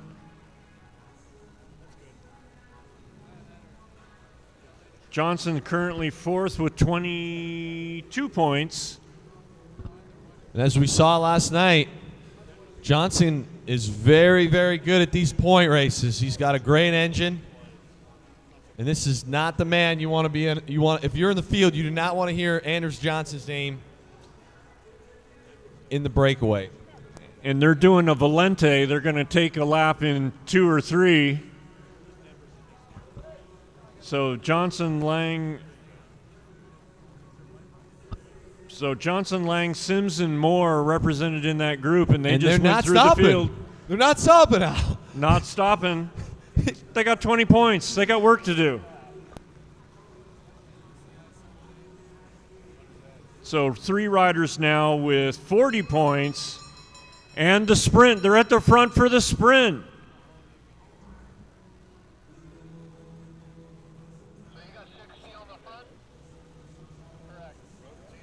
Back straight, coming onto the home straight now is off the rider off the front. They're going to pick up the big 5. That's 60. Zach Gregg, Johnson, Huntsman, I believe 14. Lang got in there for points. We'll get that official here momentarily. So 60 still half lap up on the field. Kuntz driving the train now. Open up some gaps. Checks under, doesn't see enough friends. Huntsman's now joined him. The 2 of them could work together, but Johnson doesn't like that. Johnson's going to try to bring it together. Where'd 60 go?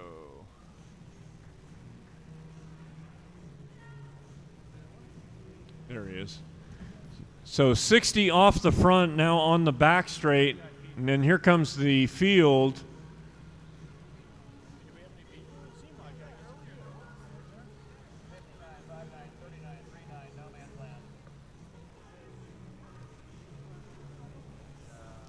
Still 116 laps to go.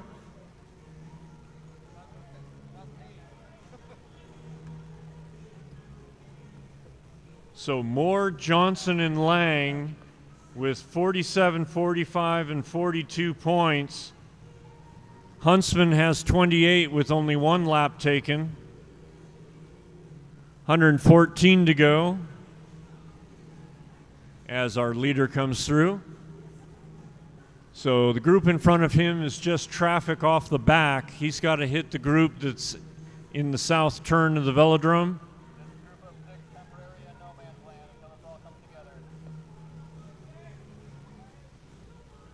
And nope, still hasn't closed up. If that group closes up, then 60 gets the lap.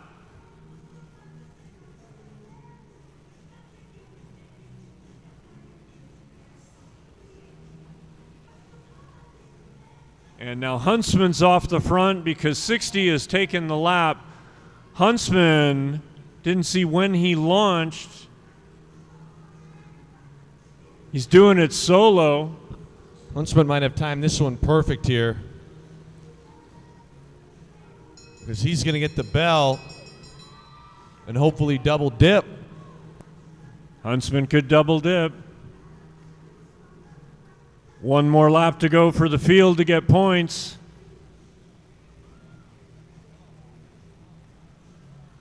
Huntsman picks up 5. What he really wants is the lap.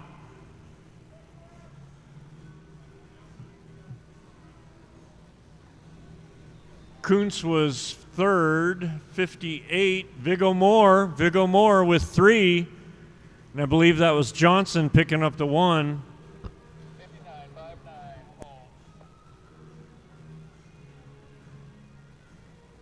So Eddie Huntsman trying to come through traffic.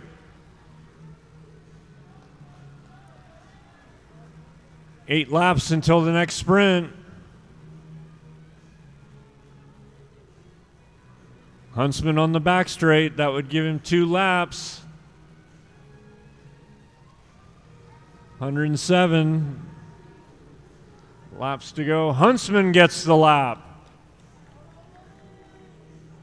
Huntsman now leads with 53. Second place, Moore with 50. Third place, Johnson with 45. Fourth place, Lang with 42. Zach Gregg, the best of the rest, with 26. We still have over 100 laps of racing to go. That's wild. I mean, it seems like with all the action, the laps that have gone on already, I mean, hats off to these riders, because this is not an easy race. 4 laps, 1 kilometer to go to the next sprint.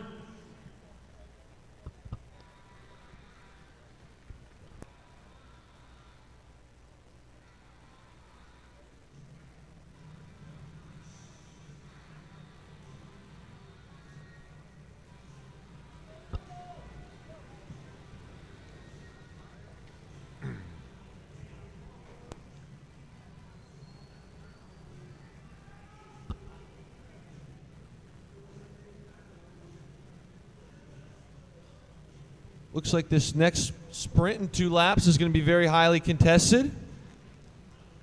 Viggo Moore, the U23 pursuit champion, at the head of affairs.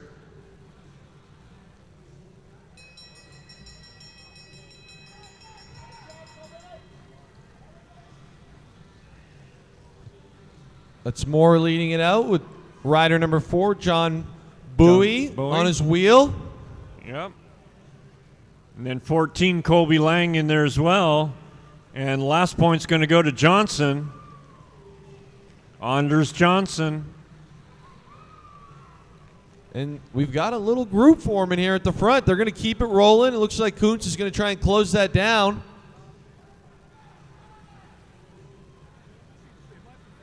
Now you got a chase group of Kuntz and 7. I think 7's Dominowski. Yep, 7's Dominowski. I believe was second place in the elimination race. It's highly paced throughout. 98 laps to go.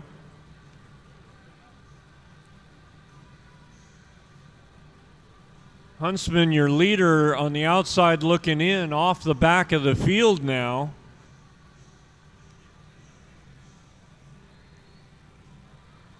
Actually kind of in a bridging group between 2. 97 to go.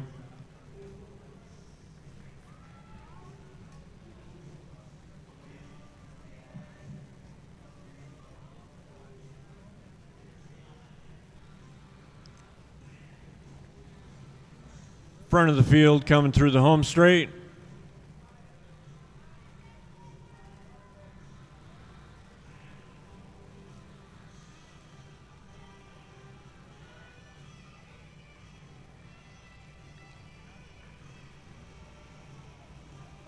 So after that last sprint, Viggo Moore moved up to the top step with 55, Huntsman with 53, Anders Johnson with 46.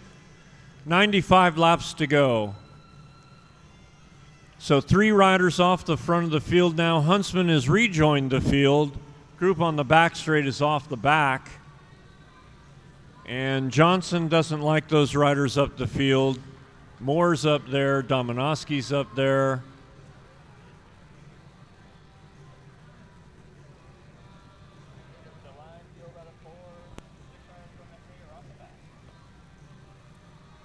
So Dominowski, Lang, and Moore off the front, being chased by Kuntz and Johnson. 92 laps to go.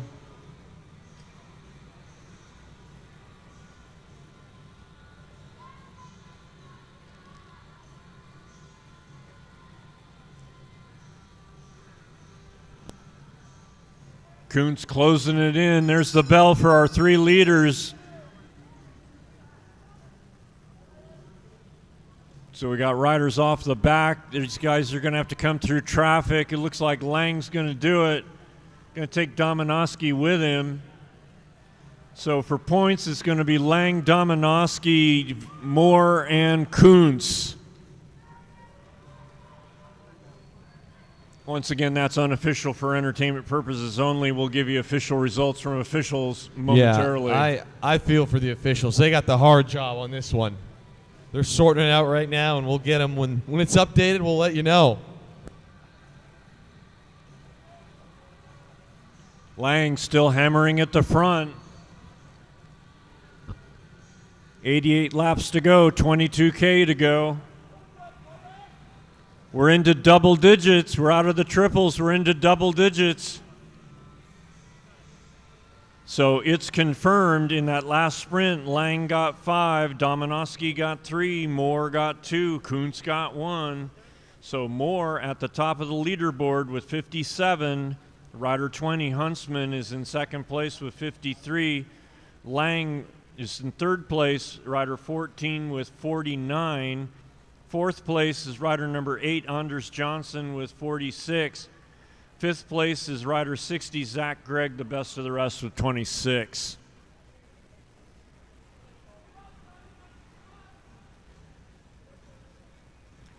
So basically, you're not on the podium without 2 laps. And a race of this tempo, to have 2 laps already and still know that you got the legs and the gas to go another 85 laps, it's just wildly impressive to me. And as I say that, that's Colby Lang off the front solo right now. So, Luke, what are you thinking for the number of laps that the winner will take? You thinking 3, 4, more? I think 4 is going to have to do it. 4 with some sprint wins. Sprints definitely with sprint wins. 4 isn't going to be enough.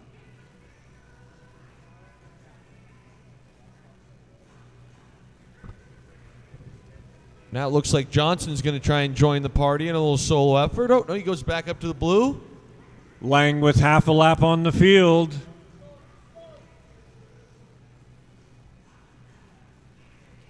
Colby Lang going to be part of the squad representing the United States at the World Championships come August in Glasgow, Scotland.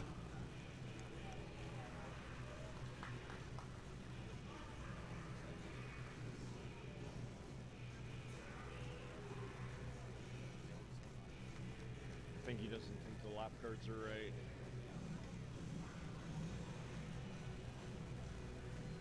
And there's the bell for Lang.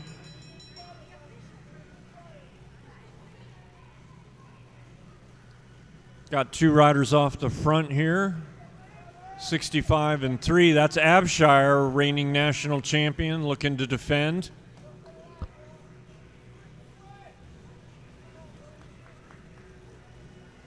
Lang picks up the 5. Now he's looking for the double dip. So Abshire picks up the 3. 65 picks up the 2. Who's going to pick up the last one? It's going to be Johnson. Moore shut out for one of the first times.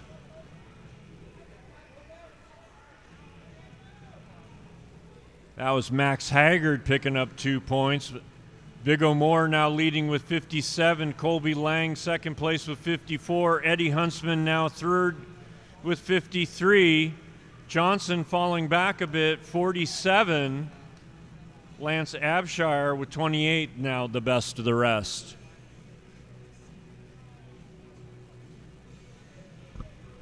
Colby Lang still up front, about 100 meters or so off the back of the field.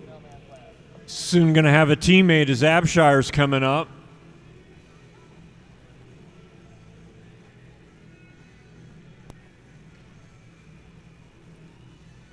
Haggard pulls up, rejoins the field.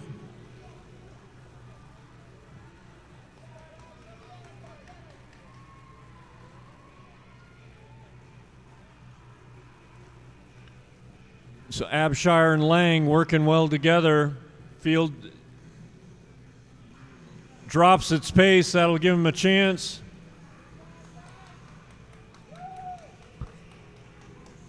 So Lang and Abshire get a lap.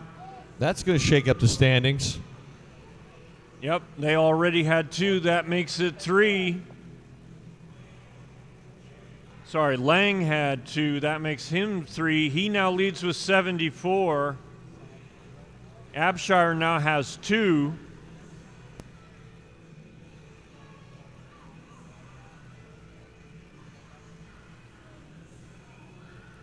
And just like that, we got riders going to take the lap.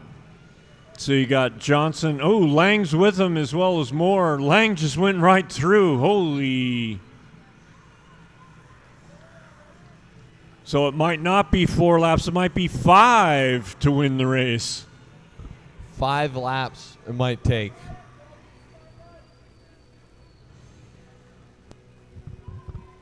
The field is certainly sped up, though. They're not making it easy.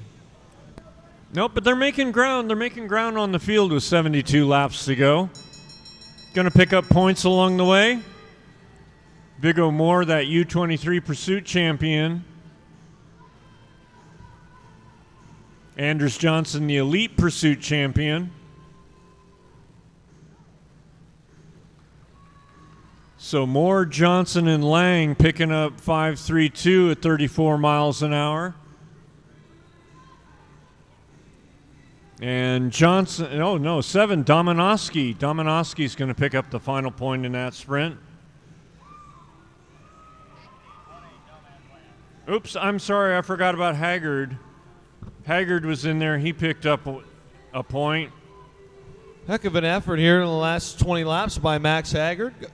Got 2 points and 1 point on that sprint. Not an easy task in this field.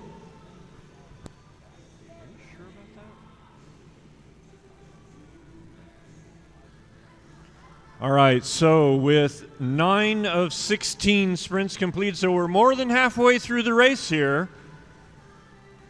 First place is rider 14, Colby Lang with 76. Second place is rider 58, Moore with 62. Third place is rider 20, Huntsman with 53. Right behind him is rider number 8. In fourth place, Anders Johnson with 50. And then Abshire with 48.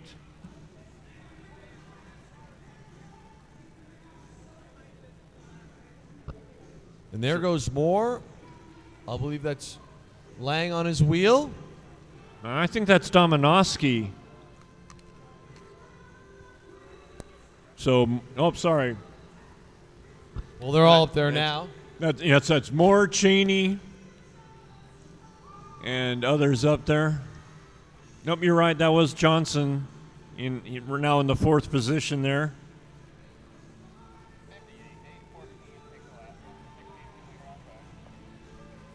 16 on the back straight is off the front.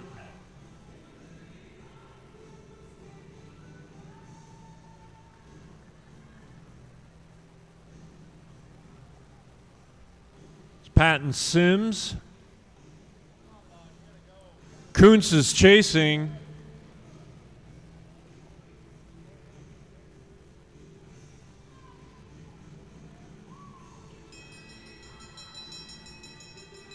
Bell and 1 to go.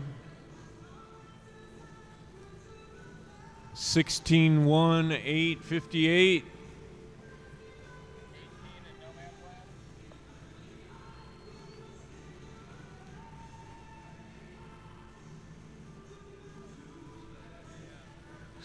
So 16 picks up the big 5. Kuntz 58, Moore, and Johnson picks up the 1 in that sprint.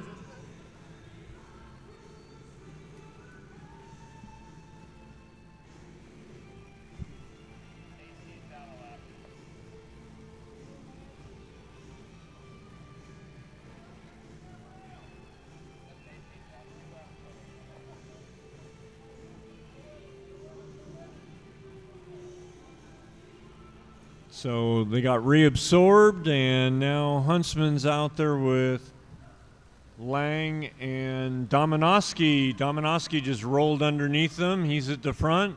I'm sticking with my 45 minutes. No, because it's 20 points a lap, so that's 4 laps. Yeah. I said 45 to 50. 100%. 45 to 50. So in that last sprint, it was Patton Sims picking up 5, Grant Kuntz picking up 3, Viggo Moore picking up 2, Anders Johnson the 1. So right now, first place, rider 14, Colby Lang with 96 points. Second place, rider 58, Viggo Moore with 84. Third place, Anders Johnson, rider number 8 with 71. Fourth place, rider number 20, Eddie Huntsman with 53.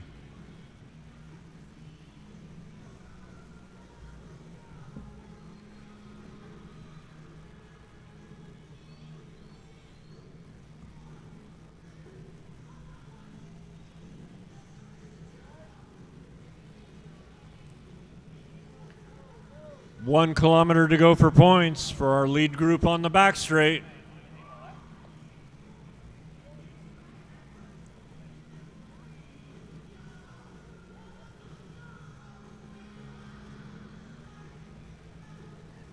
Seconds a lap. How much? About 18 seconds a lap.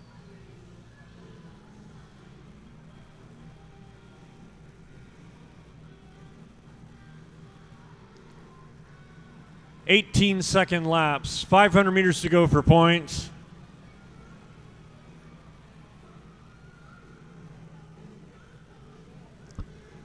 And there goes Eddie Huntsman. Eddie Huntsman on a little solo attack here. The field doesn't chase. Field's not chasing.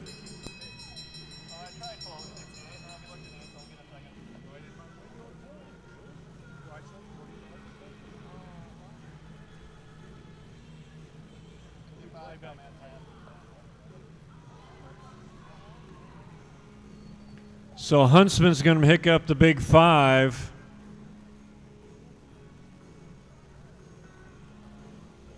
And I don't know if it was Moore or Johnson, but I knew Kuntz got 1.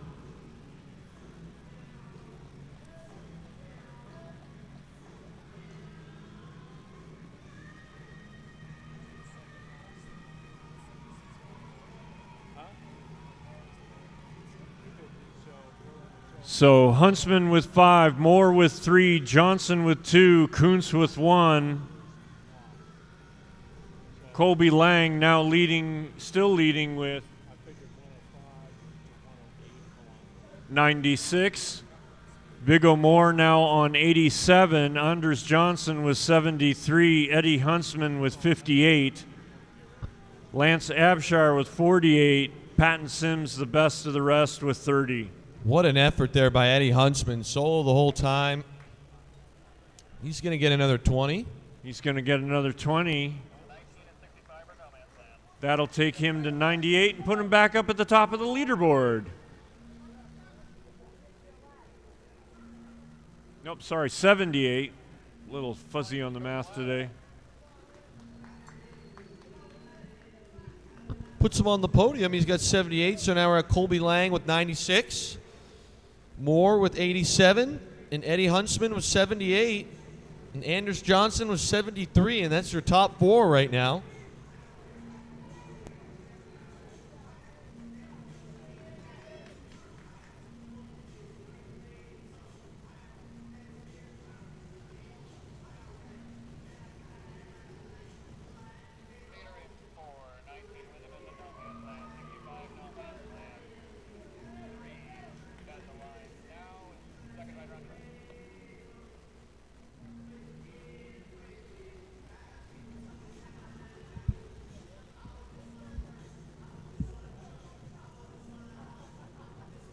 So Huntsman with 3 laps at 78. Ahead of him is Viggo Moore with 87, and at the top with 4 laps, Colby Lang with 96 points.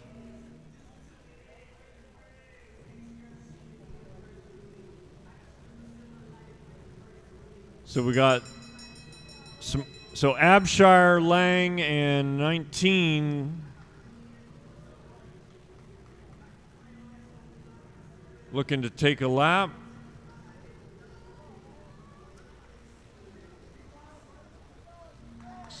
Nineteen, 16.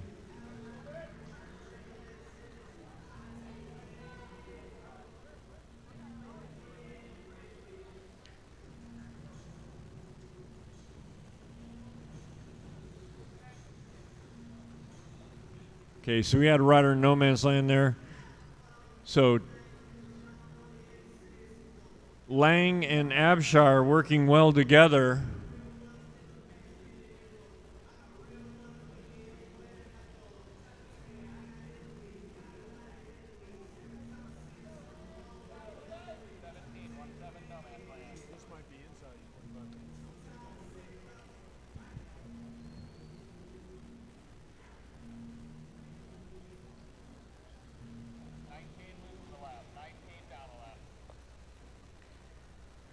And then there were 3, 19, so 17. Zugabe on that train. So Abshire and Lang. Abshire currently with 2 laps, looking to make it 3. Lang looking to go from 4 to 5 laps.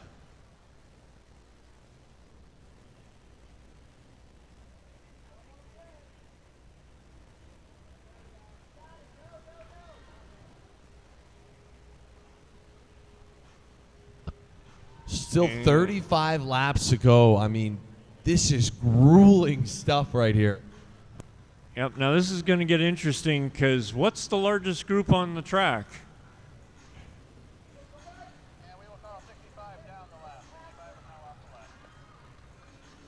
So Lang and Abshire in traffic. Front of the field coming through the home straight. They're off the front.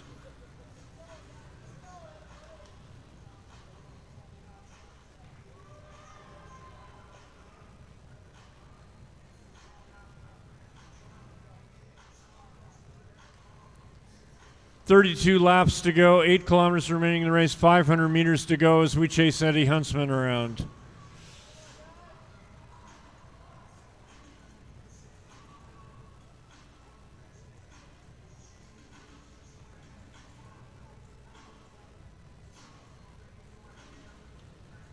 .31 and the bell for Abshire and Lang.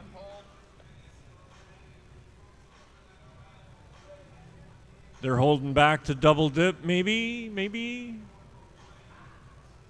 Nope, they're going to roll right through. Take it and the points. So Lang gets the 5 in addition to the 20, as does Abshire gets the 3 and the 20.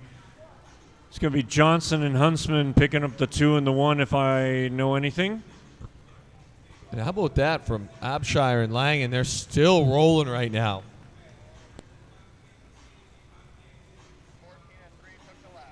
So Colby Lang with 5 laps and 122 points.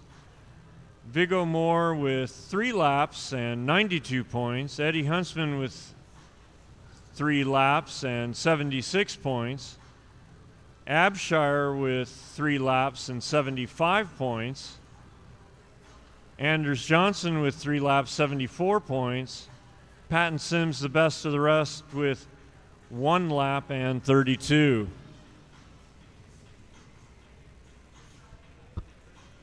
Colby Lang with 5 laps on the field.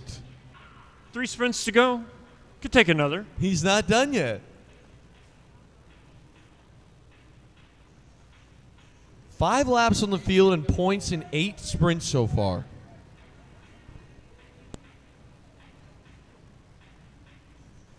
Here goes Eddie Huntsman.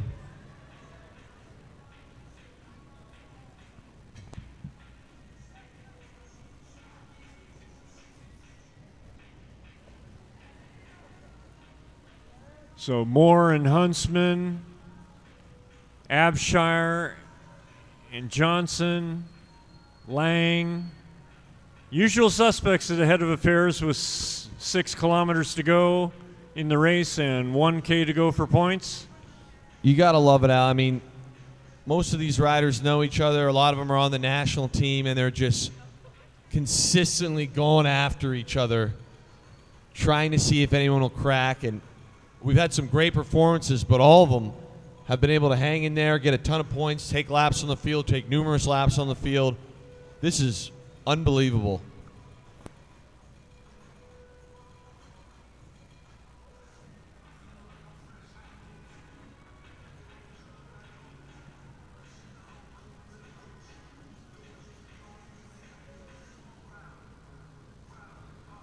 So Moore, Lang, Kuntz, Dominowski at the head of affairs. We could have our first bunch sprint here in what seems like a long time. Bell and 1 to go. We're going to have the field all together for a sprint for the first time in a while.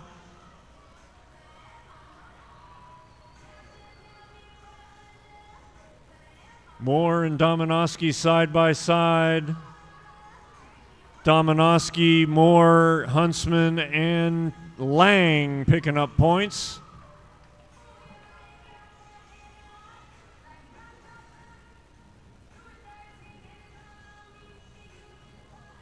It's confirmed. Dominowski 5, Moore 3, Huntsman 2, Lang 1. Lang extending his lead to 123. Viggo Moore 95. Huntsman 80. Fourth place Abshire was 75. Anders Johnson right behind him was 74. 2 sprints to go, double points on the final sprint.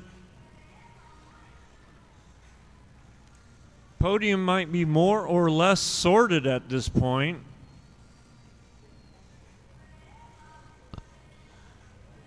It's doubtful anybody's going to give anything away.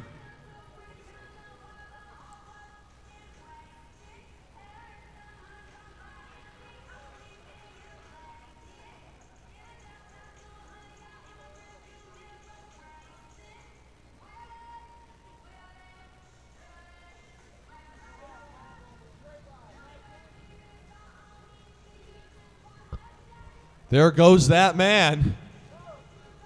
Off the front again.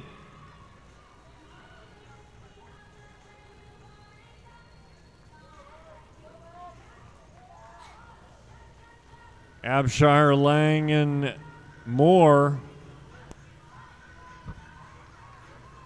It's interesting, we were talking about this the other day, Luke. Viggo Moore, there are only 2 sprints of all the sprints, sorry, three sprints of all the ones that have happened so far where he has not scored a point. He's taken 3 laps. I mean, what an absolute incredible effort and race by him thus far. He's got 14 to go. I mean, like you said, 3 laps and all the points in these sprints. Really, it's outrageous. Yeah. But then you got to do the hat tip to Colby Lang, taking 5 laps on the field. And look what we got here. Eddie Huntsman's not done yet. He's rolling right now. Eddie Huntsman with 3 laps and 20 points on top of that for an 80.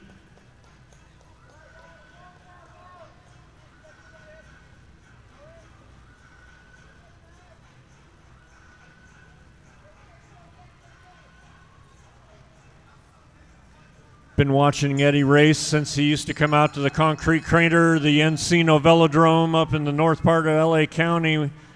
He's a little teenager. There's a battle going on right now for bronze. That's Abshire trying to chase down Huntsman.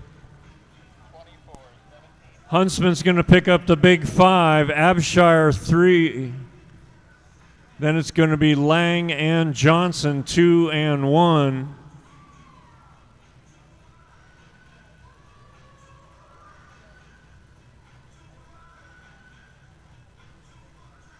So Huntsman out there with Abshire.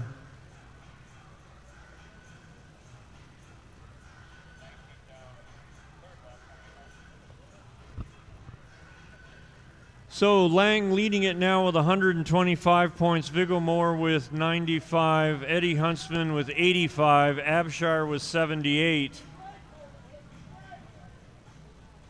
And Abshire attacks with 8 to go. There goes Abshire. He's going to try and put a crazy effort in here. I mean, strange things can happen if riders get shut out of the final sprint. You pick up 10. Can shake things up a bit.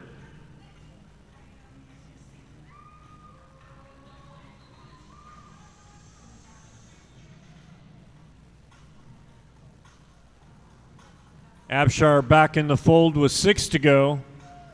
Moore finds a third wind, gets off the front with 6 to go. Looks like Colby Lang's chasing him. Huntsman comfortably behind him, 5 laps to go.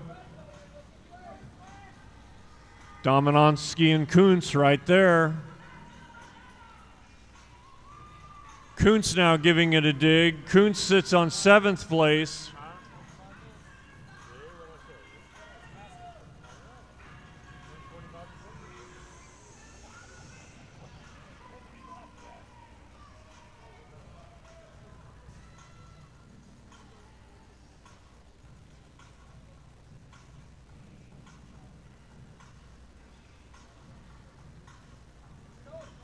So very potent group off the front. All the points up the road and then some, as there's only 4-point scoring positions as these riders come around to see 2 to go. So you got Moore, Kuntz, Dominowski, Huntsman, Johnson.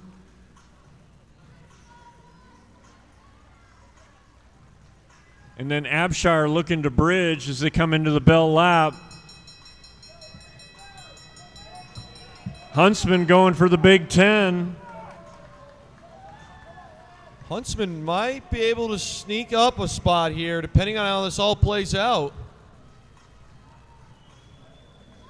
Huntsman picks up the 10, Dominowski the 6, Johnson the 4, and Kuntz the 1. So regardless of what that point scores were, Colby Lang with 5 laps on the field. Your 2023 Elite Men's Points Race champion. Second place, silver medal goes to Eddie Huntsman, and he'll also take the U23 award over Viggo Moore in third place. How about Colby Lang's race? 5 laps on the field, a bunch of points in the sprints. Unbelievable.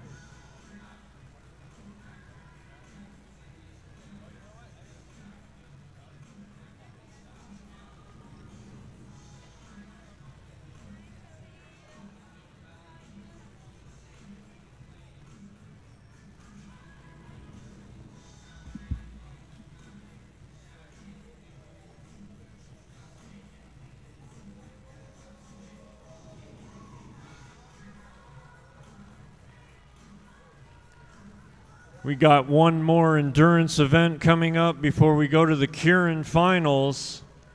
This is the fourth and final race in the men's 15 to 16 Omnium. It is a 5-kilometer, 20-lap scratch race. Got to give mad props to these 15, 16-year-olds. They've had to qualify to race in each of the 4 races that are part of their Omnium. So they've actually each done 8 races today. got to ask yourself, at what point does fatigue start to become a factor? Mental clarity at 10:30 in the evening? Not that I would know anything about that.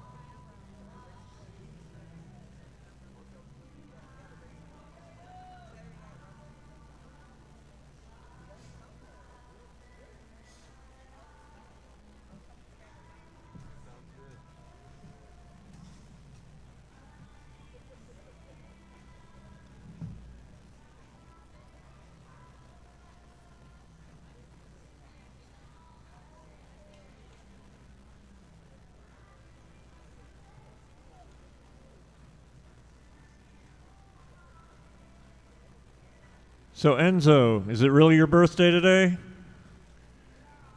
All right. Say happy birthday to the man.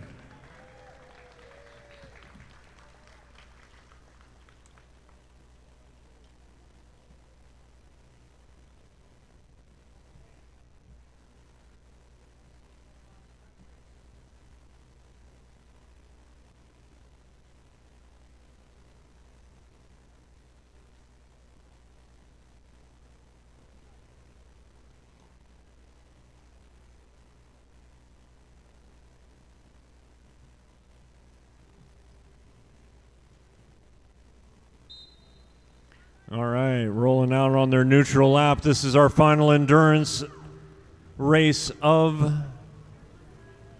the championships. Tomorrow's all team events, time trials, and the like. After this is the keirin finals. I expect this one to be a fast one. Now, not only do they get to race for the medal of being the 15 and 16 men's scratch champion, but there is an Omnium on the line here, too. It's not a traditional international Omnium, like you said. So these points, or this scratch race, it actually works kind of like golf. If you get first, you get 1 point, and you're looking for the lowest score over 4 races. Yeah, and the other thing is, they've been practicing all day because every qualifier was a scratch race. Yeah, so they should know each other for the scratches. They should know each other. They should understand what's going to happen in a scratch, maybe.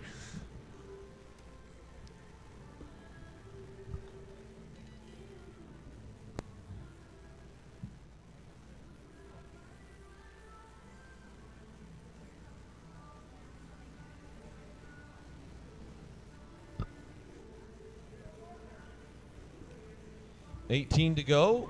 Nothing too active yet, but it does look like a fast pace out here. Once again, for the safety of yourself and the riders, please do not hang on the rail. Please step back.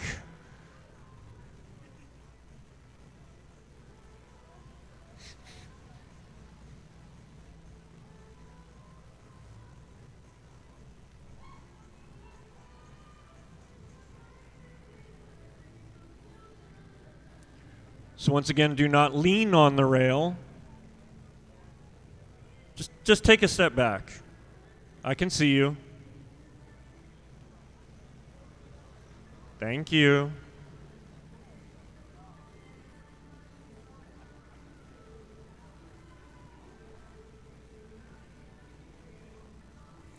$16 laps to go. 4 kilometers. They kind of come around and see 15 to go. There goes 4:02, Merrick Gallagher. I believe that's Kopchak with him.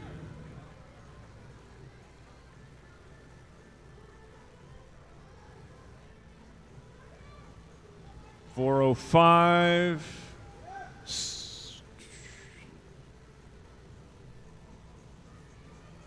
Sorry, Marcus Kennedy. I got the wrong field. My bad. Same team, I think, at least. 13 laps to go.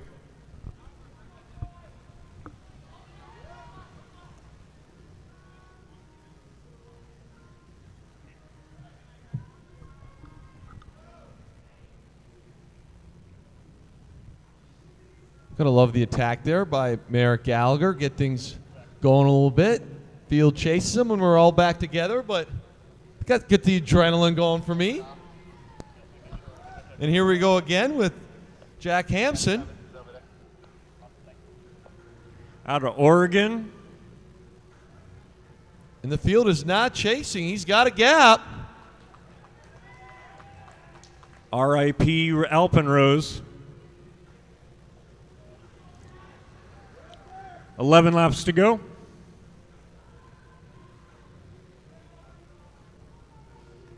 And now Merrick Gallagher goes off the front. He's got a little gap. Hampson with not quite a quarter lap on the field with 10 laps to go. Gallagher got a group with him. Otherwise looking to bridge up. 9 to go.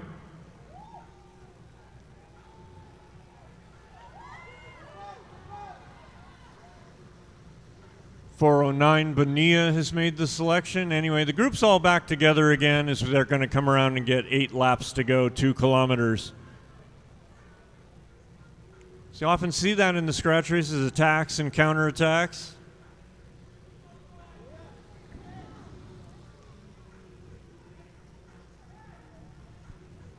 Full field, 24 riders. Field's back together, like you said, but I got a feeling we're going to get some action here real soon. We got 7 to go. And it looks like Gallagher again.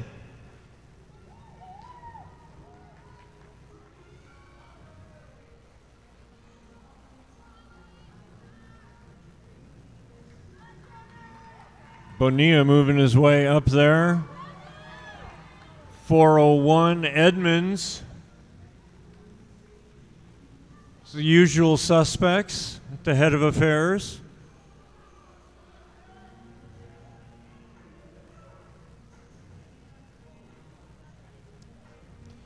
So right now, Omnium-wise, Edmonds is the clubhouse leader with 4. Again, low score is good here. And then in second and third are Gallagher and Bonilla with the exact same amount of points. And in fourth is Leary with 1 point more. Again, it's a little awkward saying more, being a bad thing. And there goes Gallagher again. He's trying to put the paint on this field tonight. Yep, he's going to ride past Likes. Been off the front there for a while. With 3 to go, the field is chasing.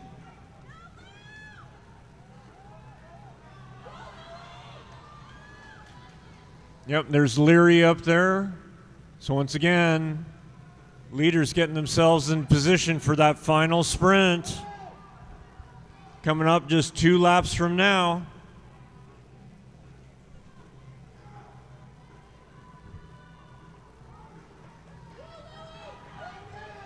Can't tell if that's 6 or 7 wide as they're coming across the track.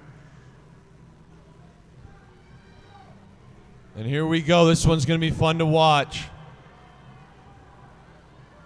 You're going to see these legs churning. Like we said, they're all gear restricted. There's the bell. Gallagher's going to lead it out. Enzo's on his wheel. There's Bonilla. Bonilla on the outside. It's going to be a close one. And oh, my. Edmonds with the bike throw. I believe Gallagher got in there for second, Bonilla third, but our officials will let us know. Edmonds with an incredible run on the backside there to take the win. And whoever won that out of Gallagher and Bonilla is going to be second and third overall in the Omnium as well. Tremendous effort by those two. All right. Let's see what the camera says.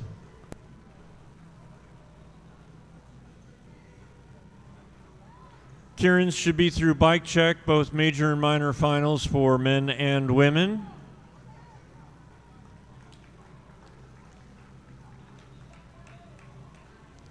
Once again, got to give a big round of applause to 15-16. 8 races today for a 4-race Omnium. Most of them scratch races. And they did not disappoint in the 4th and final race of their Omnium. Nice, exciting finish there.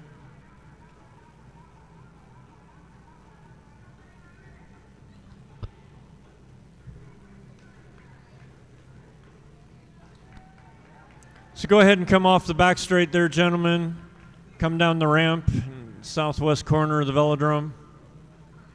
So we're going to start bringing up keirin riders.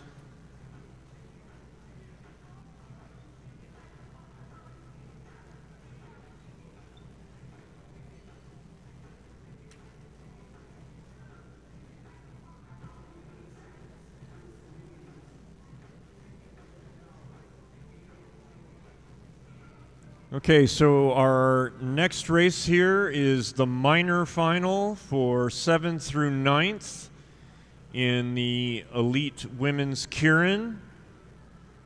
In the bottom position, we're going to have Silas Christian, then Mary Wintz, and Divya Verma, the junior national champion crowned earlier this week. This is day 4 of 5 in these combined elite junior and para track cycling national championships. Men 7 to 9 to the ready area. Men 7 to 9 to the ready area.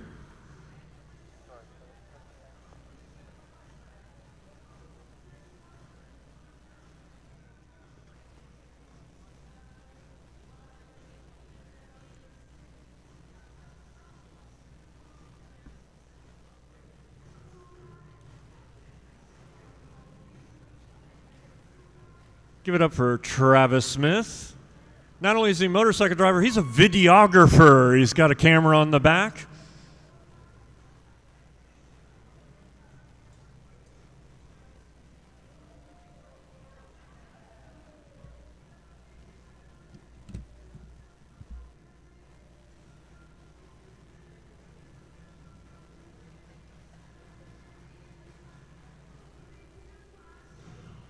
Motor's off and underway.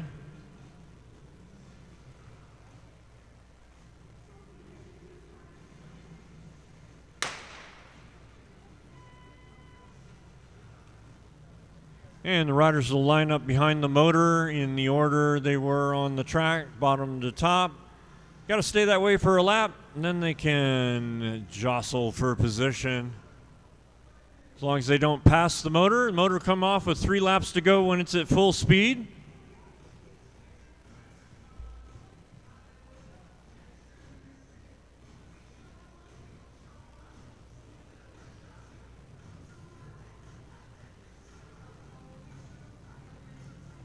So once again, mad props to Andrew Lim for all of the video that you've been enjoying and setting up the camera there on Travis's motor and all of his wizardry.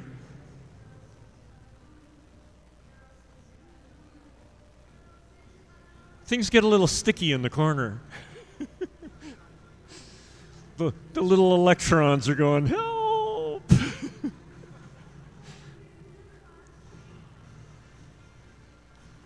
All right, once again, Christian, Wintz, and Verma. Motor comes off. Christian pulls up. Wintz with the green, Verma in red.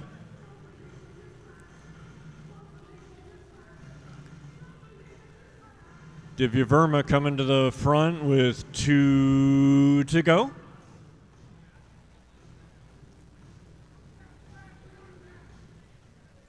Silas Christian on the outside, Wintz on the inside. Thumb screws tightening as we come into the bell lap. They go from fast to faster as Verma hits the 200-meter line first.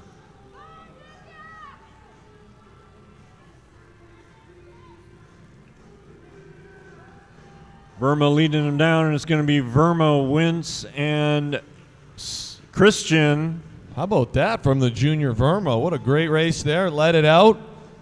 It's been a tremendous weekend for rider number 560. Multiple national championships and now a minor placing in the elite field.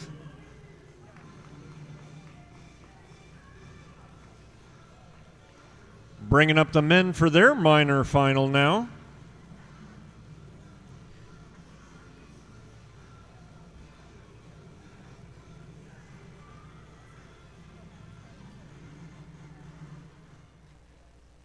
Two more races, then we got the award ceremony, and that'll bring session 4 to a close.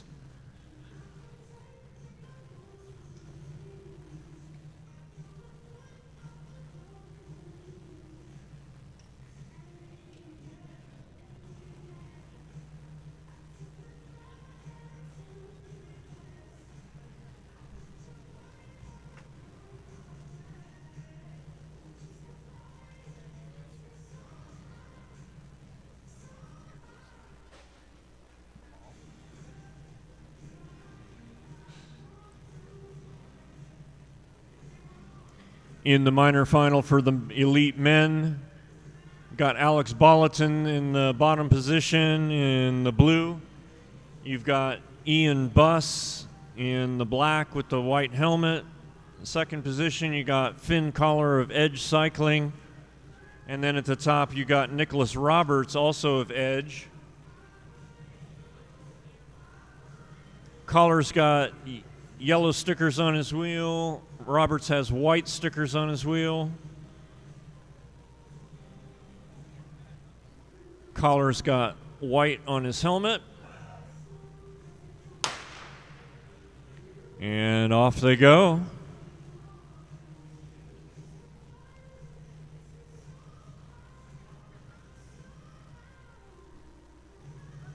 So this is the minor final for the men. We got the major final, the medal round for the women coming up next, and then we're going to cap things off this evening with the elite men's medal heat of the keirin, our final race of the evening. Final individual race. We got team events tomorrow morning, starting racing at 9 a.m.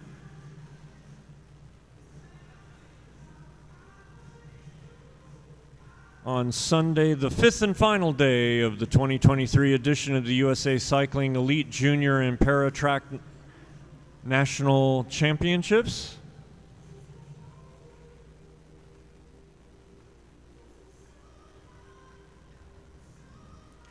Motor comes off next time. Next time, motor comes off.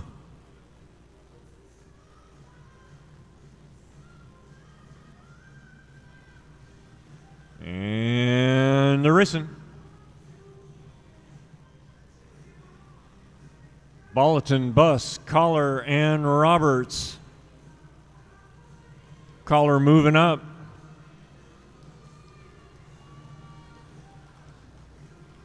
Collar now at the front. Bolleton trying to hold that second position.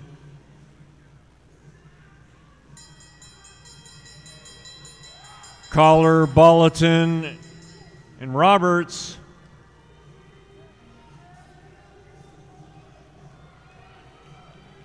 Bolleton in a spot of bother. Collar's going to win the minor final, and 40 Buss came over Bolleton to take 8th, Bolleton 9th, and Roberts 10th. How about Collar there? Gets to the front early, exactly where he wanted to be. Just revved that bad boy up, took the dub.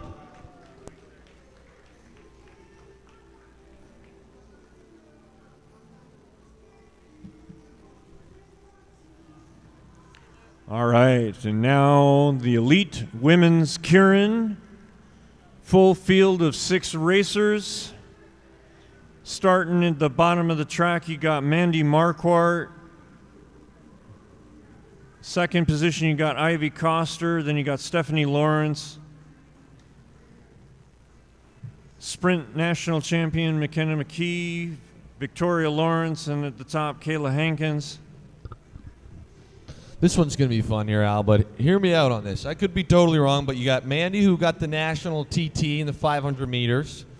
Then you've got McKenna McKee, who won the match sprint last night. So we've got a bit of a final decider here between them two. But that being said, there's still a lot of other very, very fast ladies in this race. You look at Hankins, definitely could be on it, and that's not counting anybody out. Anything can happen in this race. Got a national title up for grabs right here. Potential little, if it was baseball, do they call it the rubber match? I'm excited to see how this one unfolds.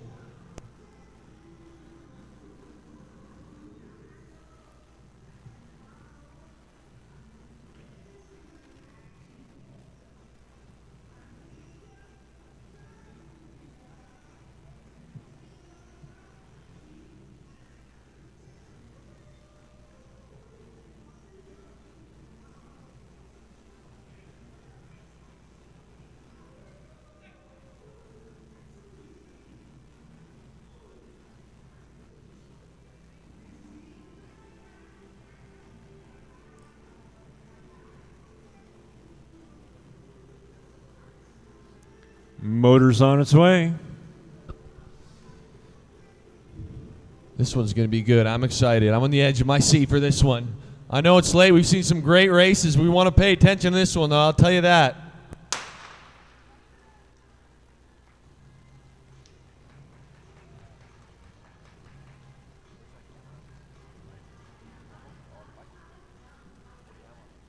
So Marquardt, Coster, Lawrence, McKee, Lawrence, and Hankins. So Stephanie Lawrence in the blue and black of Star Trek, Victoria Lawrence in the red and black of Bryhop,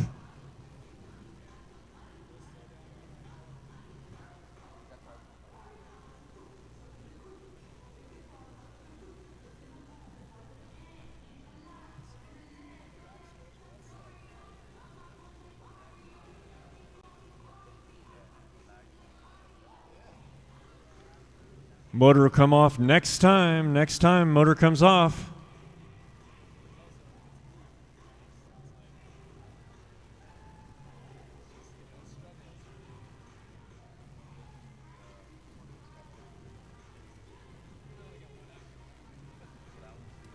And the motor's off. You got Hankins making a move, coming to the front. McKee and Marquardt respond. McKee puts herself at the front with 2 to go. What a move by Hankins earlier. Get this thing hot right off the bat. And there goes Mandy on the outside. Marquardt now at the front with bell and lap to go. Got a bit of daylight on the rest of them. She's pumping it. She's going to hit that 200-meter line first. A big gap back to McKee. Marquardt looking for a little revenge here. Marquardt coming down the home straight. Marquardt is going to be national champion. McKee second place, and Hankins gets the third step. Woo-wee. They were zipping there.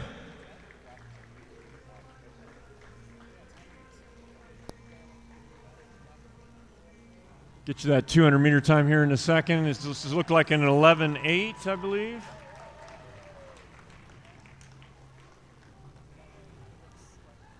11.8, 60 kilometers per hour, the final 200 meters.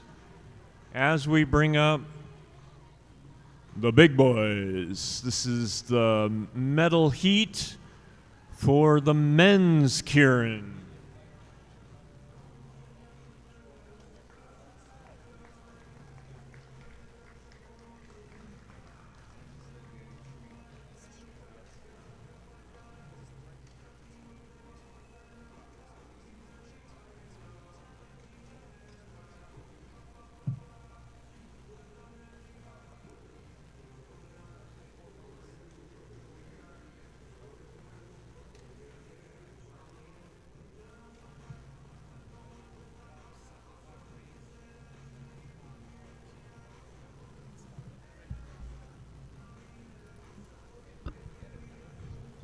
And here we go. I'll tell you right now, a lot of these guys train together. They all know each other. This will be a bragging rights for a full year on who wins this bad boy. It's going to be quick.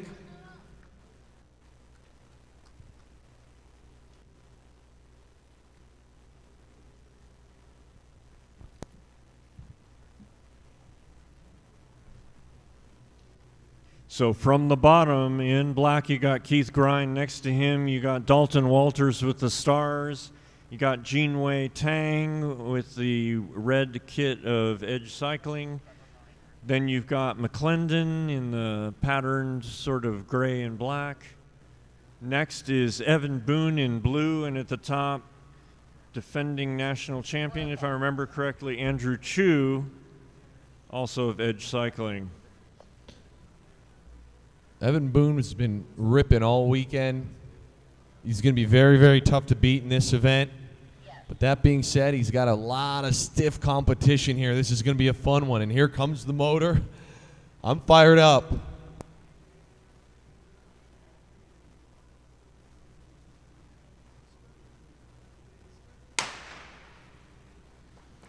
All right, so once again, the riders are going to line up behind the motor in the starting order. They got to stay there for a lap, but then they can change position, but they can't pass the motor until it comes off with 3 to go.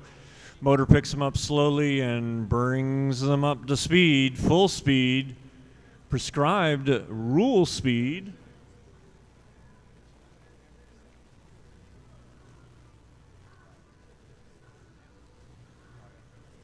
Travis Smith on the motor, used to be a Keirin racer himself.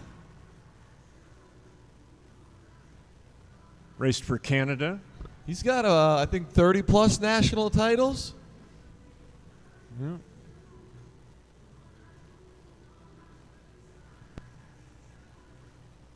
So once again, it's Grind, Walters, Tang, McClendon, Boone, and Chu.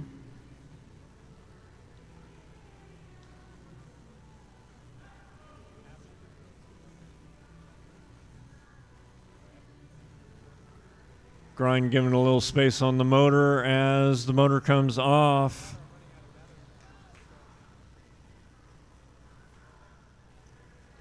And Dalton comes to the front. Now it's going to be Tang and Chu. So Dalton, Tang, Chu. Ooh, and a little rubbing is racing. Got Boone in there. So Dalton Tang. Right now trying to lead this thing out from way out. Does he got it? It's going to be a drag race on the backside. And he does it. Dalton does it. He does it. Off the big crash, a bit of an underdog. The crash of Pan Am's I'm talking about. How about that? My guy Dalton Walters end the night. Unbelievable. Let's give it up for all of our... he's amped. He's amped. I'm happy for him. Let's give it up for all of our Keirin racers. We'll give you the rest of the podium here momentarily. It's quite close as they came across that line. I'll tell you, that little rub of wheels had me jumping a little bit. Hat tip to Evan Boone for keeping his composure.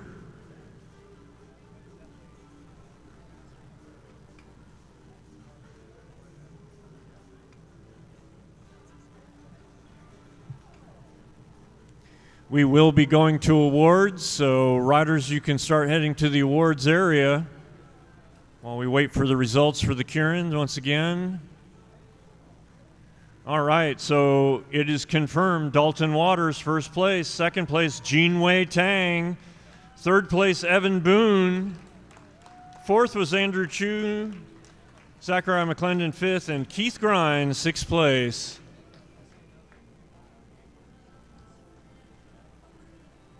Dalton Walters now up at the balustrade.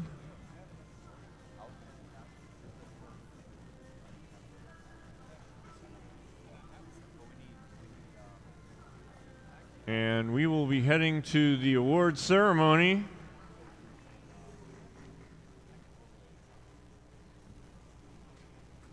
So we Mertens, Halpern, Dorr, Holm, Chen, Edmonds, Leary, Bonilla, Adamski, Gallagher, Chen, Mertens, Dorr, Vic, Halpern, Alvord, Hover, Beckman, Patashal, Speranza, Kudlata, Valente, Patrick, Moorshead, Lang, Huntsman, Moore,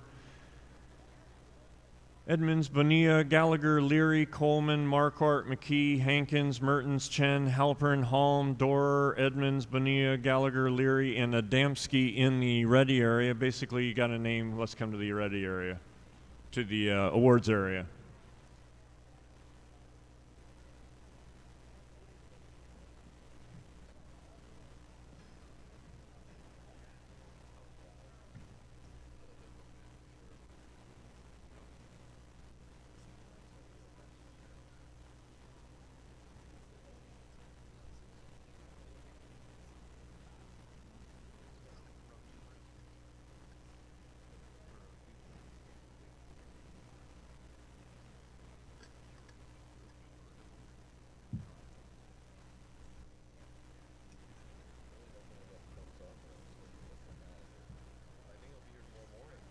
Okay, see you then. That's your first morning.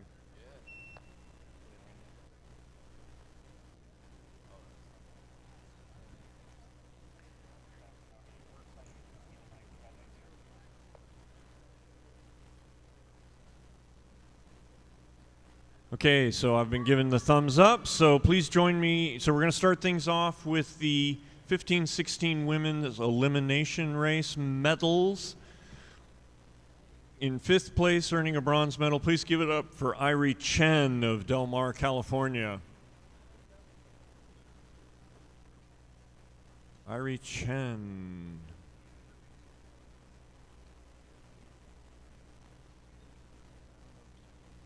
Irie Chen, you're needed in the awards area. There's a medal with your name on it. Okay, we'll go on to 4th place. Please join me in congratulating 4th place finisher in the elimination race, Jillian Holm.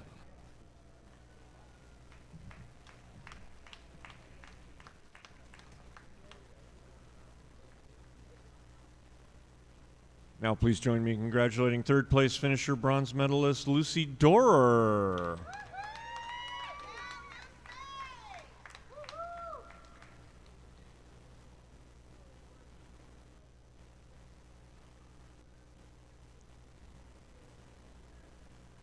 Yeah, you get to stand on the step. All right, 2nd place, silver medalist. Give it up for Riley Halpern of Newbury Park.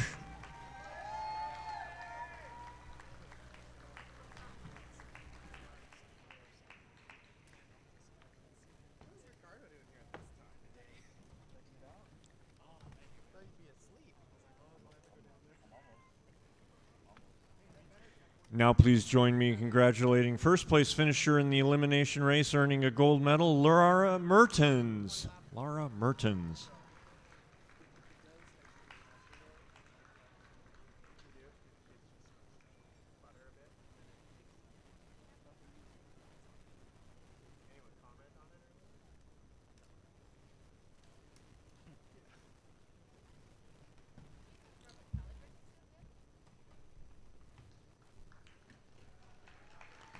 Your 15-16 women's elimination race podium. You were looking for Becca Pellegrin?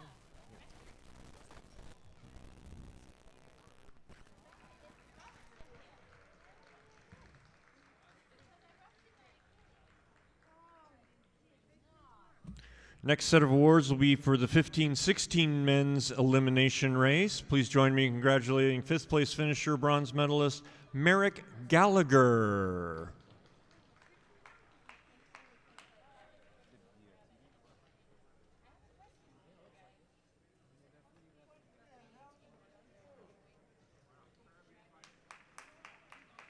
Now please join me in congratulating 4th place finisher, Cassius Adamski.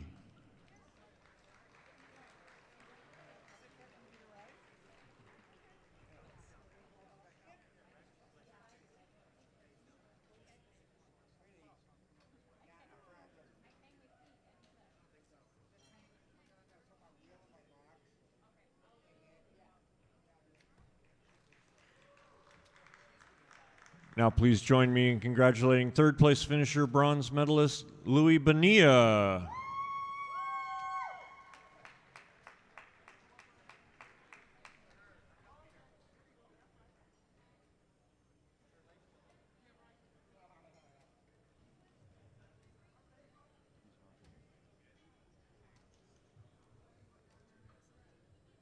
Now please join me in congratulating second place finisher, earning a silver medal, Padraig Bleary.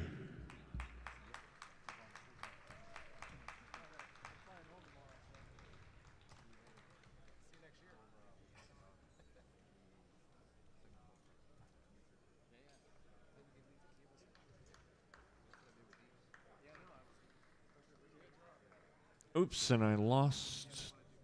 Hang on.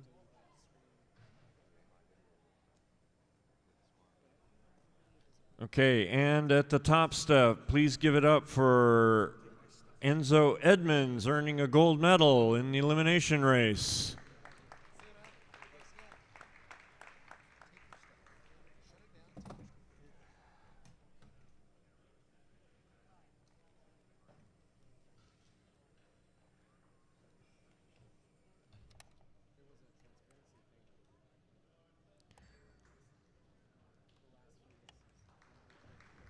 Men's 15-16 elimination race podium.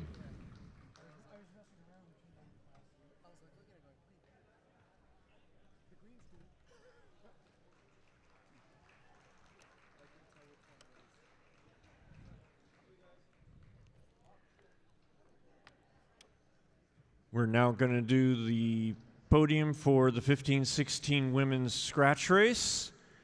Please join me in congratulating fifth place finisher Riley Halpern.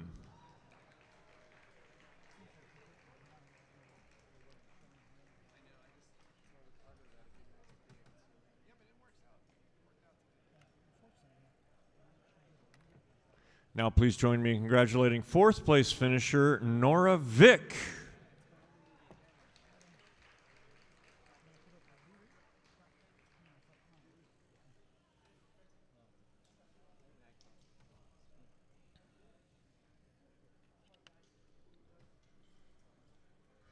Now please join me in congratulating third place finisher in the scratch race, Lucy Dorer.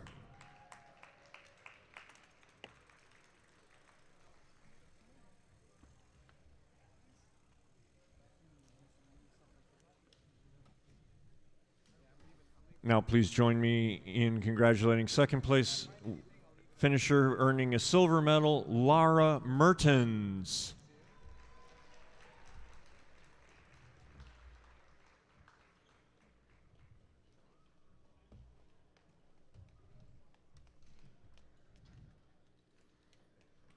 And finishing in first place, earning a gold medal in the scratch race, give it up for Irie Chen.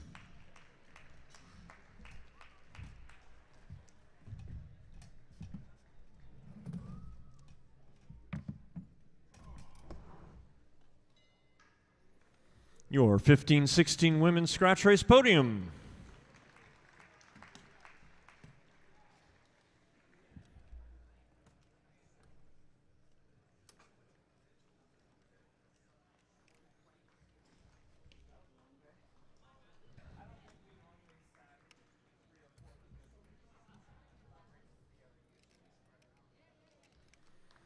Okay, coming up next is the championship awards for the 17-18 men's points race. Please join me in congratulating third place finisher, bronze medalist Aiden Beckman.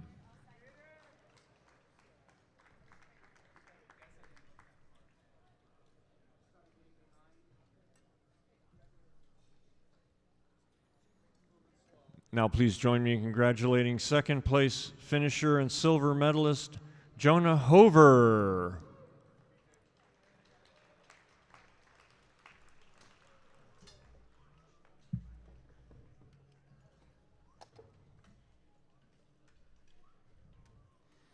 Now please join me in congratulating first place finisher, gold medalist in your 2023 champion for the men in 17-18 points race, Cannell Alford.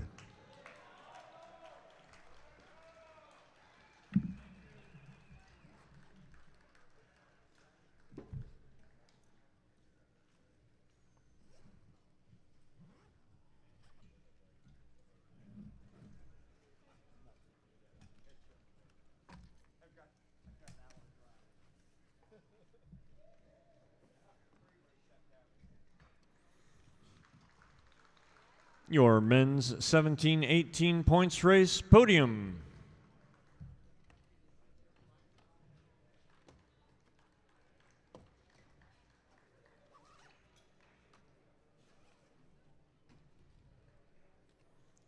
Okay, our next set of awards will be for the 17-18 women's points race. Please give it up for third place finisher and bronze medalist Claire Kudlata.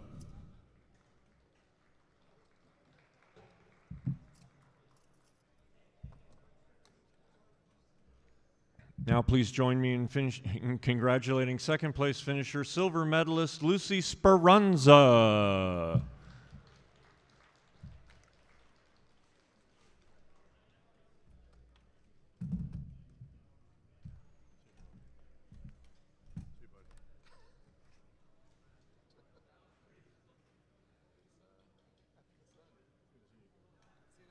Now please join me in congratulating first place finisher, gold medalist, and your 2023 champion for women 17-18 in the points race, Reagan Padishall.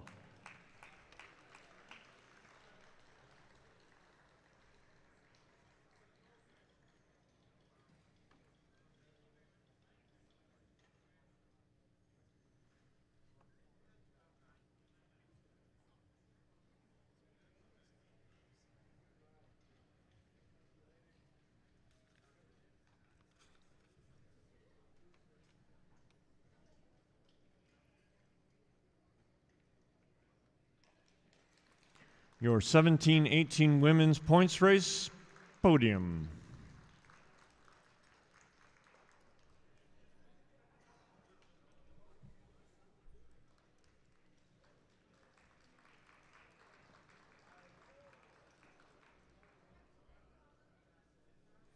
Our next set of awards will be for the elite women's points race. Please give it up for third place finisher, bronze medalist Danielle Mooreshead.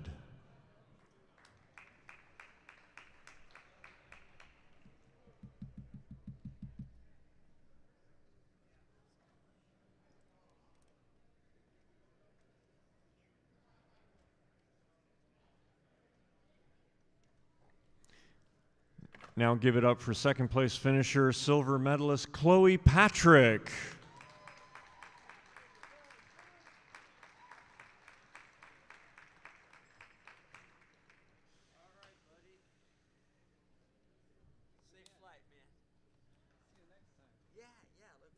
Okay, and finishing in first place and earning the gold medal, your 2023 Elite Women's Points Race champion. Give it up for Jennifer Valente.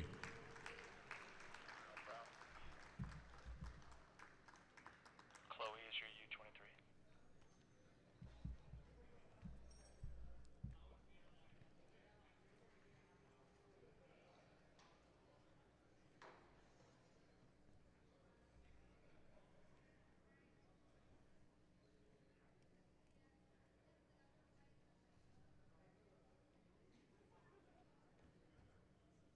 Your Elite Women's Points Race podium.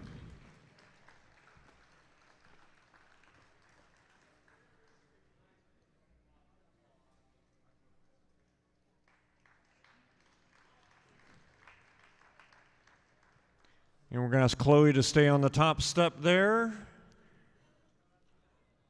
as she is the U23 points race champion.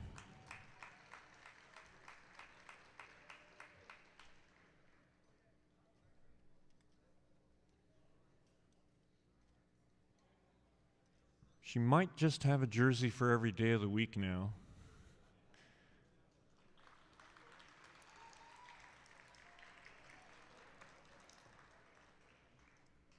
All right, now we're going to move on to the Elite Men's Points Race podium. Please give it up for third place finisher, bronze medalist Viggo Moore.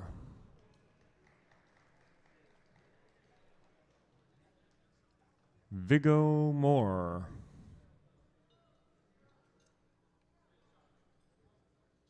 There we go.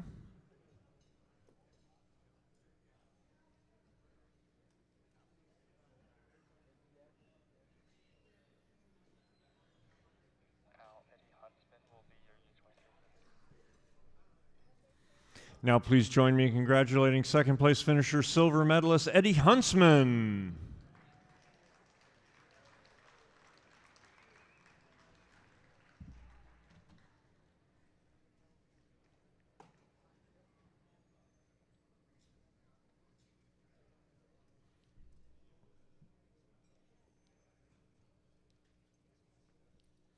Now please join me in congratulating first place finisher, gold medalist, having taken 5 laps on the field, your 2023 champion in the elite men's points race. Give it up for Colby Lang.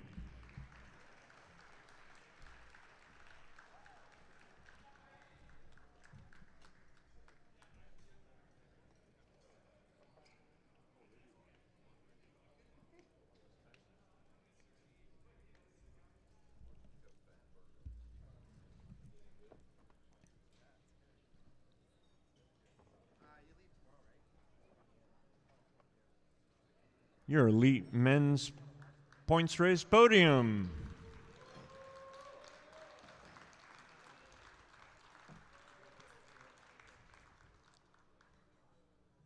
Okay, we're going to ask Eddie to stay on the top step. Eddie, back up on the top step. Because Eddie is the U23 points race champion.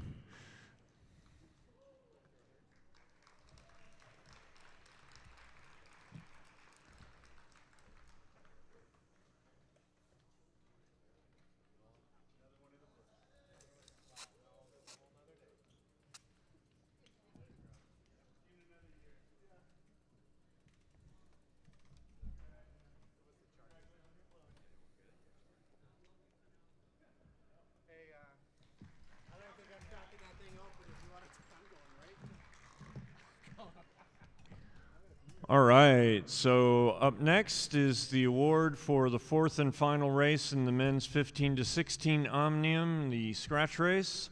Please join me in congratulating 5th place finisher earning a bronze medal, Cameron Coleman.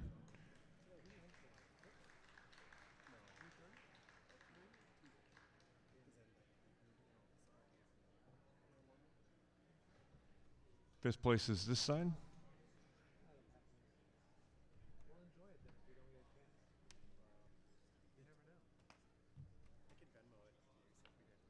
Now please join me in congratulating 4th place finisher earning a bronze medal, Padring Leary.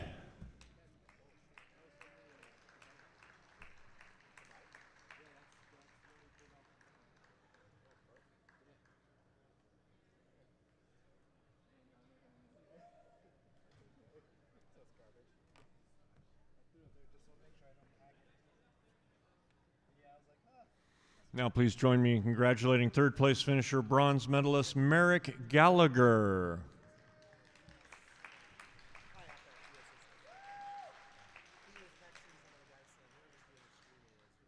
Alfred, are we going to do their Omnium overall after this? Okay.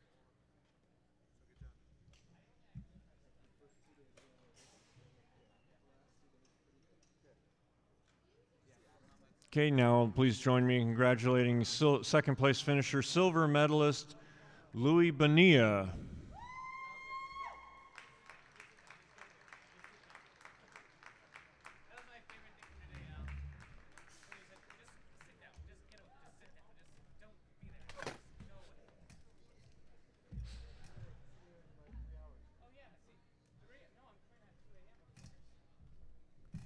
Now please join me in congratulating 1st place finisher and gold medalist in the scratch race, Enzo Edmonds.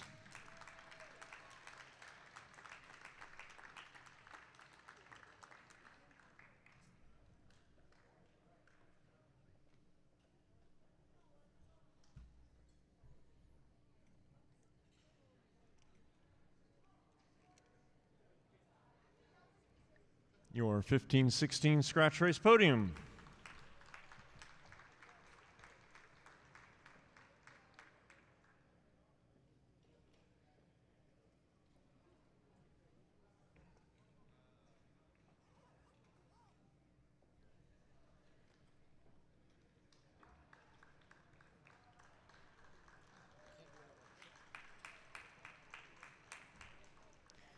Now we're going to do the Omnium Awards for women 15 to 16. In fifth place, earning a bronze medal, give it up for Lucy Dorer.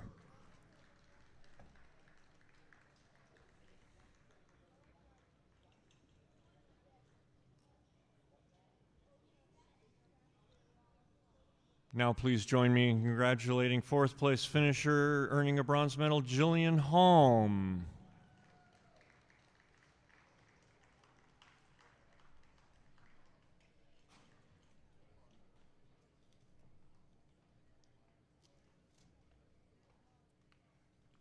Now please join me in congratulating third place finisher, bronze medalist Riley Halpern.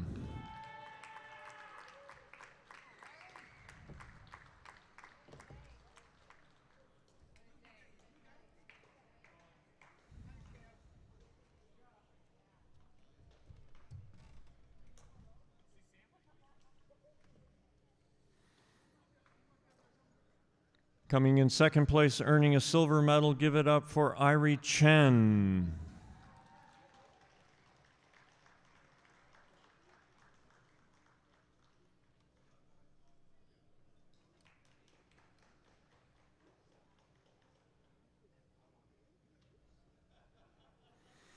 Now please join me in congratulating first place finisher, gold medalist and your 2023 champion in the 15 to 16 women's Omnium, Lara Mertens.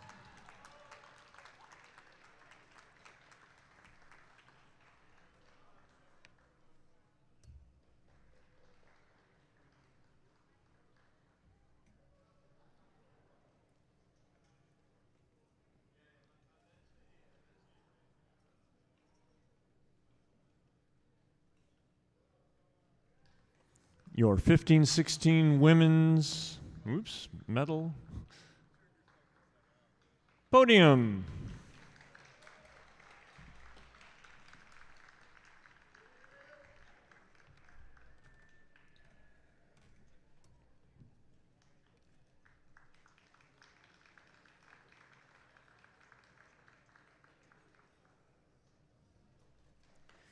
We're now going to do the Omnium Awards for men 15 to 16, starting with fifth place. Please give it up for Cassius Adamski.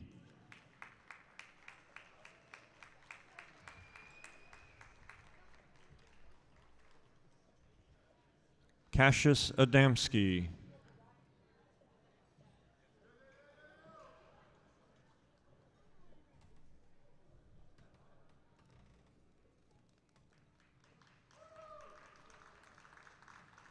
Fourth place goes to Padring Leary.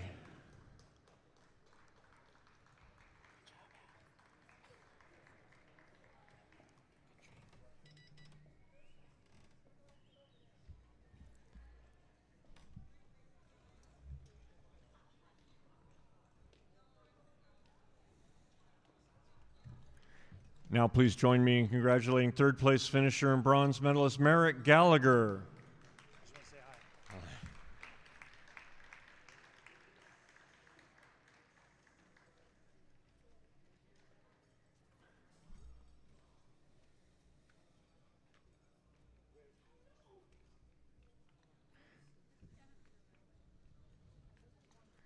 Now please join me in congratulating second place finisher and silver medalist Louis Bonilla.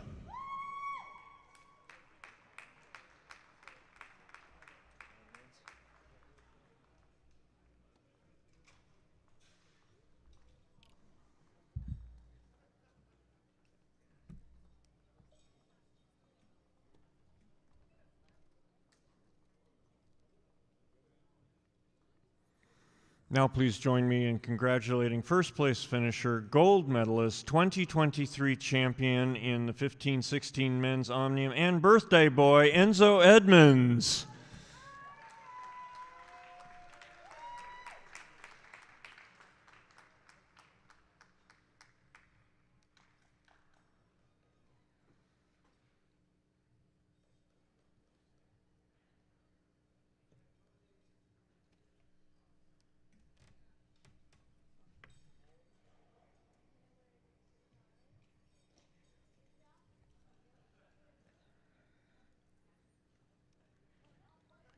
Our 15-16 Omnium men's Omnium podium.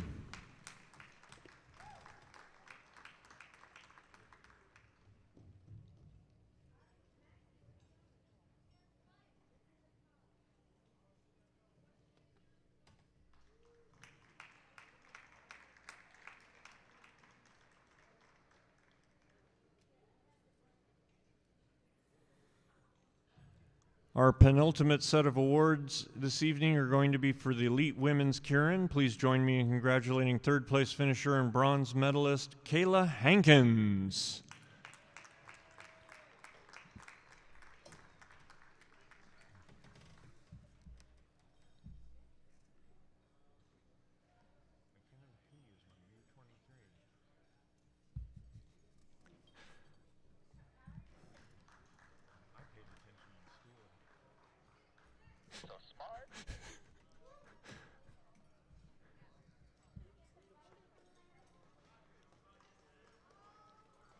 And join me in congratulating second place finisher, silver medalist McKenna McKee.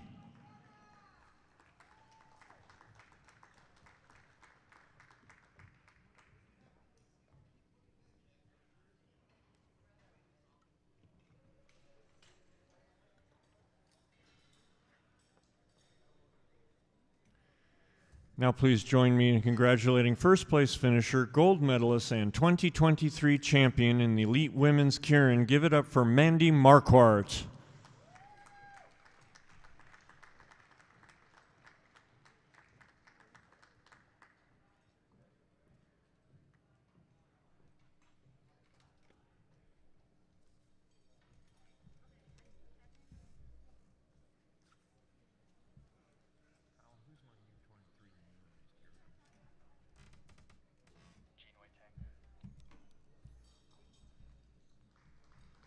Your elite women's keirin podium.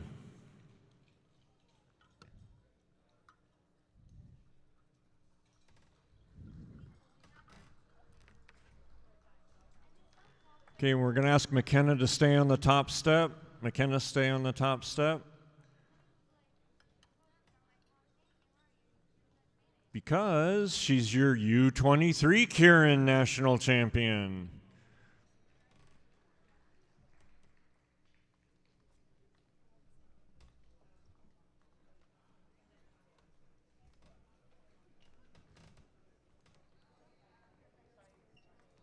Your U23 keirin national champion.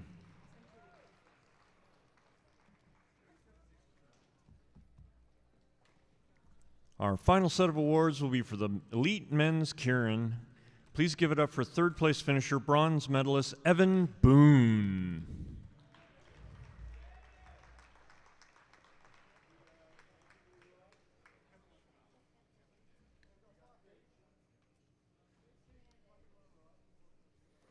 Now please join me in congratulating second place finisher and silver medalist Jean-Wei Tang.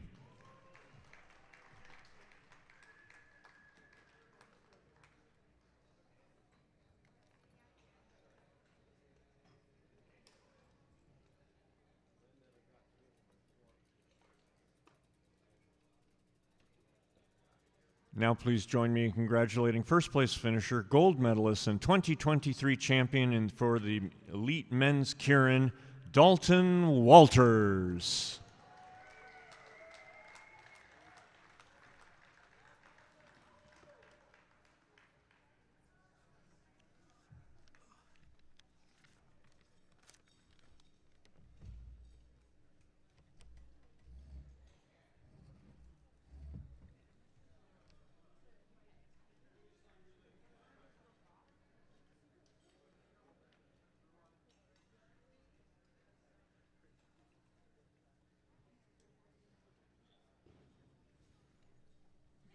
Your elite men's keirin podium.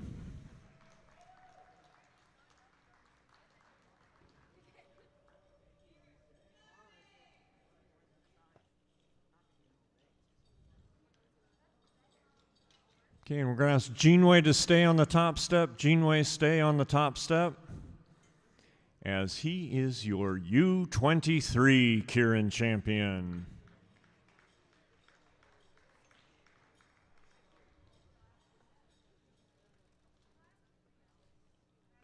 Jinwei Tang, your U23 keirin champion.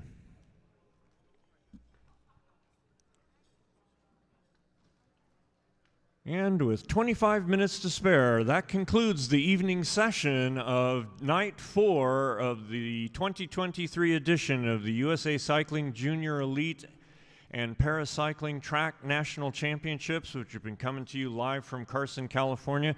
This will end our streaming. We will have team events tomorrow morning. They won't be streamed, but we do hope you'll join us here again with the racing starting at 9 a.m. Thank you so much, and safe travels, everybody.